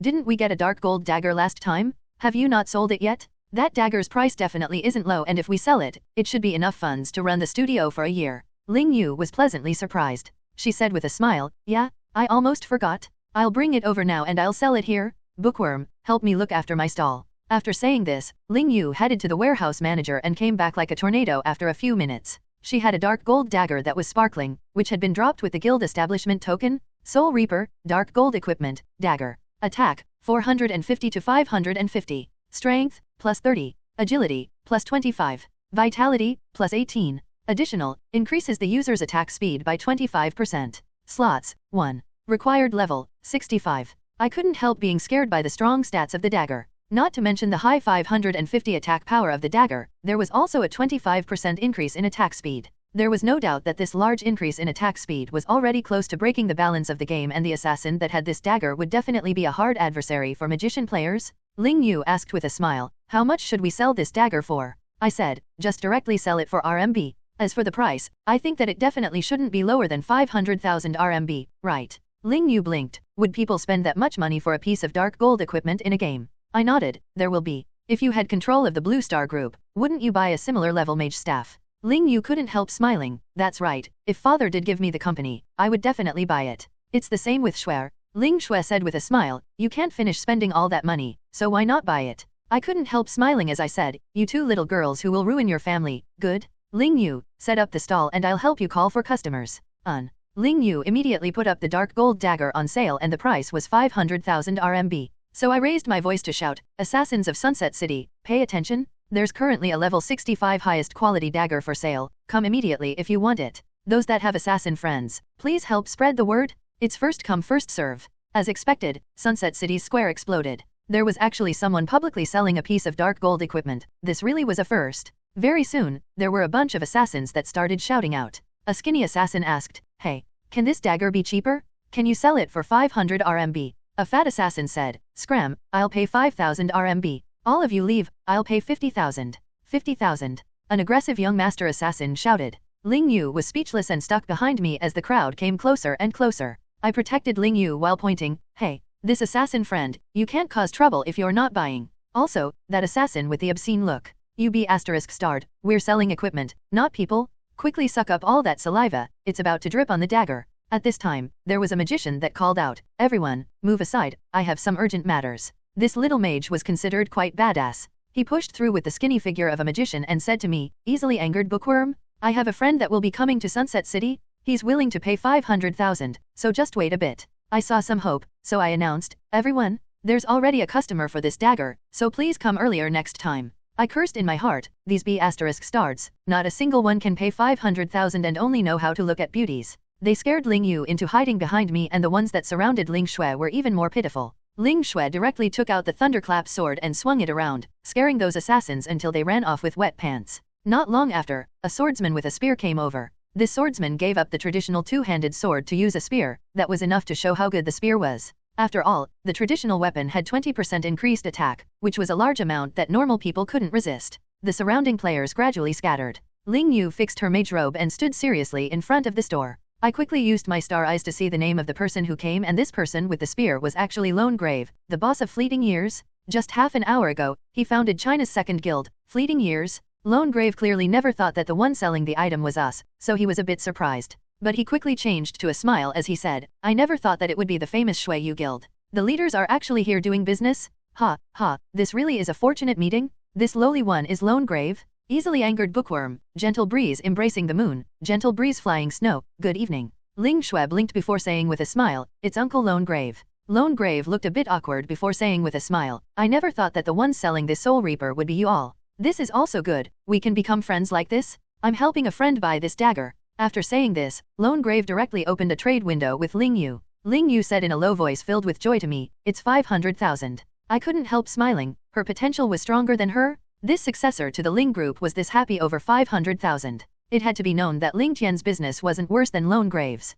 It could even be said that all the funds of the Ling group would be enough to influence 3 provinces. After the trade, Lone Grave looked at Ling Shui and Ling Yu before he couldn't help saying with a smile, "Seeing you today, I have to admit that gentle breeze embracing the moon and gentle breeze flying snow's beauty really knows no bounds." The rumors are all true. Ling Shui and Ling Shui both felt a bit embarrassed. I said, "Uncle Lone Grave, since your Fleeting Years has been established, I hope that later on, Shui Yu and Fleeting Years can get along." Lone Grave was a bit surprised before saying with a smile, "Naturally. I have an understanding of Sunset City, and I can only say that this fated madman person, hey, really fills one with regret. It's a good thing that Sunset City has you all, or I'm afraid that it would be a scene of dogs biting each other." I couldn't help saying with a smile, "It won't be long before China's new main cities will be out. When that time comes, everyone will gather in the main city. I hope that Fleeting Years will be Shui Yu's most reliable ally." Lone Grave took a deep look at me before giving a laugh, "With you, the future main city will have a bright future." I was a bit confused. Lone Grave gave a deep smile before saying, "I still have other matters to handle, so goodbye everyone.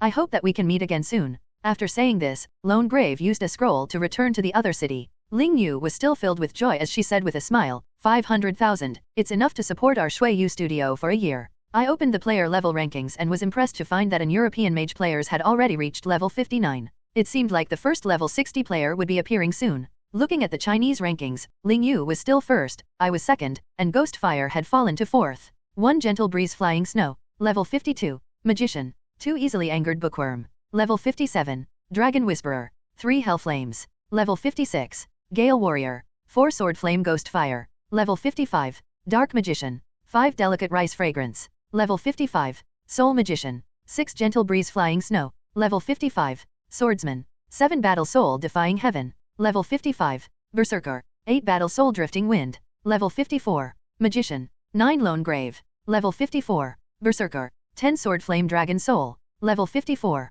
Swordsman. This Gale Warrior Hell Flames leveled up quite quickly, already reaching 3rd place and putting Ghostfire and Delicate Rice Fragrance behind him. The biggest change was Ling Shui charging up to 6th place. Ling Shui was currently at level 55 and had the Thunderclap sword, so it was clear that Ling Shui was already the most dazzling swordswoman in all of China. Counting it, of the players on the level rankings, 5 of them belonged to Shui Yu. It could be seen that Shui Yu's strength was already enough to look down on the Chinese server. The newly established Fleeting Year had Lone Grave and Hell Flames, so they couldn't be looked down on. China's rumored #1 gaming group, the Battle Soul Guild, also had 2 people. However, looking at the following ranks, going from rank 11 to rank 50, there were no less than 10 players that started with Battle Soul. It could be seen that Battle Soul's position as the ruler was still very firm. If Shui Yu wanted to take the #1 spot in China, we would need to put in more effort. After looking at the level ranking, I turned to Ling Yu, who was pleased and said, "Boss, look, the world's #1 player is about to reach level 60. What should we do now?" Ling Yu said with a smile, "Us? We'll just wait until they reach level 60.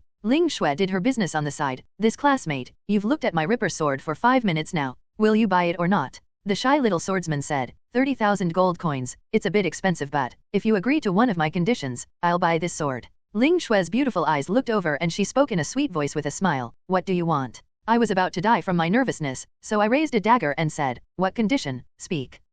If this kid really wanted to make a presumptuous request of Ling Xue, I would kill him immediately. Who thought that the little swordsman would just timidly say, gentle breeze flying snow, can you take a screenshot with me? Just 3 seconds is fine. Ling Xue was stunned before looking at me and asking, little fool, do you see this? I was also surprised. I never thought that Ling Xue was this charming that people would spend 30,000 gold coins to buy a silver sword just to take a screenshot with her. In the end, Ling Xue took the screenshot with that person. With Sunset City's walls as a background and with a distance between them that made me even think, can this even be considered a group screenshot anymore? The swordsman bought the silver sword and immediately happily ran off. Half an hour later, there was a post on the Chinese forum, the story that must be told between me and gentle breeze flying snow. This post quickly rose and it received many forum coins that surprised us. This kid really was quite thoughtful. I started calling out and Ling Yu and Ling Xue quickly sold their things. After they finished selling their stuff, they helped me call out on both the left and right since they were bored. This handsome brother, buy a bronze axe for your girlfriend. Ling Xue said with a smile before turning back to whisper in my ear with a smile, little fool, that fellow's girlfriend really is strange. She actually chose to be an orc. Woo. She looks so strong.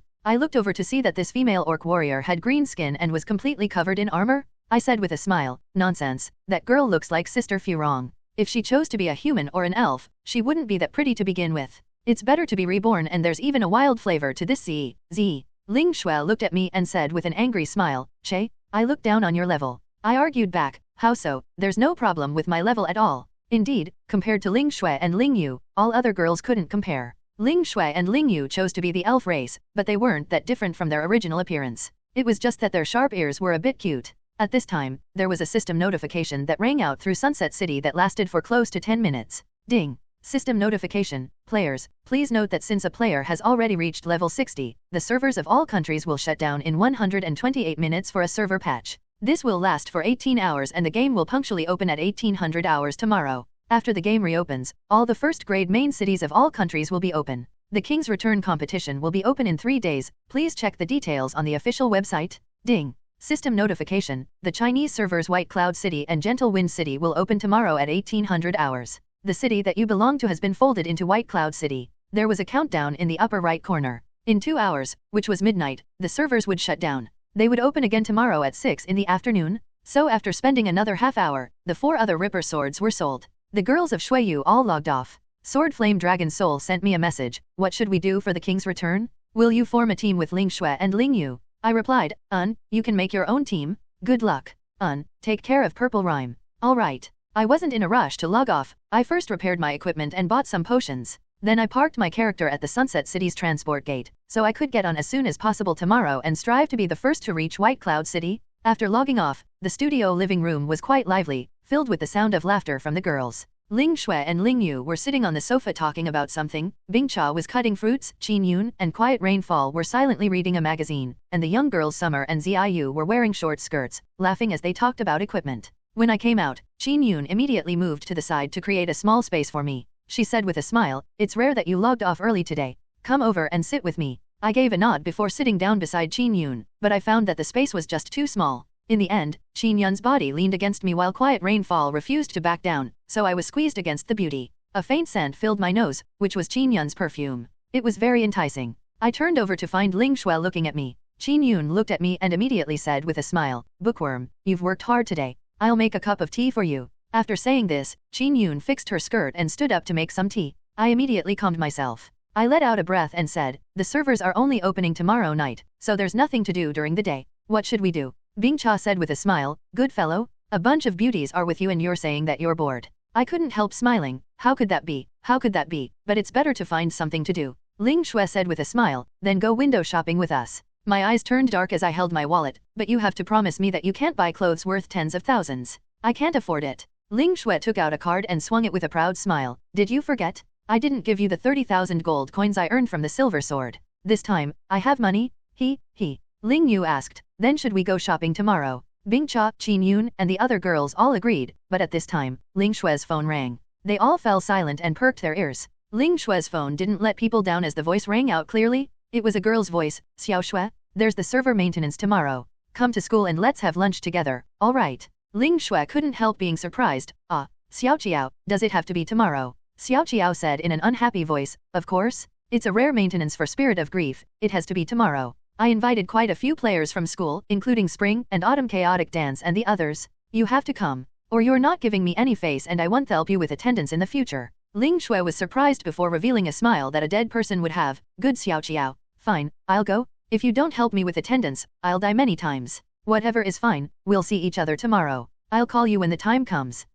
Good. Then good night. Xiaoqiao hung up. Ling Shui put her phone on the table and helplessly said, I can't go with you all tomorrow, I have to go back to school. Sorry, everyone. Ling Yu asked with a smile, Shuer, who is that Spring and Autumn Chaotic Dance Xiaoqiao mentioned? Why haven't I heard of them before? Ling Shui said, I don't know either. It's someone who is called the #1 expert at school. His equipment is normal, his level is normal, and his personality is normal. Bing Cha looked at me before saying with a meaningful smile, Bookworm, do you want to go with Ling Shui tomorrow? I said, it's a classmate gathering, how could I go? But that Spring and Autumn Chaotic Dance sounds like a handsome guy and they want Ling Shui to go. Bing Cha's smiling appearance made her meaning clear. I was surprised before turning to see Ling Shui looked at me with a teasing smile. Ling Shui, who'll pay for dinner tomorrow? I asked. Of course it's me, it's all my money. Ling Shui patted her chest which made the tender peaks under her white shirt tremble. My eyes almost popped out seeing this. After coming back to my senses with great difficulty, I asked, then do you need me to go? I was afraid that Ling Shui would say no, then it would make her feelings clear. When I looked over with a hopeful look, Ling Shui said with a bright smile, of course.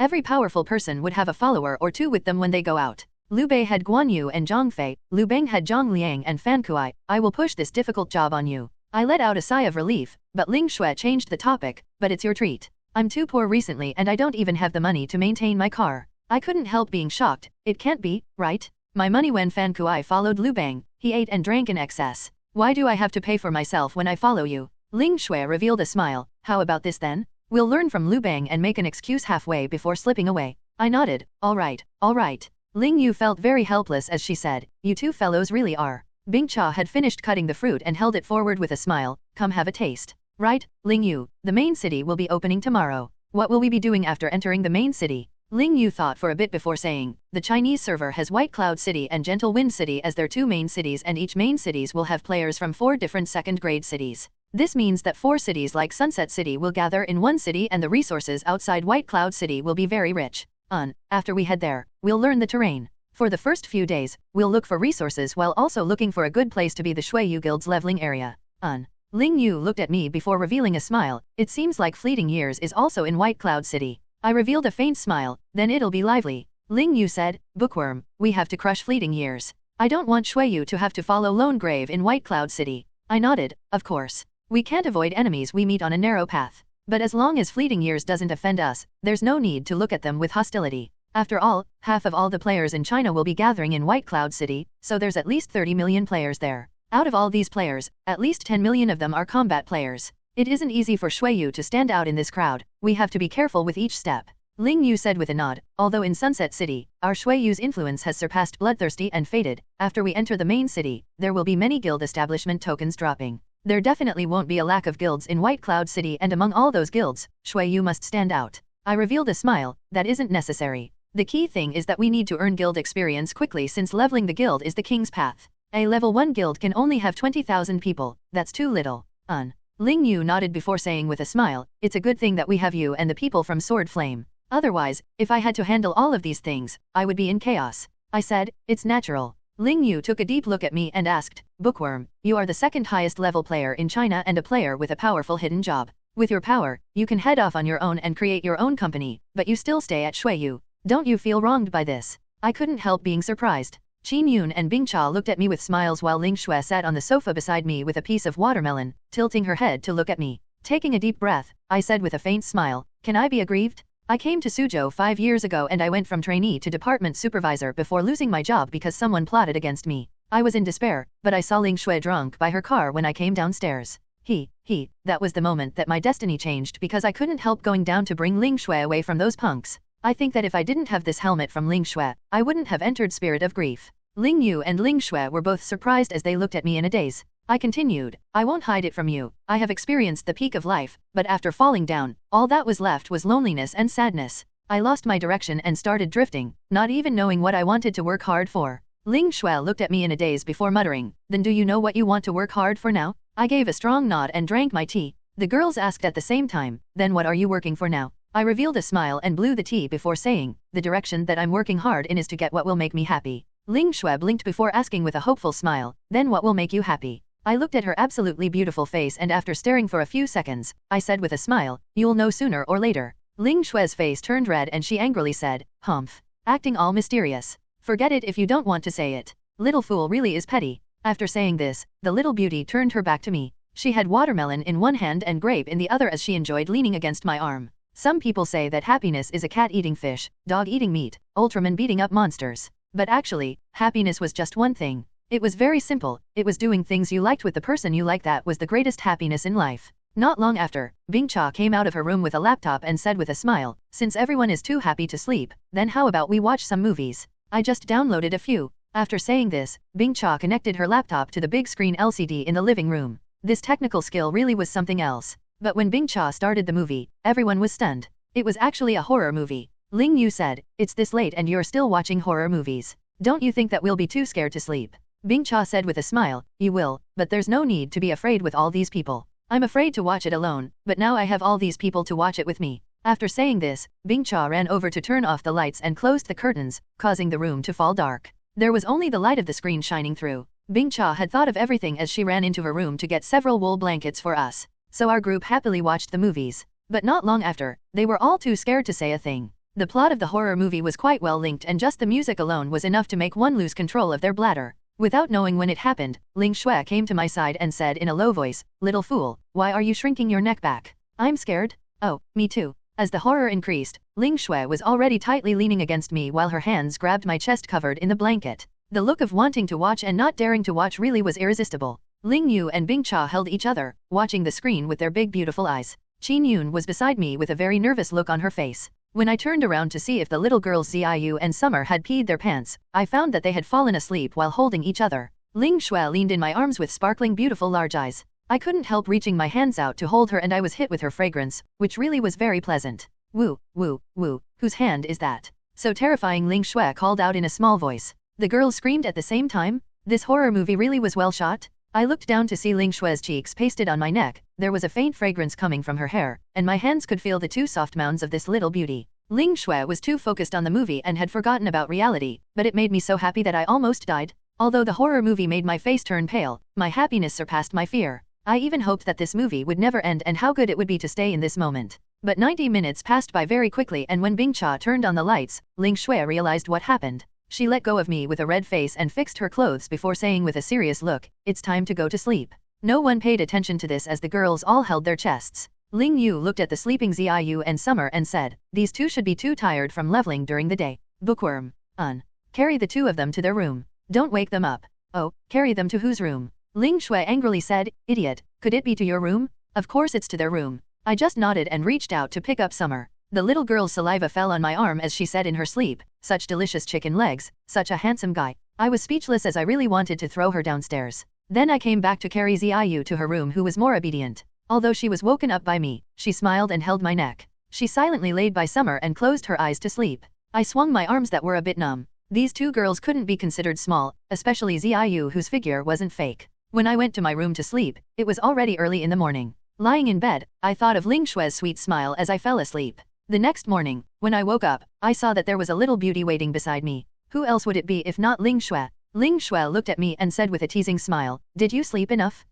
It's only 10 in the morning. Do you still want to sleep? I can keep waiting." I immediately stood up and put on a shirt. "I don't have a hobby of being watched while sleeping and you're not my mother." Ling Shui curled her lips and said, "Stop wasting words and get up. I'll wait for you outside. You have to be ready for me in half an hour." I gave a nod and immediately got up. After washing up, I changed into a set of clean clothes. In the end, Ling Shui looked at me before coming forward to reach her hands out and helped me fix my collar. I could feel the speed of my heart beating doubling. Although you aren't very handsome, it's barely good enough to go out with." Ling Shui sized me up before giving this conclusion. Downstairs, Ling Shui got in her car and waved at me to get into the passenger seat. Then she said, "We'll get to the school in 10 minutes. I was a bit surprised. "Impossible, you'll kill people at that speed." "Forget it, I'll drive." "Oh." Ling Shui was a bit surprised. "Little fool, you have a driver's license." "No, but I'm very stable when it comes to driving." "Oh, alright then. Come and sit beside me." As she said this, Ling Shui gathered up her pink skirt and crawled into the passenger seat. I was very speechless. Wasn't this a bit too much? I carefully moved to the left, but the space wasn't that big. Ling Shui's arm accidentally bumped into the steering wheel and she fell down into my embrace. With the warm jade feeling, I panicked as I grabbed Ling Shui's waist and blurted, "It's so elastic." Ling Shui's face turned red and she immediately moved off my body to the seat. She glared at me with her beautiful eyes and angrily said, "You're still speaking, you're so dumb." At this time, an old lady with a walking stick came over. Seeing Ling Shui and I in the car, she shook her head and said with a sigh, "Young people nowadays not knowing when is the right time. It's early in the morning, can this glass really block everything?" Ling Shui's face turned even more red in shame and she angrily said, "It's all you? Now I'm being misunderstood by the grandmothers downstairs." I said with a smile, "A misunderstanding is a misunderstanding, you're not losing anything." "That is right." I took the keys from Ling Shui and started the car, slowly driving it out of the neighborhood. The sun was bright in the sky and it was very warm. I lowered the temperature of the air conditioning. Ling Shui looked at me and said with a smile, "Little fool, I really couldn't tell. You really do drive very steady." "That's right." Following Ling Shui's directions, I stopped the car in a restaurant's parking lot. This restaurant wasn't that big, but it was definitely not a cheap place. Arriving at the booked room, we saw that there were quite a few people inside. Jiangnan Small Bridge and Spring and Autumn Chaotic Dance were already there, as well as some other boys and girls. I quickly looked around and saw that the girls looked alright, but compared to Ling Shui, they couldn't be compared. The boys and girls also revealed surprised looks after seeing me. It was clear that Ling Shui didn't tell them in advance that I was coming. One girl's mouth opened wide before saying in a pleasantly surprised voice after a while, "This handsome brother, are you Shui Yu's easily angered bookworm, the legendary dragon whisperer expert?" Ling Shui nodded with a smile, "That's right, but there's no prize." I then nodded at them with a smile, "I am easily angered bookworm, you can just call me bookworm." Jiangnan Small Bridge and Spring and Autumn Chaotic Dance nodded. We already knew each other, so I just introduced myself to the others. Injured Wind, level 46 assassin who was the thin boy. Flying Fire Firefly, level 48 assassin. He was a very energetic boy with a very loud voice. There were the other 3 berserkers that I met last time. One girl was called Seeking Dream, a level 44 cleric who seemed very delicate, and the other was a girl called Quiet Grass, a level 45 magician. Along with Jiangnan Small Bridge, the 3 girls were Ling Shui's roommates. So everyone sat down on their own, with Ling Shui sitting beside me. I could see some envy in the eyes of the other boys, but it was a good thing that it was just envy and wasn't hatred. Spring and Autumn Chaotic Dance said with a smile, "I never thought that in just a few short days, Ling Shui would reach the top of China's level rankings. Truly powerful." We had planned on looking for Ling Shui to join our team for the King's Return tournament, but now it seems like we're not qualified. Ling Shui said, "Thank you for your good intentions, but our Shui Yu studio is forming our own team."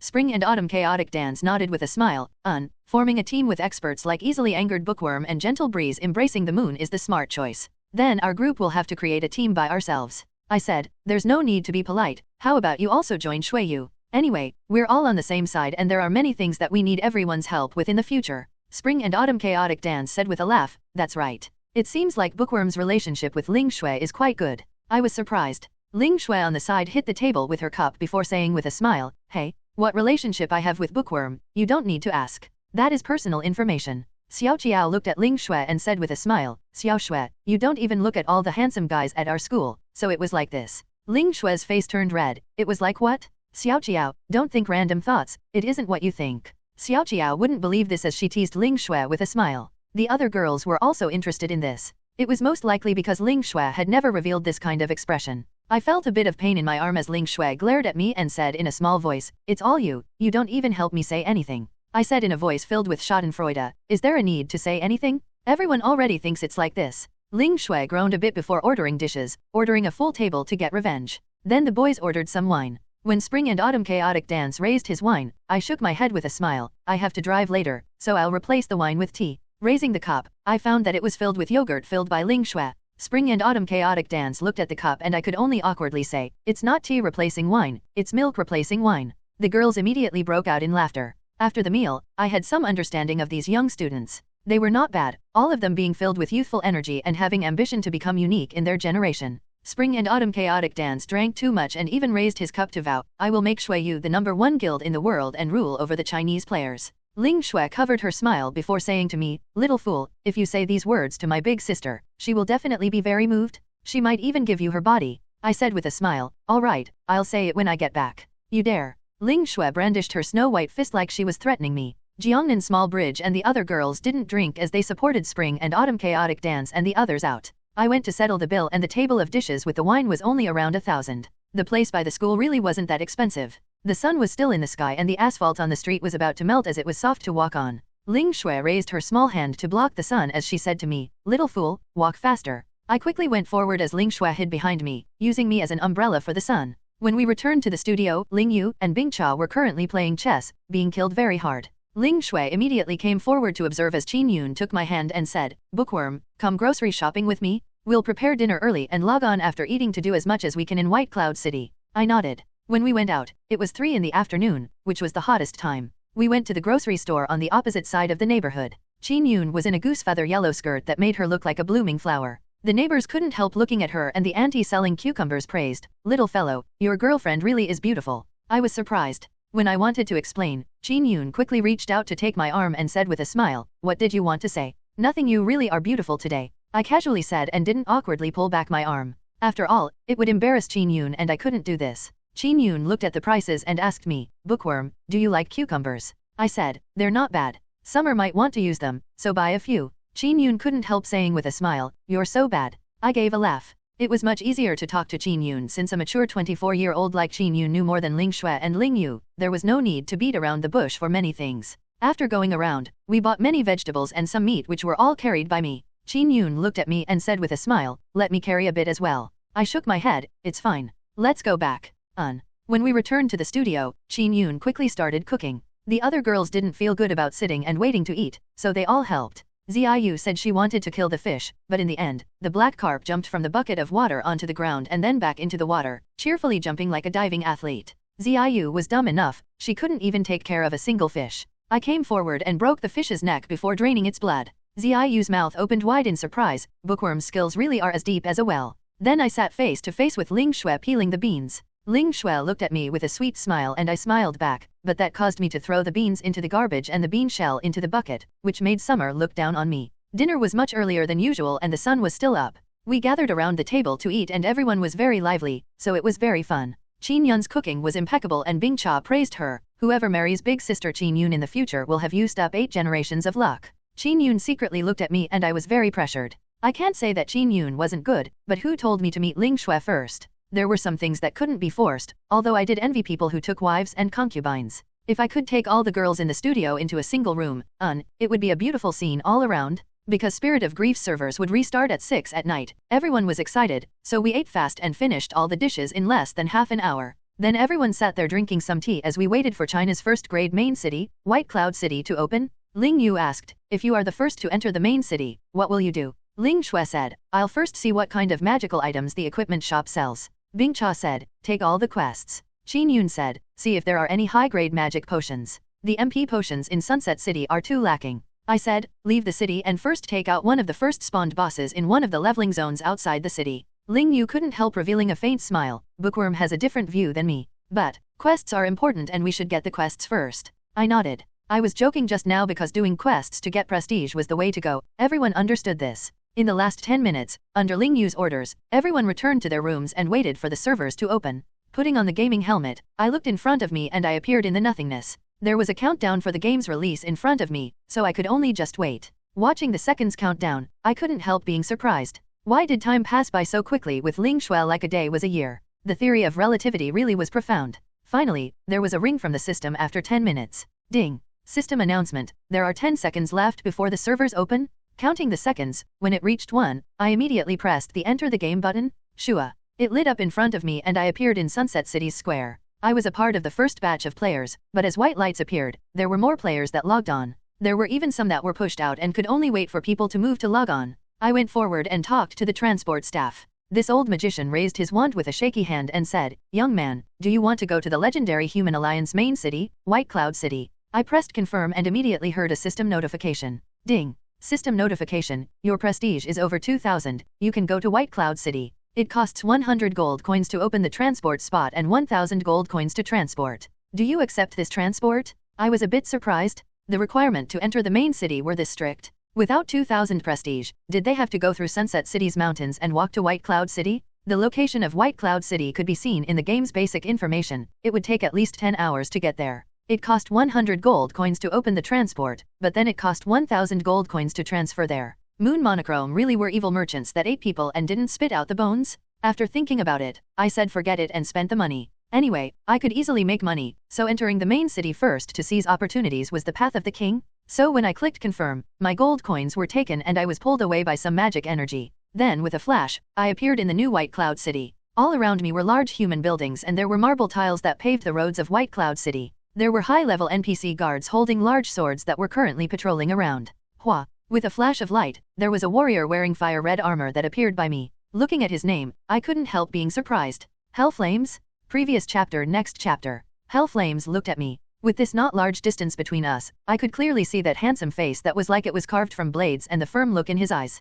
His equipment was covered in light. It wasn't hard to imagine what grade they were. Hell Flames greeted me with a faint smile before vanishing into the streets of White Cloud Main City. He wanted to seize this time to take more quests. There weren't many quests in Spirit of Grief and high-level quests were even more rare. Quests were the main source of prestige, so it could be imagined how important they were. I wasn't willing to waste time either, so I headed east on the main road of White Cloud City. There was a dignified music that filled my ears as I listened to the narration of the system. The invasion of the Hell Army started a 100-year struggle, filling the Spirit of Grief continent with blood and flames. Humanity had struggled for 100 years against the demons after their main city Isinger was destroyed. In order to survive, the Humanity Alliance fought hard in battle and finally under the lead of the Paladin Queen Annie, they were able to reclaim the land that Isinger had stood on. Moreover, they had established a city to resist the demons, now stood firmly on the east of the continent, White Cloud City. Oh, the human female Paladin Annie? I had heard of Annie Baby before, but I didn't know this Annie. When I entered White Cloud City Square, I saw a giant statue that was made of white jade in the center of the square.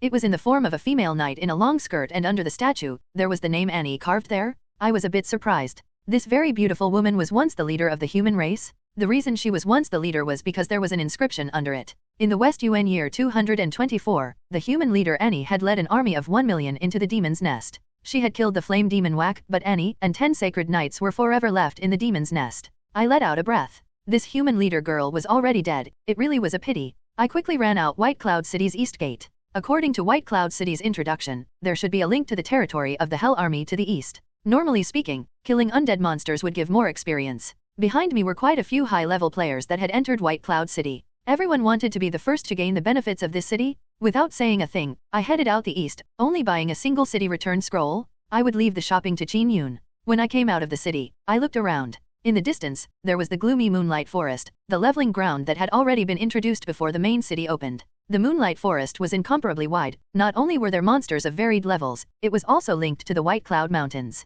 This mountain range had rich resources, so it would be a place that the large powers in White Cloud City would fight over in the future. Kengchi? On the border of the Moonlight Forest, there were several corpse-eating ghosts that were gnawing on a corpse. The east of White Cloud City was the territory of the forces of darkness, so this scene was quite common. I looked at them and found that these corpse-eating ghosts were level 70. They were very suited for leveling, but I should go and find a quest first. Looking at the sides of the city walls, I was pleasantly surprised to find that there was a small sentry post not far away from the main gates. The soldiers there were in heavy armor and had bows in their hands, watching the corpse-eating ghosts from a distance, only attacking when there was a disturbance. In front of these soldiers, there was a commander with a silver army. He had a sword in his hand and a worried look on his face. When I came over, I heard the commander curse in a low voice, "Those damn liches are moving again. These corpse-eating ghosts will spread a terrifying plague, and once they occupy Moonlight Forest, all of White Cloud City will be polluted with this fatal poison." I immediately came forward and after talking to them, the commander happily said, "You are an adventurer that has arrived in White Cloud City?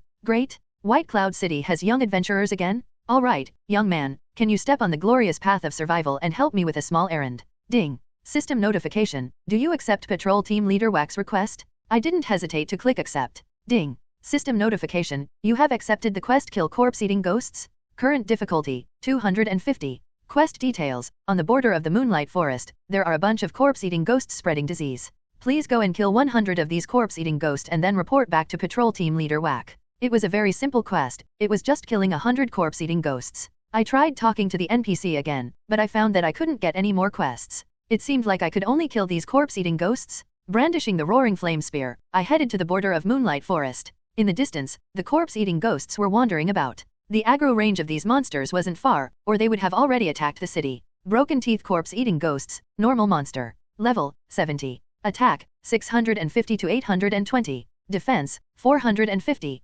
HP, 12,000. Attack type, poison attack. From far away, I raised the roaring flame spear in one hand as I was covered in light. Then I sent out the roaring flame soaring dragon, 2825. The roaring flame soaring dragon had already reached intermediate level and its attack power had greatly increased. Even if it was a level 70 monster, I could still deal close to 3000 damage to it. This corpse-eating ghost immediately let out a low roar after being attacked and slashed at my armor with a poisoned claw. 245. It was a joke, it couldn't break my defense at all. 245 damage to me who had 4520 HP wasn't considered anything. I released a sweeping away 1000 soldiers and shield break slash, dealing large damage to the corpse-eating ghost. 1789, 1864, 1822, 3205. The shield break slash was just too strong. Although the intermediate level increased the attack by 120 to 150%, facts proved that the shield break slash wasn't just effective at destroying magic shields, but also had a certain effect in disregarding physical defense. So the shield break slash's attack power was definitely doubled. Under this powerful consecutive attack, the corpse-eating ghost gave a pitiful G cry before turning into a pool of flesh and blood which looked very disgusting. It was a good thing that it disappeared quickly, as the blood seeped into the ground in less than 2 seconds, leaving behind the corpse-eating ghost's corpse. Using the roaring flame spear to push the corpse aside, I picked up 2 gold coins from the ground. Normal monsters were not generous to begin with. The current gold coin to RMB exchange rate was 1:1, so it wasn't easy to earn money. Only I could easily defeat this level 70 monsters. If it was a normal level 40 to 50 player, they would have already been chased away by this corpse-eating ghost. With the power of the roaring flame spear, the power of my dark gold equipment, and my 12-star strength growth rate, the powerful skills were able to almost instantly empty the HP bars of the level 70 corpse-eating ghosts. My killing speed could be considered flying, and in less than half an hour, I had already killed half of the 100 corpse-eating ghosts needed. Not far away, there were quite a few players that came out of the East Gate. They all had happy looks like they were on vacation, but they were no longer as relaxed after meeting the corpse-eating ghosts. 2 corpse-eating ghosts caught a swordsman and emptied his HP in just 2 to 3 bites, scaring that swordsman away. I looked carefully at him. This swordsman was covered in half silver and half bronze equipment and was level 45. It was no wonder he was beaten so fiercely by the high 820 attack power of the corpse-eating ghosts. There were more and more players that came to the border of the Moonlight Forest. I didn't care that much, and my spear was like a wild dragon, killing corpse-eating ghosts one by one. In less than an hour, the quest was finished. I was the first player to finish the quest, and I quickly ran back to patrol team leader Whack. After choosing to speak, Whack said with a happy smile, "Brave young man, your strength really is shocking. Come, this is your reward." Ding. System notification, you have completed the quest Kill Corpse-Eating Ghosts. You have received 120,000 experience, 300 gold coins, and 1,200 prestige. Not bad. 1,200 prestige for an hour-long quest was considered worth it. But then, patrol team leader Whack knitted his brows and revealed a heavy look. He said, although quite a few corpse-eating ghosts have been killed, the Moonlight Forest are still under the control of the forces of darkness. I don't know what those dem liches are planning. Young warrior, are you willing to make a contribution to the country? Ding. System notification, will you accept this quest? I didn't even say anything else. The following quest had to be taken, otherwise I would have killed those corpse-eating ghosts for nothing. I clicked confirm and the system notification rang out again. Ding. System notification, you have accepted the quest Kill the Lich King. Current difficulty, 625. Unique quest. Quest details, head to the depths of the Moonlight Forest. There is a blood-colored sentry post of the forces of darkness. Please kill 100 liches and obtain the head of the Lich King. You must be careful, the liches and the Lich King have very powerful dark magic. They will cruelly kill their enemies. I was a bit surprised. It was actually a 625 difficulty quest and it was a unique quest. Being first to leave the city and kill the corpse-eating ghosts really was a smart move. Looking around, there were quite a few players that had reached the Moonlight Forest, so killing corpse-eating ghosts here wasn't realistic. After all, there were no prospects fighting for monsters with a large group of people, so I headed into the forest. The players behind me were all surprised. That kid is going into the Moonlight Forest. Broken, he's actually going in alone. The monsters there are all over level 70. Che, he's just seeking death. Let's ignore him and keep killing corpse-eating ghosts. Night fell all around me. The Moonlight Forest was very quiet and the silver moonlight rippled through the forest. This place was occupied by the forces of darkness, so there were white skeletons that were wandering around the forest. But I didn't antagonize these skeletons since they weren't my goal. With a soft, Ling Shui sent me a message, "Little fool, how is it over there?" I replied, "I took a quest and I'm doing it now. What about you?" Ling Shui said, "I went to the Adventurer Guild with Big Sister to take a quest. These quests all have a required level, so I took quite a few with Big Sister." I replied with a smile, "Then work hard."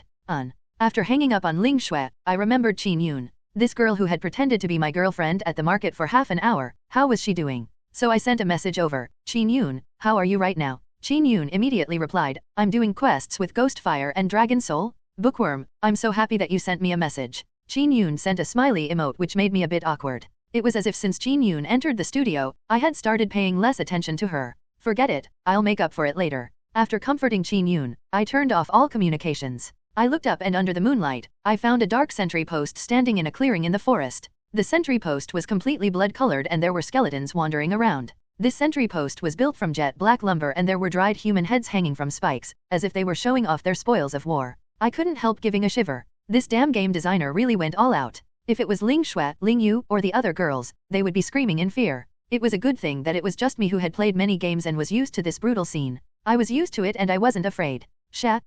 Several skeleton warriors were patrolling and shook the leaves around them. In the high sentry tower, there was a black shadow there that was wearing a dark cloak, looking like a magician. I was surprised and immediately looked over with the star eyes, but it was too far for me to see anything. It seemed like I could only kill the skeleton patrol group and then approach the camp, so I changed to the star-chasing bow and sent out an armor-piercing arrow. Pida. 2764. The skeleton warrior that was hit immediately raised their guard as their eyes glowed red. They lifted their wide sword as they charged over. I raised the roaring flame spear and went forward with a sweeping away 1,000 soldiers along with a shield break slash. 4 damage figures appeared and in just a moment of contact, my powerful attacks had emptied the HP bar of this level 70 skeleton warrior. After 2 more normal attacks, the 6-second cooldown finished and I used an Icewind Thorn and a Whirlwind Slash, finishing off this skeleton warrior. It collapsed into bones on the ground and dropped several gold coins. I didn't have time to pick it up because 2 other skeletons had already come over. Pa. With 2 sounds, their swords hit my armor and I felt a bit of pain. My HP dropped by 500 and my heart skipped a beat. This wasn't good, there was too much of a level difference and even if my defense was far greater than the attacks of the skeletons, they were still breaking my defenses. A level disparity ignored stat differences and it was a very serious situation. It seemed like it really was a bit too much to do a 625 difficult quest alone, but thinking about it, I would kill it if it came. There was no reason for me to retreat. The roaring flame spear lit up and my skills flew out at the skeleton warriors again. Previous chapter. Next chapter. Kaka. The roaring flame spear stabbed into the armor of the skeleton soldier and with a small sweep, the skeleton soldier turned into shattered bones. The heavy sword in its hand also dropped. With a faint smile, I went forward to pick up the gold coins and then looked at the heavy sword. Undead sword, bronze item. Attack, 120 to 150. Strength, +5. Additional, increases the user's strength by 3. Required level, 60. Unappraised. Seeing the stats of the sword, I didn't know whether to laugh or cry. Wasn't this too trash? Even if the attack reached 200 after it was appraised, the additional stat was trash. Moreover, it was a level 60 weapon. It was hard to imagine if a level 60 swordsman could break through the defenses of a magician at the same level with this weapon. Forget it, I'll sell it to the equipment shop in the city. Perhaps I could get a few gold coins from this? So I happily threw the bronze sword into my inventory and then quickly moved towards the sentry post. When I used my star eyes again, I was able to finally see the stats of the black figure in the high sentry tower. Lich, enhanced monster. Level, 70. Magic attack, 450 to 580. Defense, 4000. HP, 22,200. Additional, this lich was once a human sorcerer, but they were corrupted by the devils and practiced death magic, becoming one of the forces of darkness. Has a revived body and a terrifying undead controlling technique. I was a bit surprised. This lich had such a strong magic attack. 580 magic attack, even if I had 560 magic defense, it would still hurt quite a bit. Taking out the star-chasing bow, I sent out an armor-piercing arrow. Pang. It hit the lich right in the chest and with a blooming of white light, the lich took 2,674 damage. Roar. With a roar, the lich charged forward. It jumped down from the several-meter-tall tower and slashed at me with a claw. Although it dealt less than 200 points of damage, it showed the fearlessness of this lich. Who? With a flicker of flames, the lich's hand was covered in a layer of strange-looking purple flames. Then there was a scalding purple fireball that flew through the air towards him. With a bone-biting pain, I was hit by the dark fireball from the lich. I was shocked when I saw my HP as a single hit had taken away 1,278 HP. This was too much. Even Ling Yu's powerful magic attack can't deal that much damage to me. This lich's level difference really couldn't be ignored. Raising the spear as I went forward, I suddenly released a sweeping away 1,000 soldiers. 3 cuts flew out through the air and forced the lich backwards. It also destroyed the black fireball that it had been preparing to shoot. But this lich's attack speed was shocking as it suddenly condensed another fireball in an instant. 2584. Feeling pain all over my body, I couldn't help complaining. I quickly swallowed a HP pot that recovered 600 HP, but this was just a futile attempt. This lich fired another attack and one more would have killed me. If Ling Shui knew that I had been taken care of by a level 70 monster, I wouldn't have any face left. I quickly went forward and swept out with a shield break slash. The golden armor-piercing glow covered the spear's blade and it cut through the lich's body like it was cutting through a watermelon. 6248. It was actually a crit. What pleased me even more was that when I dealt the 6,248 damage, there was a warm feeling that came from the spear as I recovered over 250 HP. As expected of the blood-sucking ring's 4% life steal effect. With this powerful attack, this life steal that wasn't important had suddenly become important. With my HP returning to over 1,500, I let out a secret sigh of relief. I suddenly flicked the roaring flame spear in my hand and I took advantage of the lich's stun to shoot an ice wind thorn into its chest. The snow flew into the sky and the upper half of the lich was covered in a layer of ice. Then with the whirlwind slash, along with a normal attack, the lich's HP emptied. The funny thing was that knowing that it was about to die, the lich revealed a fearful look and quickly started running away. I laughed as I took out the star-chasing bow, sending out an ice arrow. Then I sent out a fire arrow to finish off the lich's HP. With a pitiful wail, the lich fell to the ground and dropped several dozen gold coins. I picked up the gold coins. What was worth praising was that the liches were hard to fight, but the experience that they gave was quite good. It could even compare to the elite monsters inside of the Whitebone Wilderness. In the quest screen, the 100 liches turned into 99 as it became 1% complete. I let out a breath. It seemed that I had to be cautious leveling today. The legends that the monsters would not only be much stronger, but also have many different attributes after entering the main city was true.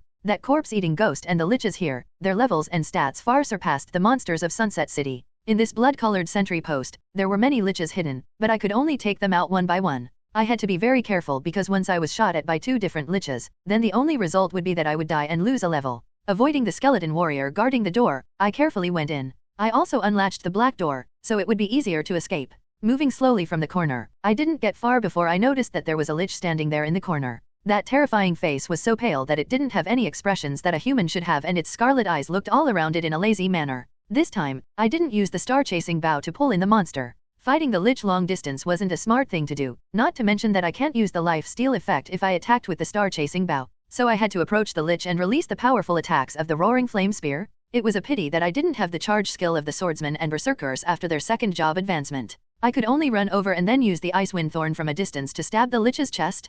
Pu. The lich was caught off guard and didn't even have time to gather mana for a first attack before being slowed by my ice wind thorn. With a roar, the lich wildly attacked as it randomly slashed with its black claw. Although it didn't do much damage to me, it was quite disgusting for me. After the close combat, the lich started gathering another black fireball. I was waiting for this moment. I immediately used the roaring flame spear to release a sweeping away 1,000 soldiers. There was no need to look to know the sweeping away 1,000 soldiers broke the lich's fireball. The lich gave an angry roar and gathered its mana again, but I moved behind the lich with a single step before attacking with a normal attack from the roaring flame spear. Voila! Before the fireball could finish condensing, the lich quickly turned around, but I had already moved left after expecting this. I went into the blind spot of the lich to arrive behind it. But in the end, the fireball suddenly flew out and went in a semicircle curve, still landing right on my shoulder. 1189. I was a bit surprised. It seemed like it was hard to avoid this monster's attack, so I could only use the hard method. With 2 PU sounds, I sent out the shield break slash and the whirlwind slash. With a golden glow and a large wind, the lich was cut into pieces before dropping several dozen coins and a pitch black staff.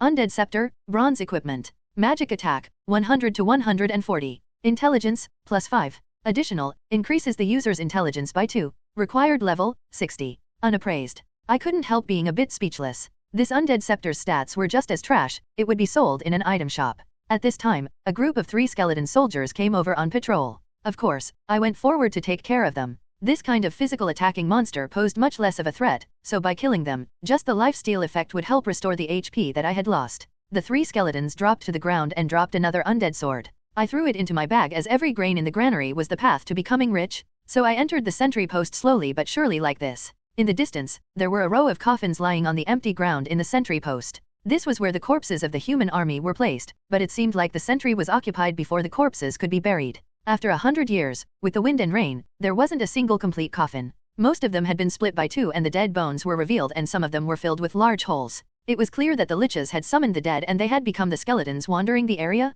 The several dozen liches wandered around. I carefully went past the coffins and then directly went in. The roaring flame spear killed one lich after the other and I had to eat a piece of bread to recover HP after each lich killed. It had to be said that the level 1 bread that Ling Shui gave me really helped me a lot. Without this bread and relying on the potions to heal, I would only kill half as many monsters while waiting for the potion cooldowns. The blood-colored sentry post had hidden dangers, so I carefully went through. I went all the way to 9 at night and I had killed 87 liches at that time, as well as countless numbers of skeleton warriors.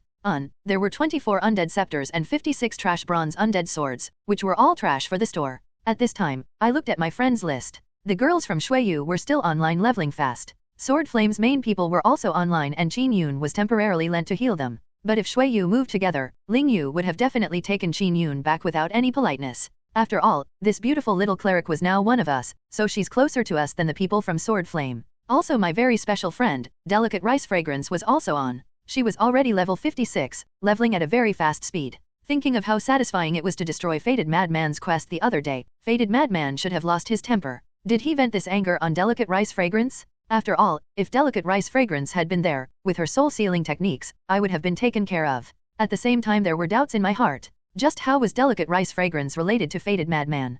Could it be that Delicate Rice Fragrance was Fated Madman's girlfriend? It didn't seem like it. How could there be people who were so fierce to their girlfriends? Could it be that Delicate Rice Fragrance had been taken by Fated Madman? Then, with her body, she would focus herself on helping Fated Madman do things? Carefully thinking about it, it didn't seem too likely because based on Fated Bloodthirster's words, Delicate Rice Fragrance didn't seem to be living with Fated Madman and was being looked after by the servants. Moreover, Fated Bloodthirster said that Delicate Rice Fragrance couldn't move herself. What did that mean? Could it be that Delicate Rice Fragrance was a vegetable and could only enter the game through the gaming cabin with her mind? It didn't seem too likely. Although Moon Monochrome had developed gaming cabins, they weren't that normal and almost no one bought them. After all, although a person relying on nutrition liquid to nourish their bodies could not log off for half a month, it was a very rhetorical thing. A person that didn't interact with people for a long time, they would find it hard to talk to people after coming out. Thinking until he ruined his brain, he still couldn't think of what kind of girl Delicate Rice Fragrance was. Forget it, this isn't something that I can help with, so what am I thinking about her for? I continued killing monsters, sweeping through a bunch of liches in this blood-colored sentry. Finally my quest number reached 99 and there was only one more lich to kill. Then I would have to kill the Lich King here to finish off this 625 difficult quest. In front of me, there was a black building that was in the center of this blood-red sentry post. It seemed like it was a sealed sacrificial altar and there were 2 liches at the door, as if they were specially assigned here. I was a bit surprised. This was bad, the 2 liches were so close, so the other would notice if I drew one in. One person fighting 2 liches, this was close to reaching my limits. Thinking about it, I thought of a plan. I raised my hand to shoot an ice arrow at one of the liches who was covered in a layer of ice. The lich's move speed had been reduced by 30% and as I expected, the other lich immediately came over. However, I had already started retreating when I shot the ice arrow. The slowed lich had just started using its fireball before losing its target because I had left its range. At this time, the other lich had caught up and I changed to the roaring flame spear. I sent out a sweeping away 1000 soldier and a shield break slash before moving back several steps. As expected, the lich kept chasing forward, raising its hands to use a melee attack. The other slowed lich entered firing range and it brought its hands up as it started changing. I quickly changed to the star-chasing bow, sending out the no-cast time ice arrow through the air. I completely ignored the approaching lich and then quickly moved back to move out of the firing range of the distant lich. Like this, I would be able to avoid the attacks of 2 liches at once. 6 seconds later, the roaring flame spear appeared in my hand as I disrupted the enemy's fireball attack. Quickly drinking a potion, I twisted around and the spear was covered in light. It stabbed right into the back of the corpse and swept out, causing the lich to fall to the ground with a wail. The killing 100 liches quest had been completed. Now there was only that lich in the distance. Previous chapter. Next chapter. Pucci. The roaring flame spear pierced into the chest of the last lich and with a bit of strength, I pulled it out of the chest. Then with the glow of the ice wind thorn, this pitiful lich gave a wail before being turned into a hedgehog by the icicles. Voila! Several gold coins and a staff fell to the ground. Seeing the jet black appearance of the staff, I was speechless. Picking it up, it really was Undead Scepter, the level 60 bronze trash item. At the same time, there was a gold glow that fell from above my head as I successfully reached level 58. The 5 points that came from leveling up were all added to strength. It would be too much of a waste if I didn't add it to strength with the 12-star growth rate of the Dragon Whisperer. Not only did it affect the stat points I added, even the added stats from the equipment was affected by the 12-star growth rate. So with the 250 additional strength from my equipment, the attack power that came from it was around 300. If it was an assassin, it would only be around 150. Looking at the time, I saw that it was already 10:30. This killing the Lich King quest still wasn't finished. There was still one last thing, I had to kill the final Lich King. If it went as expected, the Lich King would definitely be at the altar in front because the final boss would always be in the most important building. The ones running outside would all be the minions. Entering the altar, I was hit with a cold wind and I couldn't help shivering. Looking up, I found that there was an old man covered in a dark cloak who was sitting on the throne with a blood-red staff in his hand.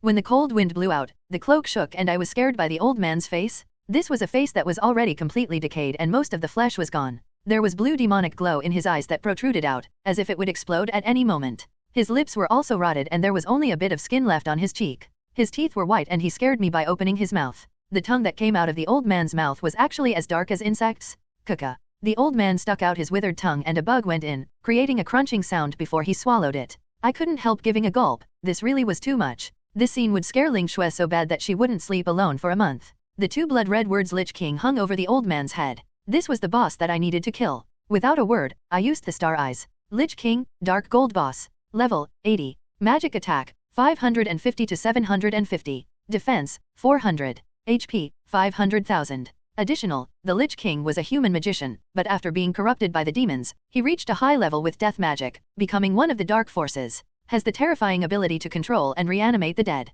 Seeing the stats of the Lich King, I was so shocked that I couldn't say a thing. A normal Lich's 580 magic attack was already enough to scare me to death, but how could someone live against this Lich King's high 750 magic attack? At this time, it was already not my choice if I retreated or not. The Lich King stood up from the throne with his staff in hand and he looked over, saying in a voice filled with ridicule, "Lowly human, you've entered the boundless influence of the dark side. You should be prepared to die and become one of my countless puppet soldiers. This is an honor for you." I didn't know whether to laugh or cry. You want me to become one of the dumb skeleton soldiers? That was impossible. I had to at least keep these handsome looks. Looking around, I instantly understood the surrounding area. There were large walls made of stone all around and there were two giant pillars in the center of the altar that had skeletons carved on them. It could be imagined that this was used in the Lich's worship of the dead. The Lich King had already entered battle form. He raised his staff and angrily roared out in a low voice, "All light shall disappear and the darkness will cover the land, ripping away all lies. The truth will fall with death, soul-devouring flames." Hong. With a loud sound, there was a giant purple fireball that condensed at the tip of the Lich King's staff before flying out at me.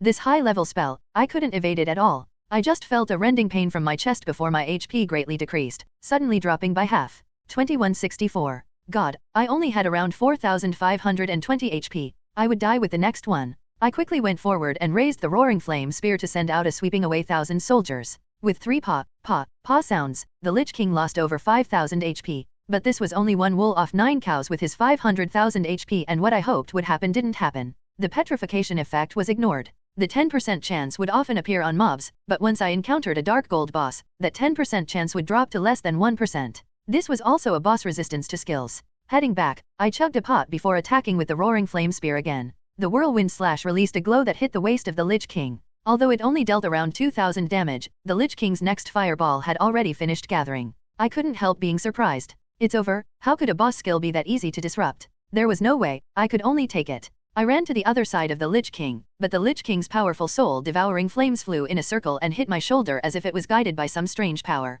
2205. It was another hard hit and my HP had dropped to less than 1,000. My heart was anxious and I immediately flew out like the wind, using the bloodthirst effect to quickly run at one of the pillars. The Lich King's third fireball finally came and I dodged out of the way. Whether I died or not would depend on this. Who would have thought that the fireball would fly by my ear and wouldn't pass through the pillar? The Lich King's angry voice rang out, "Damn. Lowly human, you dare blaspheme my dark pillar? I will rip you to pieces." I broke out in a cold sweat as I felt a bit of despair. It was over. This attack was just too strong and I couldn't resist it at all. As long as I got hit with another fireball, I would be finished here today. I was very unwilling in my heart. I had just reached level 58, I didn't want to go back now. At this time, the Lich King ran forward and there was a terrifying purple glow that appeared on the tip of his staff. My mind turned blank and it was no use no matter what I said at this point. It was clear that this Lich King's power was greater than mine, so dodging it was only a path to death. I couldn't even escape. If I were to run, I would be killed by the Lich King before I could reach the exit. Damn, I go all out. Who cares if I die?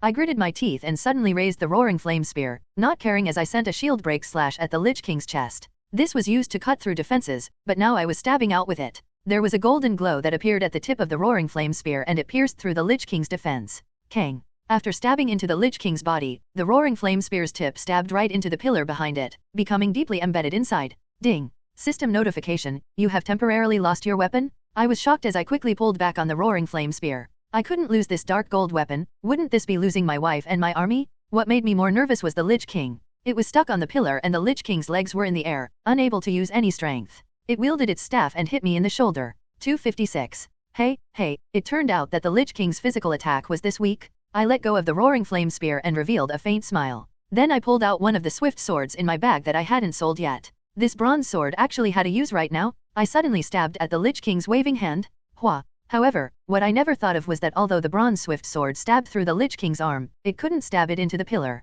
It even shattered into fragments the moment that it hit the pillar. Ding. System notification, your weapon swift sword has been destroyed. My hand was empty. Looking at it, I had nothing but trash weapons. but after flipping through my inventory, I couldn't find a second suitable weapon. I could only take out the star-chasing bow and I shot an armor-piercing arrow at the Lich King's neck after equipping it. 2419. It was a good damage number. The Lich King couldn't use its magic at all right now, so it had completely lost its arrogance. I was secretly pleased with this. I never thought that I would bump into this laughable matter. A level 80 dark gold boss was actually pinned into a pillar like this, it would die from shame even if it died. I shot it again and again and the Lich King could only use his staff to hit me a few times at first. I moved away and the Lich King couldn't reach me. He could only glare at me with his red eyes as he roared at me. I broke out in laughter. Killing this boss was so easy, but in reality, if it wasn't for the bug, I would have been surpassed by the Lich King. But there were many reasons why this had happened. First, my attack power and the shield broke through the Lich King's defenses, which created a hole in its body. Second, the roaring flame spear was one of the rare dark gold weapons in Spirit of Grief.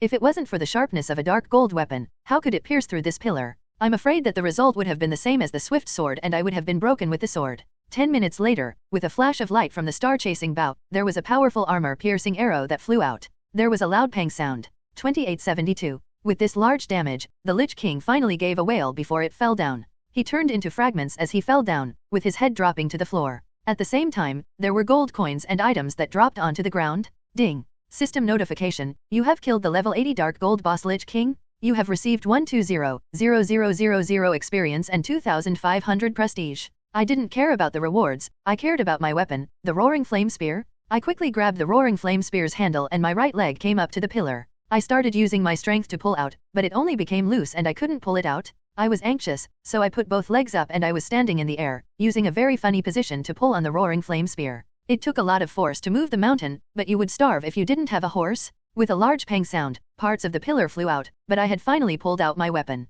But the pillar suddenly fell into the other pillar. After that, the entire altar suddenly started to cave in. Damn, was this map being destroyed? I didn't hesitate as I reached out to grab the things the Lich King dropped. There was no time to pick up the gold coins one by one, so I grabbed them all in my hands. When I flew out of the altar, with a large sound behind me, the building in the center of the blood-red sentry post was destroyed. At the same time, with a ding sound. System notification, your quest has been complete. Please report to Patrol Team Leader Whack to receive your reward. I gave a sigh before looking at my spoils. I had grabbed 375 gold coins, but it really was a pity. Looking at it, the Lich King had definitely dropped around 2,000 gold coins. But other than gold coins, the Lich King had also dropped equipment. I quickly opened my inventory and looked at the 2 pieces of equipment and the silver token. I was filled with joy as I looked at the token. Feudal Lord token, special item. There was no description, so I didn't know how to use it at all. I was a bit disappointed, so I threw it right into my inventory. I turned my hope to the 2 pieces of equipment, which was a silver staff and a cold glowing little dagger.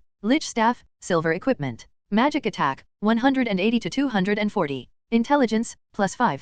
Additional, killing enemies has a 1% chance of turning the target into a puppet. This is limited to normal monsters that don't surpass the user's level. Can be summoned for 120 minutes and has a summon limit of 1. Required level, 50. Unappraised. Looking at it, I couldn't help giving a sigh. If this additional stat didn't have a level limit and monster grade limit, it would be great. If it could activate when killing a level 100 dark gold boss, one could really use this to show off. I turned to the dagger which looked quite good.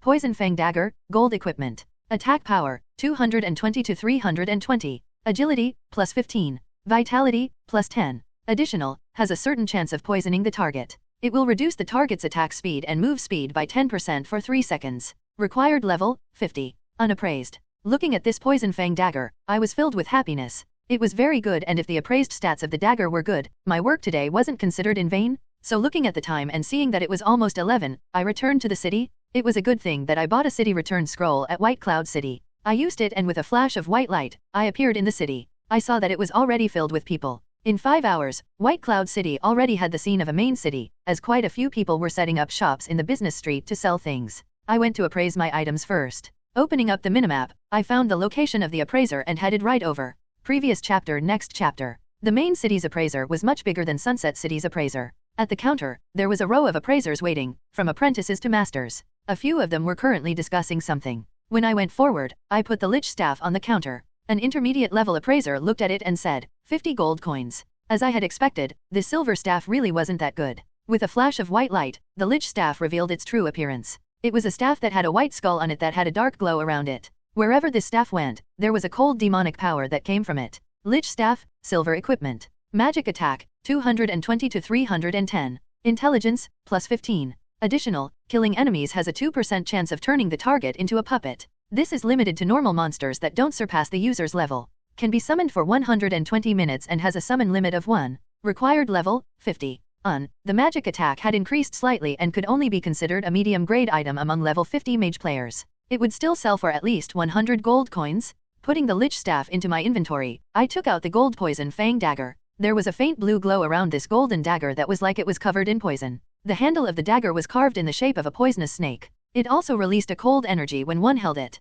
When I put the poison fang dagger on the table, the intermediate level appraiser was a bit surprised before saying, 500 gold coins. I revealed a smile. It seemed like the grade of the poison fang dagger was much higher than the lich staff. With a flash of gold light, the poison fang dagger's stats jumped out. Poison fang dagger, gold equipment. Attack, 320 to 380. Agility, plus 20. Vitality, plus 18. Additional, has a certain chance of poisoning the target. It will reduce the target's attack speed and move speed by 20% for 3 seconds. Required level, 50. I was a bit surprised. This dagger actually had a max attack power of 380, which was unexpectedly high for a dagger. After all, the dagger attacked frequently, almost 3 times faster than the spear and the axe. The attack power of these 3 attacks added up would naturally be terrifying. Putting the dagger away, I headed out and found that there was a conspicuous NPC by the east gate of White Cloud City. There was a name above their head that said, White Cloud City Auctioneer. Oh, there was a system auction? I revealed a smile and immediately went over. I opened up the system interface and saw that one of the auctions was for equipment.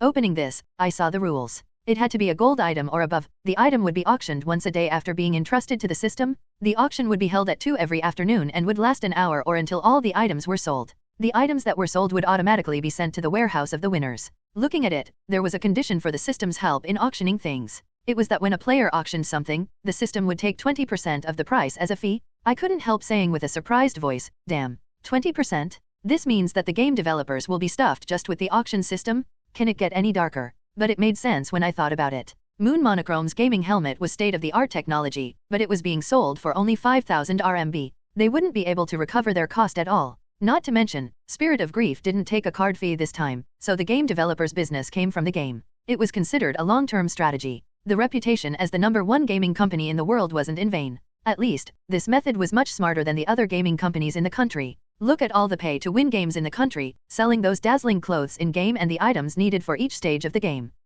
There was no way to compare these trash games with Spirit of Grief. There was no deep culture or gaming atmosphere. After another 2 sighs, I obediently put the poison fang dagger up on the auction. Because there was a lowest price of 1,000 gold coins on the auction, I pushed it up to 5,000. The poison fang dagger's stats are so broken, there was no need to worry about no one buying it. White Cloud City gathered half of the players in China. There were many powerful rich people. After putting up the poison fang dagger, I looked at the lich staff in my inventory. I was just holding up a space, so it was better to find someone to sell it to. So I went to the square and shouted, level 50 silver staff, magic attack 310 and 15 intelligence. Those friends with mages that have high attack power should buy it quickly. Opening price, 1,000 gold coins. To be honest, this 1,000 gold coins was a sky-high price. A piece of silver equipment wasn't worth that much money. However, I had underestimated the buying power of the players of White Cloud City. In less than 3 seconds, a middle-aged magician came over and said with a smile, brother, I want this staff. It was 1,000 gold coins. I nodded and opened the trade window.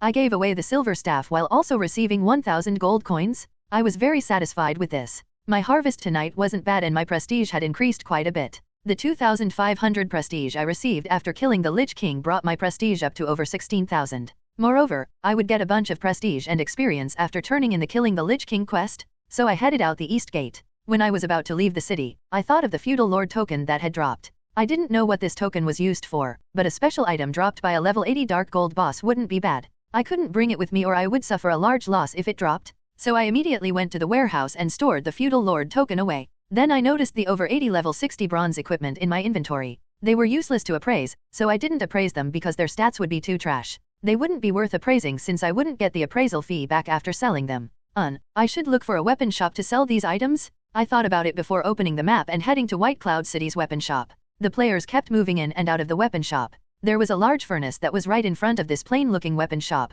spreading out head in all directions. But that didn't stop the players from entering and picking out their weapons. I followed the crowd in and when I came to the owner, I opened up the prompt and chose to sell everything. When I put up the undead sword, I sadly found that this level 60 bronze item was only worth 3 gold coins. This meant that I would only sell these weapons in my inventory for 260 gold coins. Damn, Too much of a waste, I said in a dissatisfied voice, but I didn't want to sell the equipment that I worked so hard to get for just 240 gold coins. I would rather toss them out on the street for other players to pick up.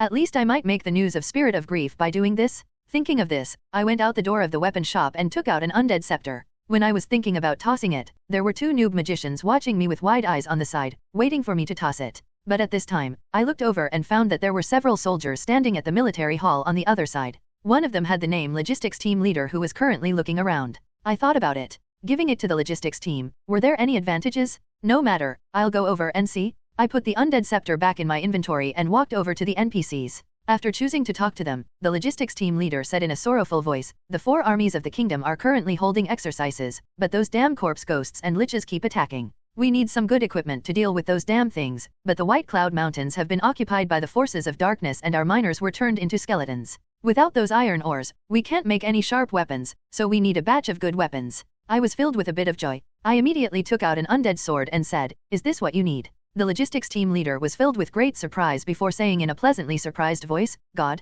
young adventurer, did you take these good weapons from the hands of the forces of darkness? This is truly great, we need more of these things." Then there was a notification, "Do you wish to donate the undead sword to the royal army? You will obtain a rich prestige reward. Note, the required equipment level is 60 and the lowest grade is bronze. Each month, the logistics team needs 100 pieces of equipment." I didn't hesitate at all as I clicked confirm and there was a soft sound that rang out. Ding. System notification, you have donated the undead sword. You have gained 100 prestige and 10 gold coins? I was overwhelmed with joy. It was actually 10 gold coins, it really was a large harvest. The 100 prestige was really a rich reward. I never thought that there was a hidden quest for getting prestige with high-level equipment and I had bumped into it. But it wasn't strange since there were few people with level 60 equipment right now and even those that saw the prompt couldn't do anything. They couldn't just buy level 60 equipment and sell it, it would be too much of a waste. Just now, I saw that the equipment shop was selling trash level 60 bronze items for 500 gold coins. This was just too dark. I was filled with joy as I immediately handed over the level 60 equipment in my inventory one by one. The heavens really cared for me and the killing monster tonight had really been worth it. After around 10 minutes, I donated all the 85 pieces of level 60 bronze equipment. In the quest prompt, there were still 15 out of the 100 pieces of equipment required. I had taken most of the quota all by myself. I would leave the remaining 15 spots to the destined people. I couldn't be too corrupt. I had earned 8,500 prestige from these 85 pieces of equipment. This kind of prestige gain really was terrifying. Opening my stats, I found that my prestige was already at 25,430.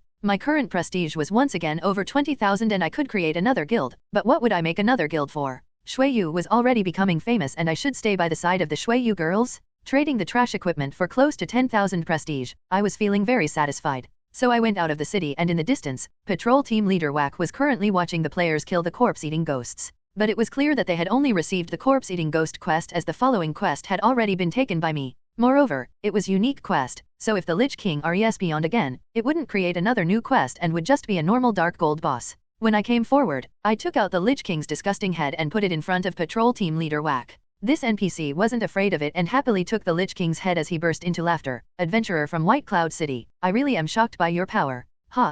This is your reward. I hope that Queen Annie's will continue with you." Ding. System notification, congratulations, you have completed the quest Kill the Lich King. You have received 150,000 experience, 2,000 gold coins, and 3,500 prestige. Seeing the system rewards, I revealed a wide smile. As expected of a difficult quest that required killing a dark gold boss, I suddenly received 2,000 gold coins and 3,500 prestige. My prestige had reached 28,930, reaching first place on the prestige ranking, but the prestige ranking was useless since prestige couldn't be exchanged for money. Until now, prestige could only be used to make guilds. I hadn't found another use for prestige, but it was better having more of it.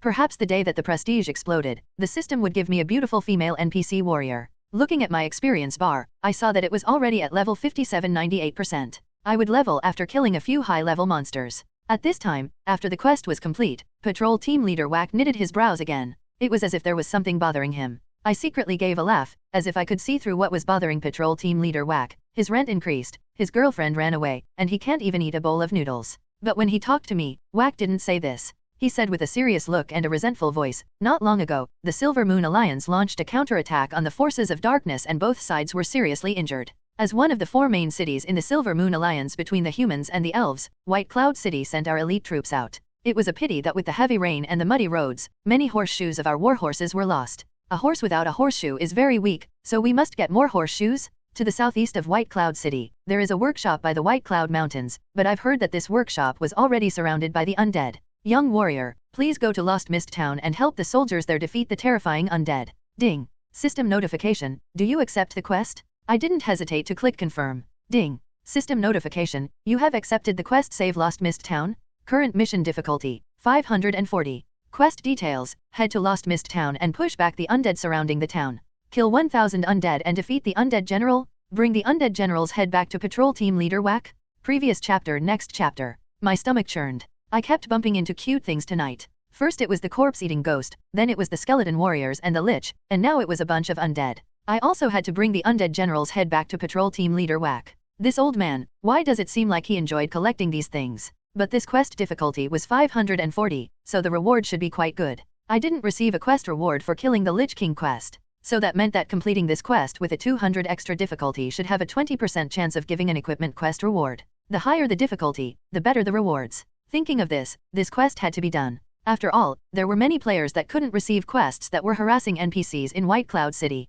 The fact that I could receive this quest was with the blessing of the gods. So I immediately returned to White Cloud City and bought some city return scrolls. Then I spent around 1,000 gold coins to repair my equipment. It had to be said that repairing dark gold equipment really cost too much. It was a good thing that I was a man with a full inventory of gold coins, or I wouldn't even be able to repair my equipment. But Spirit of Grief really was black-hearted. If repairing a piece of dark gold equipment cost this much, then wouldn't the divine items in the future bankrupt people from repairing them? After this, I still obediently bought potions and then went to the equipment shop, spending around 1,000 gold coins for 10 quivers of high-attack iron arrows. These arrows added 20 attack power, so they were high-end goods. Each quiver was enough for me to use for 5 hours, so it was worth it to use on this high-difficulty quest. After preparing everything, I set off. Coming out of the city, I opened the map. Following the instructions of my quest, I went to the southeast of White Cloud City. I came to the White Cloud Mountain Range, right at the foot of the mountains. It was where the iron workshop of White Cloud City was, as well as the workshop that was being surrounded by the undead in my quest.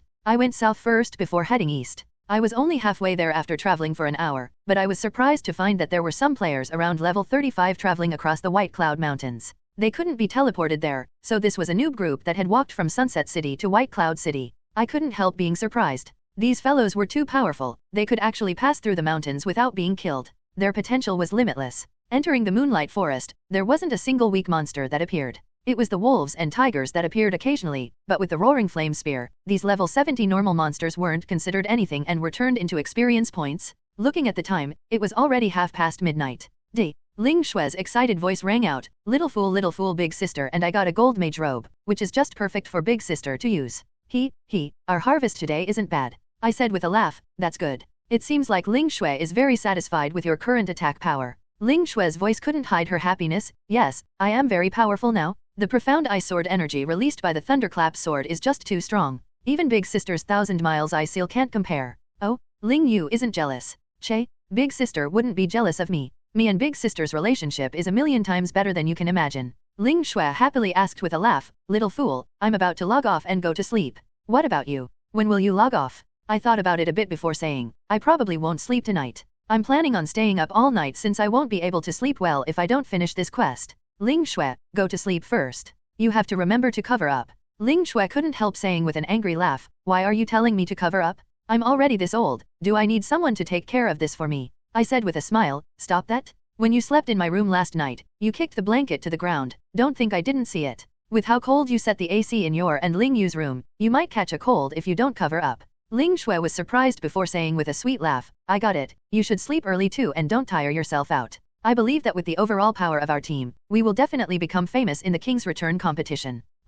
After Ling Shue logged off, Ling Yu also sent me a good night message before logging off. Qin Yun waited a bit. Seeing that it would be hard to finish my quest early, she said, rest early. I'll leave some congee for you in the pot, you can eat it when you log off tomorrow. Alright. Thank you.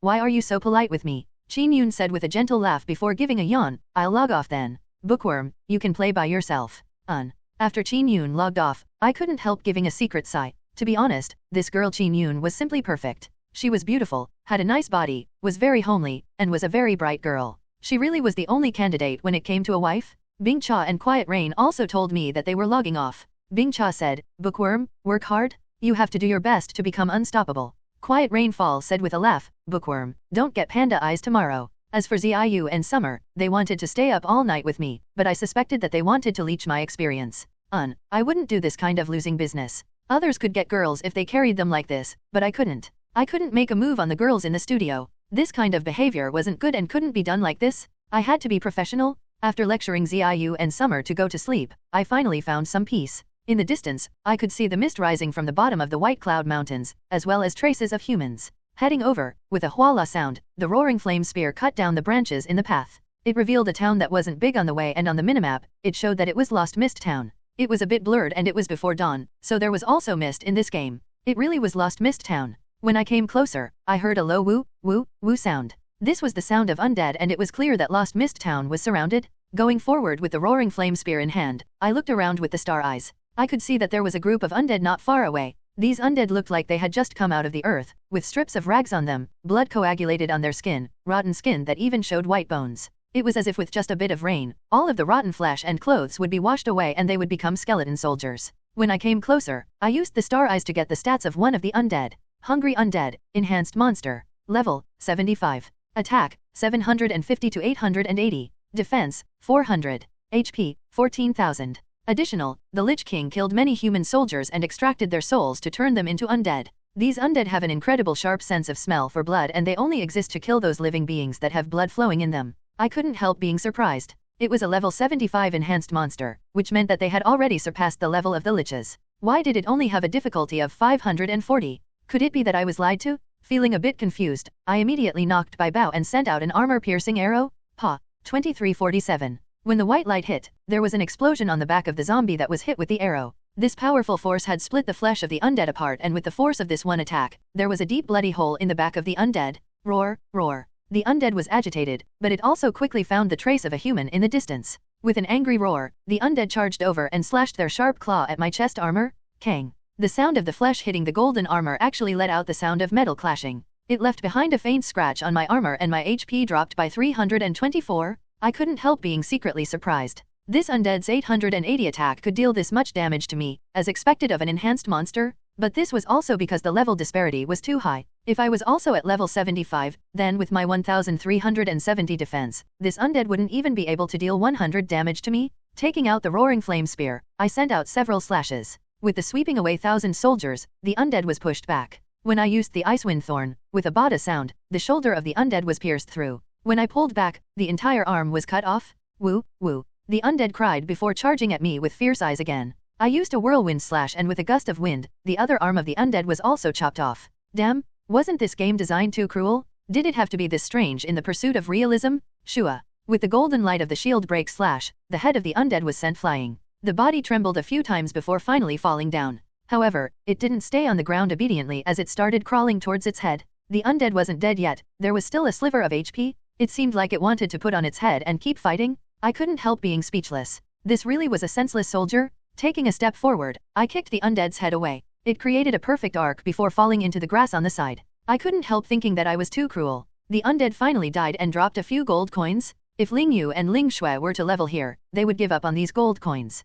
After all, the undead looked so disgusting, so the gold coins that they dropped wouldn't be any better. But I was different. Kicking aside the undead's arm, I picked up the gold coins from the ground and put them in my inventory. At this time, there were voices that came from the direction of Lost Mist Town. Damn, where did these disgusting undead come from? Team leader, we're about to run out of arrows. If the kingdom doesn't send any reinforcements, we will all die here. It's a pity that we couldn't deliver the weapons and horseshoes forged here to the army. There was another voice that rang out. Brace yourselves, my soldiers. We are the brave soldiers of the Silver Moon Alliance. Even if you have to use every last arrow, we can't let these dirty undead enter the town. It seemed like the guards of the town couldn't keep it up much longer. I looked at it and saw that the waves of undead surrounded the town like a sea. I had to create a hole before I could enter the town. If I didn't enter the town, there wouldn't be any supplies in the surrounding area, and I didn't know how long it would take to kill all these undead. So I immediately pulled out the star-chasing bow, and with a gentle pull, I sent out the 1,000-bladed arrows. The rainbow-colored glow bloomed from the group of undead. Roar, roar, roar. There was a group of undead who were agitated as they charged at me. It was a good thing that these undead were slow, only moving at around 75% of the speed of me. This gave me hope of being able to finish this mission. While running, I used the 1,000-bladed arrows to hurt the undead. Going in a large circle and coming back, there were only a few undead left with a sliver of HP. Shua. Shooting the rainbow glow, the 1,000-bladed arrows was released and a group of monsters were taken care of. What surprised me was that the hole that had been created was instantly filled. There were just too many undead here and they were all charging at Lost Mist Town. There was no other way, I could only charge in. I took a step forward and pulled out the roaring flame spear, charging into the undead.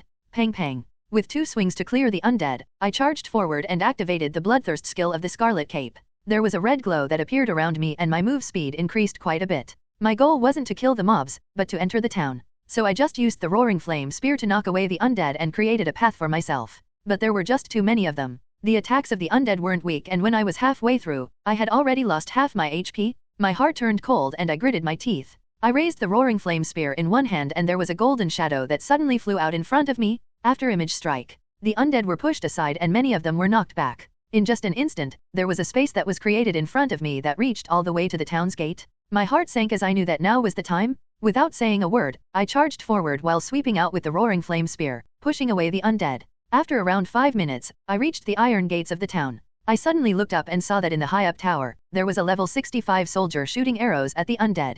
Hey, brother, let me in. Facing the sea of undead, my legs turned soft as I called out. Previous chapter. Next chapter. There was a voice that came from inside the town. Yi, is that the voice of a person? The NPC on the watchtower shouted out in a surprised voice, Captain, there's an adventurer from White Cloud Main City. They must be here to save us. Quickly let him in. There are just too many undead outside. After a squeak, the iron door opened and I charged in. There were also several undead that followed, but the soldiers beside me pulled out their swords and easily took care of them. I looked over and was surprised to find that under a banyan tree, there was an NPC in armor lying there covered in blood. He was clearly different from the other soldiers. His name was Team Leader Kite. It turned out that this was the leader, so this should be the one that the NPC had called Captain just now. Team Leader Kite looked at me before saying with a smile, young man, you are an adventurer from White Cloud Main City. I gave a nod. Kite took a deep breath before saying, you should also be able to see that Lost Mist Town is already surrounded by the undead. My soldiers have already used up all our provisions and we're about to run out of arrows, so we won't be able to hold on for long. Without the suppression of the archers, the undead will be able to wildly attack the town's gate.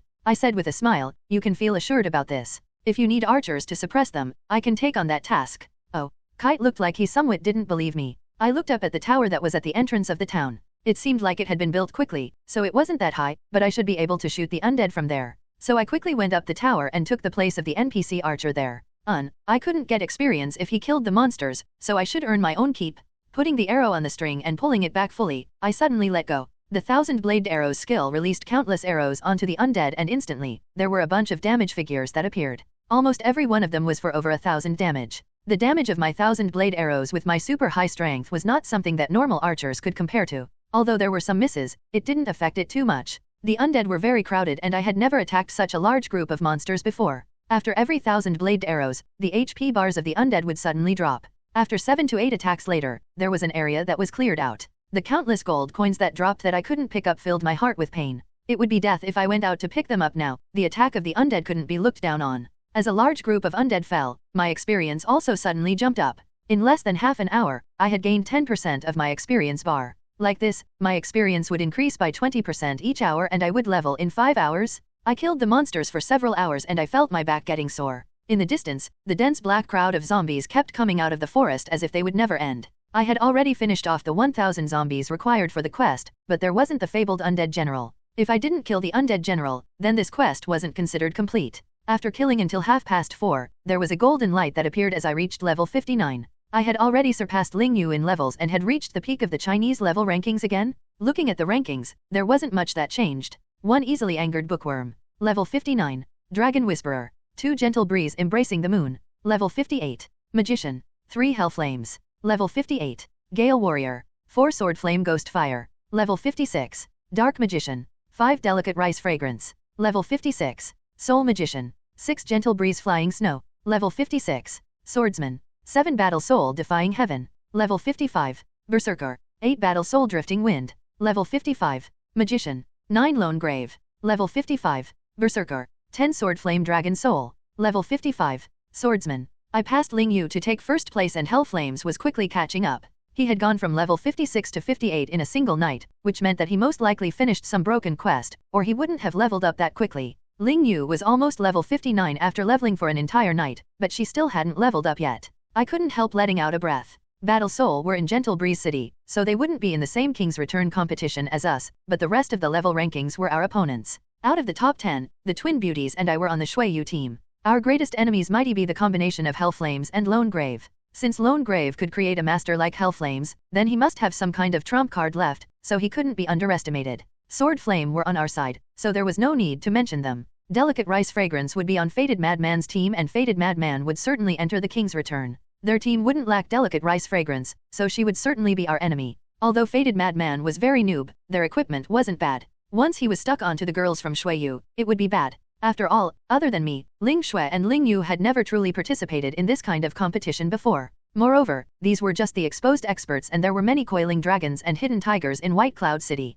No one could guarantee that there wouldn't be a powerful team that would suddenly appear. But I knew that once the competition began, any team in the top 8 would be hard to deal with. There were many experts in the Chinese server, so not to mention the new experts, there would be old drivers of the game that would appear. No one knew if there would be another Heavenly Lord level player like Lin Fan or Mirong Shenshen again. Thinking of this, I couldn't help laughing. So what if those Heavenly Lord players appear? It wasn't as if I didn't have confidence in leading the Shuiyu team to victory. I was currently the highest level player and Ling Yu was China's #1 magician, as well as Ling Shui being one of the top close combat players. With this kind of strength, we could kill gods and demons? At this time, I finished off the arrows in one quiver. It had been a long time since I killed monsters like this, but I was very conflicted. I was happy seeing my experience bar jump up, but the gold coins and equipment dropped by the monsters disappeared after an hour, which made one's heart hurt. That was all money. Time passed slowly and the undead outside the town came in waves. But they came forward without any fear of death and surrounded Lost Mist Town, wildly screaming as they scratched at the iron gate. It was a good thing that this iron gate looked incomparably tough and there were several soldiers holding it back.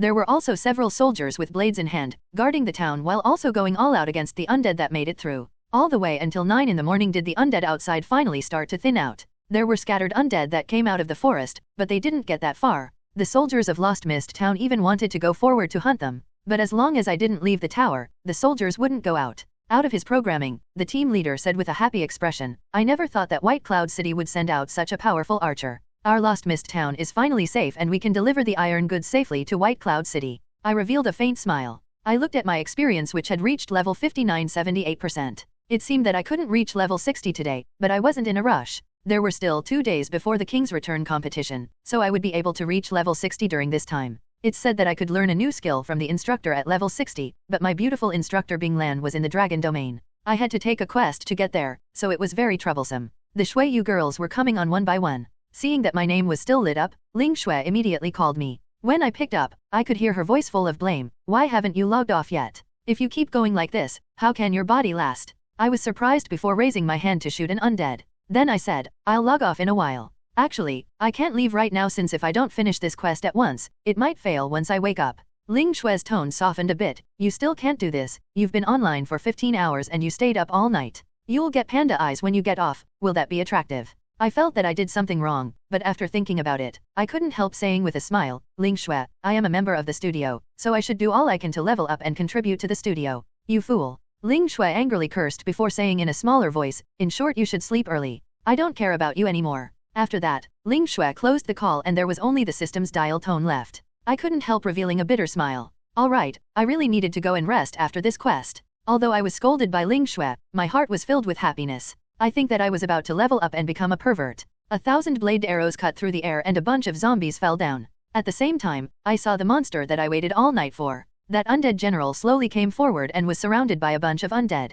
It had a powerful appearance, wearing armor that was broken that also had a large hole on the chest. The blood flowed and the equipment looked like it was completely broken. However, what surprised me was the weapon of the undead general, which was a strange glowing red double-handed axe. It clearly wasn't a normal item. Pang. With a loud sound, while I was doing my best to kill the less than 100 undead that remained, the gate was shattered by a single blow from the undead general. The soldiers were sent flying from the shock and one of them was even chopped in half by the undead general's axe. I couldn't help being surprised. I quickly looked at the stats of the undead general. It could instantly kill a level 65 NPC, so its attack power was just too terrifying. Undead General Quinn, Dark Gold Boss. Level 85. Attack power, 850-1250. Defense, 500. HP, 250-0000. Skills, Whirlwind Slash, Ground Splitting Slash, Blood Roar. Additional, Quinn was a general of the human nation Alan Kingdom. When the Alan Kingdom fell to the forces of darkness, Quinn led his subordinates into battle and then they were all killed. The evil Lich King turned these heroic soldiers into dark puppets.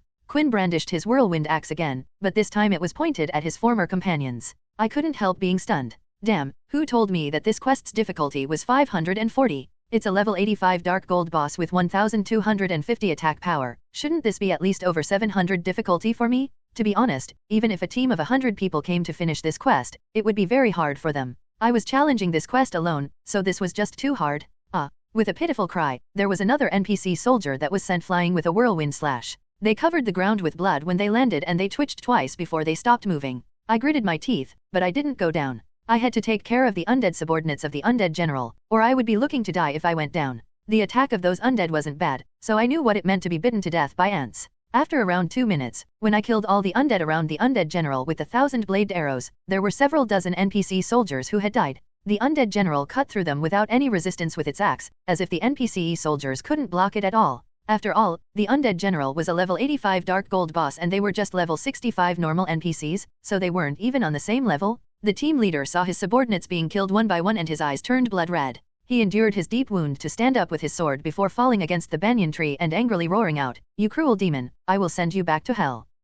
The team leader's large sword had just been raised, but he was sent flying with the undead general's axe. The undead general gave a roar that seemed like taunting laughter before raising the axe high up. It seemed like the team leader would be decapitated the next moment. At this time, there was a shaking from behind the undead general as a flaming spear stabbed into the undead general's shoulder. Pucci. I had jumped down from the several-meter-tall tower and suddenly stabbed the undead general's shoulder, causing blood to spurt out all over. There was also a large hole that appeared in the rotten armor. If I had been holding a sword, it was more likely that I would have created a large wound with a chop. This attack had attracted the attention of the undead general. It suddenly turned around and used a whirlwind slash. Pang. There was a burst of pain that came from my chest as my HP dropped by 1347. My level was too low, so I suffered quite a bit. Although my defense was higher than the other side's attack, I was still beaten until my face was swollen. I took several steps back and then used the Roaring Flame Spear's larger attack range to use an Icewind Thorn. Pucci. There was another splash of blood as a layer of frost appeared on the boss armor, but the undead general revealed a fiendish smile as it raised the large axe in its hand.